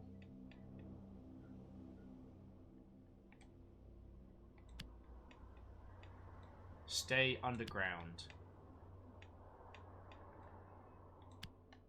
Oh, that is dark. Oh, and not. I am hurt and offended if you assume this is the first time we have robbed a grave since we started playing.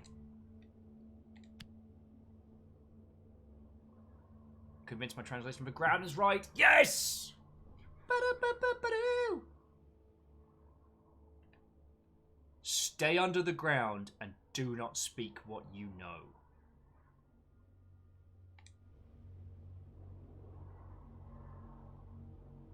Got a good feeling about that. I think there's a person under there. But that's not a nice thing to write on someone's gravestone. Stay down there. Do not come back. Someone died here and someone else buried them.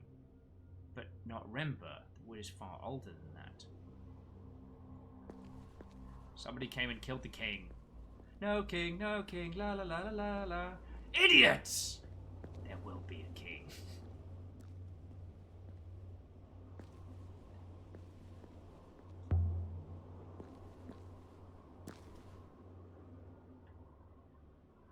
So do not get resurrected. Keep down there, keep your becking mouth shut. Long live the king. It seems that your powers of pretension are as wet as a warthog's backside. Sorry. Oh, look, there's a little tiny lizard friend. What's up, buddy? No, don't go back out that... 6 bumped me out.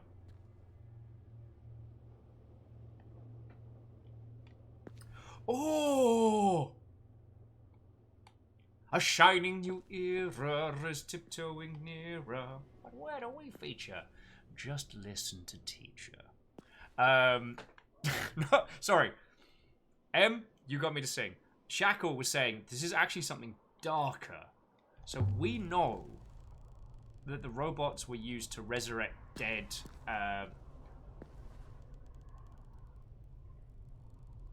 are used to resurrect or preserve dead royalty, right? Thing is, how are we gonna get? I forget how we get outside and around. Oh yeah, through the door. The thing is, what that says is that not only not only were they going to do a bad, but they were not prepared. They were not bringing him back. It's that you are dead and you are going to stay dead. No magical robo After the resurrection. dead air of the house, it was good to see the sky again. We obtained 2 ancient artifacts, a sword and dagger. I also pinpoint a location of interest as such in the mural. I suggest return to Professor Moriarty and tell about your fears. Would you like me to activate the hopper? We still have more here to do. There must be more to this place. And to what happened to Renber. Well, first, we've got to find where he parked his car. You know, I didn't think of this earlier. But there can't have been many trees here to use, so the wood must have been brought in. That's a good point. There's a carving above the door.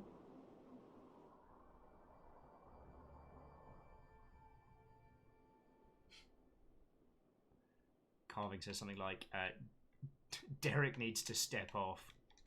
So it's...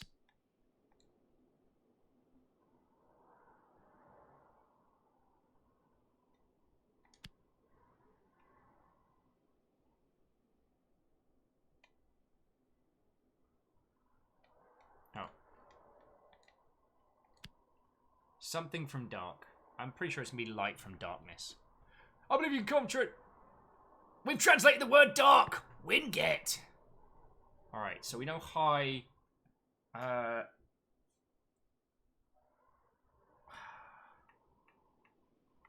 Honestly, dawn and safety both work. Blank from dark. Dawn from dark's sounds like the kind of wanky tosh that's up. Oh, I'm so sorry. Forgive my language. It sounds like the terrible tosh that someone would write above their house, like the ancient equivalent of live, laugh, love.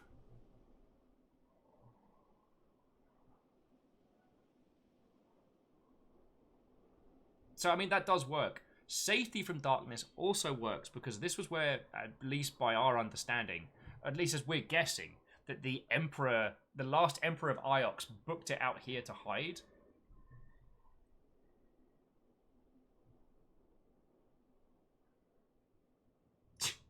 Austin, that would be a very funny playthrough. I've just taken the first opportunity to book it off of every planet. Yeah, this is the lowest point in the Emperor's life. Like, he has gone from being the Emperor to being, like, Hermit von Hermitage.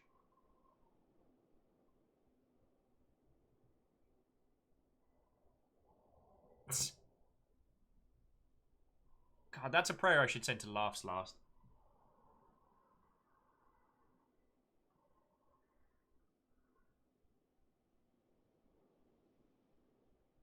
What are your Laughs Last? What are your feelings on Live, Laugh, Love?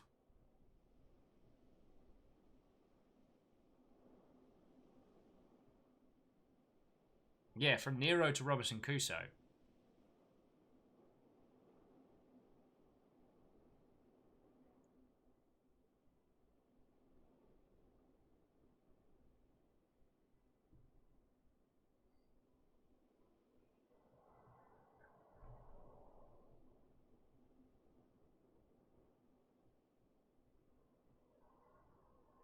From Napoleon to, well, Napoleon. Although Napoleon got exiled a bunch of times. Like, apparently exiling him really didn't do as much as they was hoping. But if we go by what we know, I actually think that you're right. I think it is dawn, because it has the same components of sun and light, but it also has the components of high. I think dawn. As much as I want to rip on Live, Laugh, Love some more, does dawn from dark make sense? Certainly dark enough here.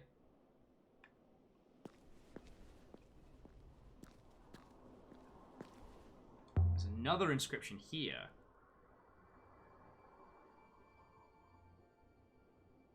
This is the start of a fragment of text.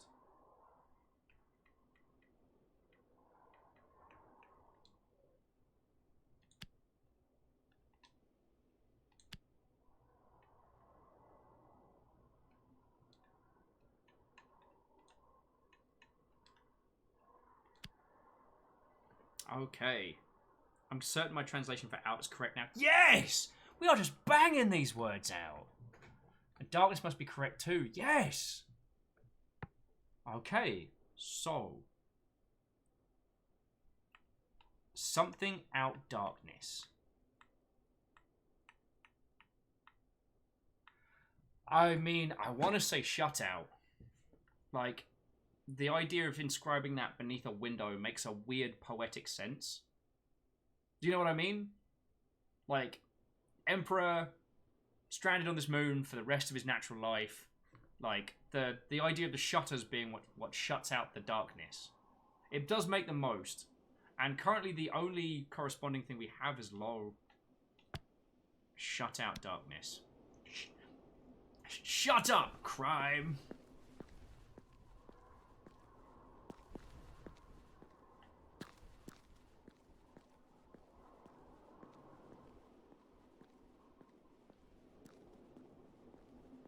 Oh, and then we got the inscription on the rock. That's always quite handy.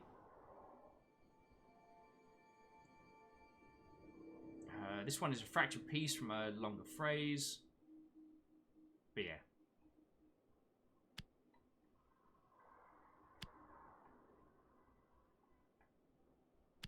From River's Earth. We knew this one. I believe you are correct with Earth, Mistress. Yes! Feckin' hell, friends. We are just banging out these words. From Rivers to Earth. Fresh to the table.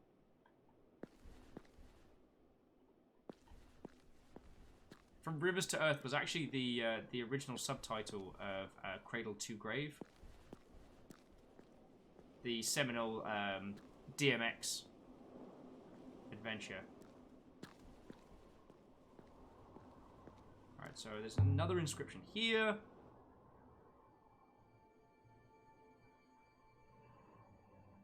So this is the end of a longer line of text. Alright, I recognize a bunch of these. So emperors are forever. Emperors are eternal.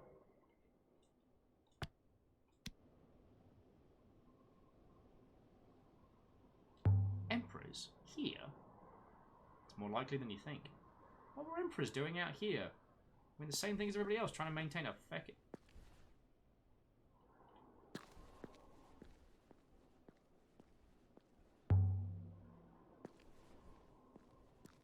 No!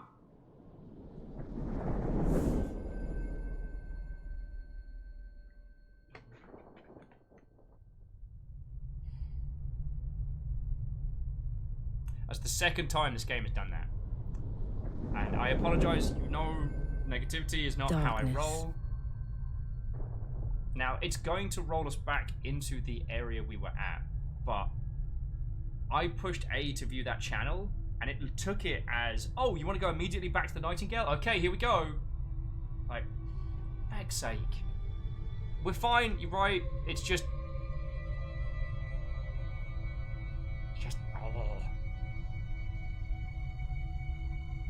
Robot just backing on in here.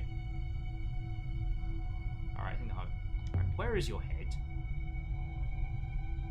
Maybe right, Miari. What about Miari?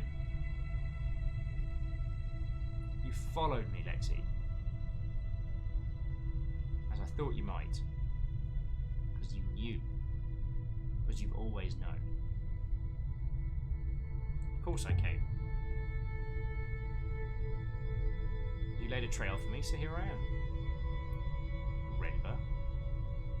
Oh, you are quite alone, Miari. I have seen the truth of your lie. You are not what you claim. I know this, Miari. You asked me to look, and so I found so much. Oh, and who did I say I am? You say you are the highest of the high, she who knows the people. But you are nothing. I know it. I don't understand. The brooch I sent was from the body. The Emperor's body. Unburned. Not even buried. You fooled them all, Miari, all of them. I have the brooch here. Destroying it changes nothing. I am taking the body. I will return it to the rivers, but I am not coming back to Iox. Not yet. There isn't time. I found something. Something that matters more than your lies. Lexi, there is a great darkness, an all-consuming, hungry darkness, and it is coming. Darkness? There is an ancient place, Miari. An observatory. It is watching and it holds the wires of our fate in its claws. Wait, what fate? Tell me more things! The loop is a lie, as you know. And I will find it before the vault is lost. The robots know, but they don't remember. Someone a long, long ago made sure they would not remember. Alright, just answer me one question. What is the vault? Yeah, what is the vault?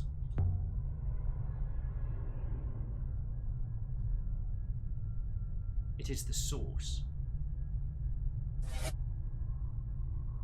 Huh. You have my apologies, mistress. I do not understand the question. It's nothing, Six. I was thinking aloud. I find humans most curious, mistress. Yeah, you leak internal state like a punctured bucket. Charming as ever, I see. Well, yeah, so Moose, maybe Renba's not dead. Let's see if we can't get out of here. Do not hopper.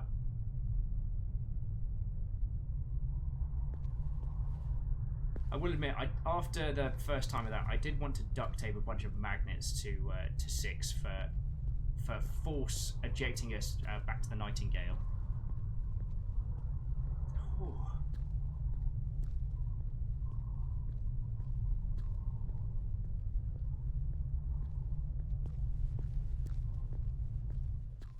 I see where we are now.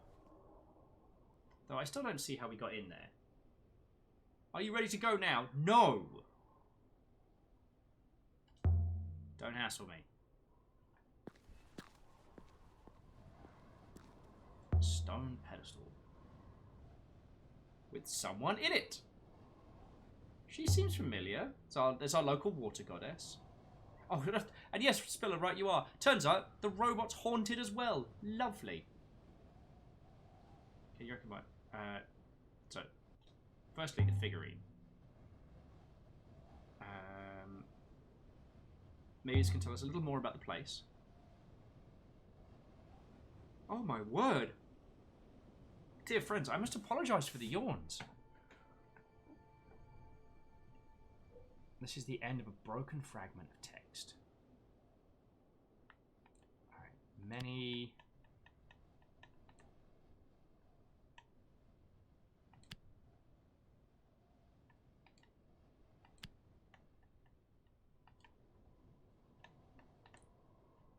When...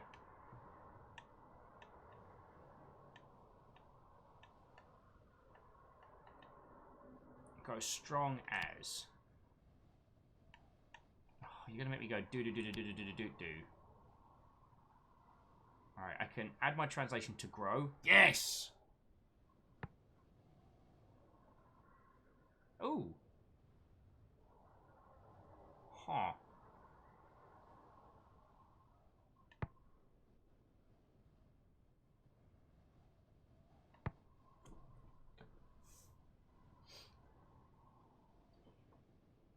Okay. So, this is a carving on a water goddess. So, may blank grow strong as blank.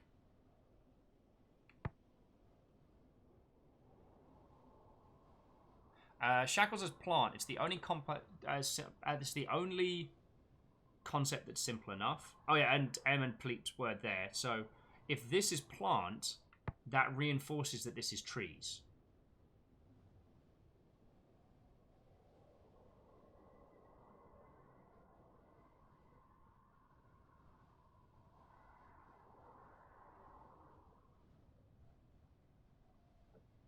Okay.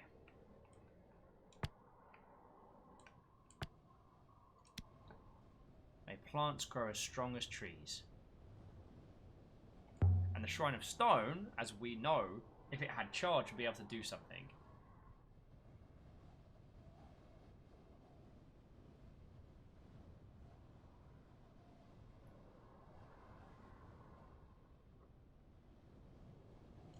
Oh, excuse me. I'm so sorry, friends.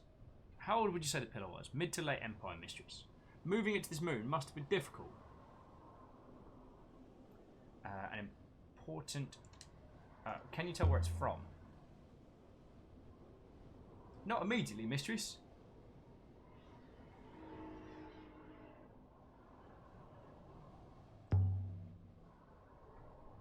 Oh yeah, and Austin, you're right. It's not super trivial, but it does fit. Oh my word, my friends.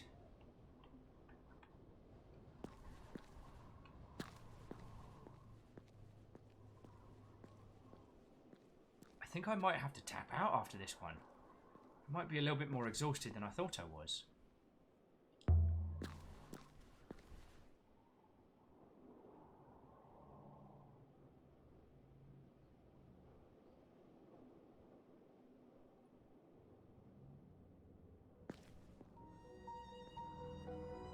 Ship's dead.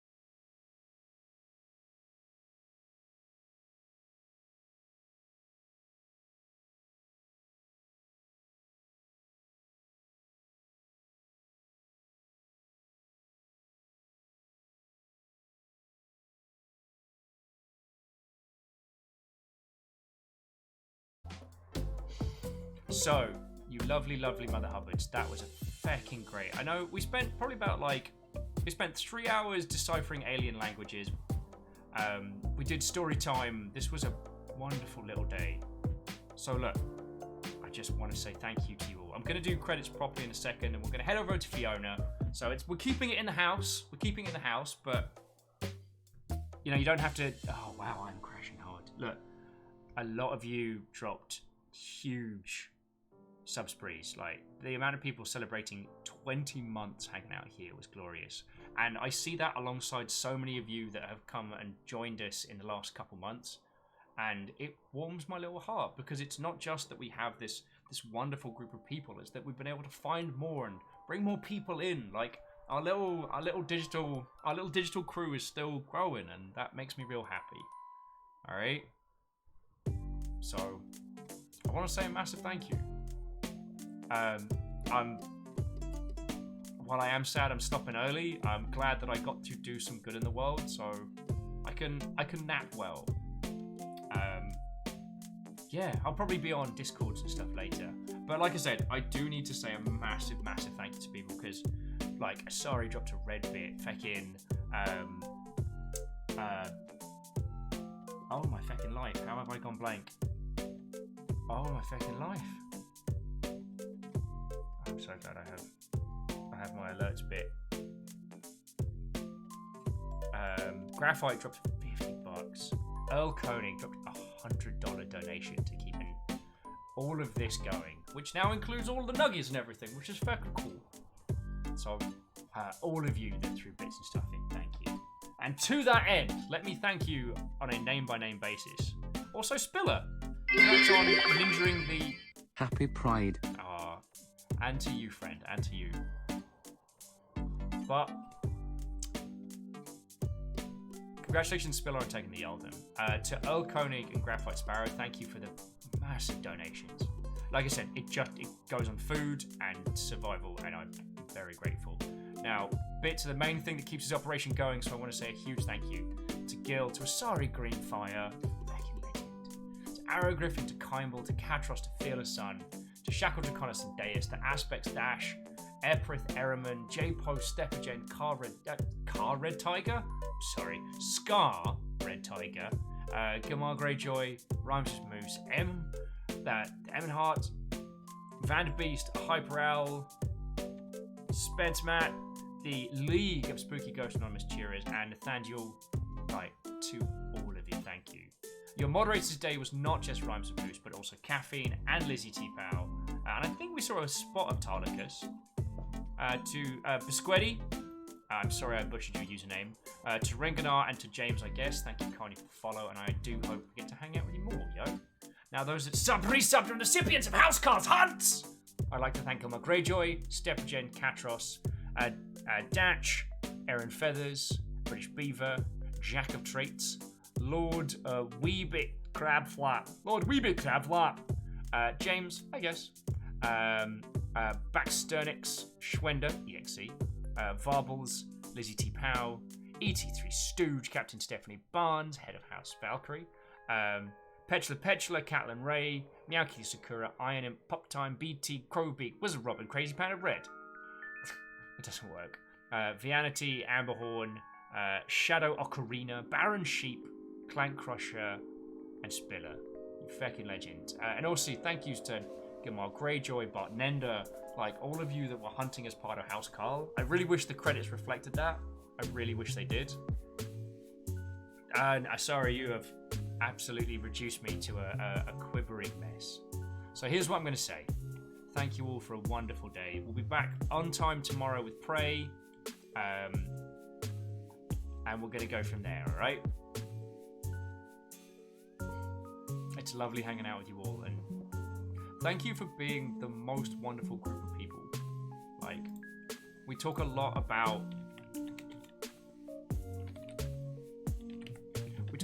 a lot about making the world a better little place, and you lot, through all that you do, through listening to each other's stories and through playing games together and hanging out and just being lovely, empathic, also sorry, nice, being lovely, empathic people, have that helped make this incredible little corner of the internet. And I couldn't be more proud to be your, as I've often been described, mascot.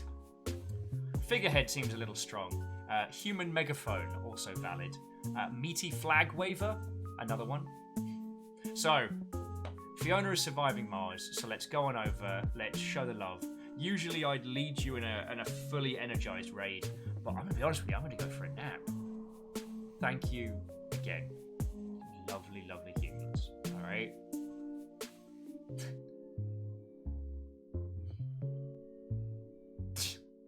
I do not have to agree with any of those statements. It's not a cult. It's not a cult.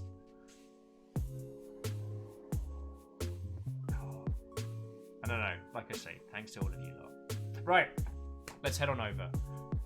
Please give Fiona all my absolute bestest love. Have a wonderful rest of your evening. And I'll see you tomorrow, where I'll probably be screaming at mimics. Because that's how do. It's not a cult! Kakadu, it's not a cult! You lot will be there.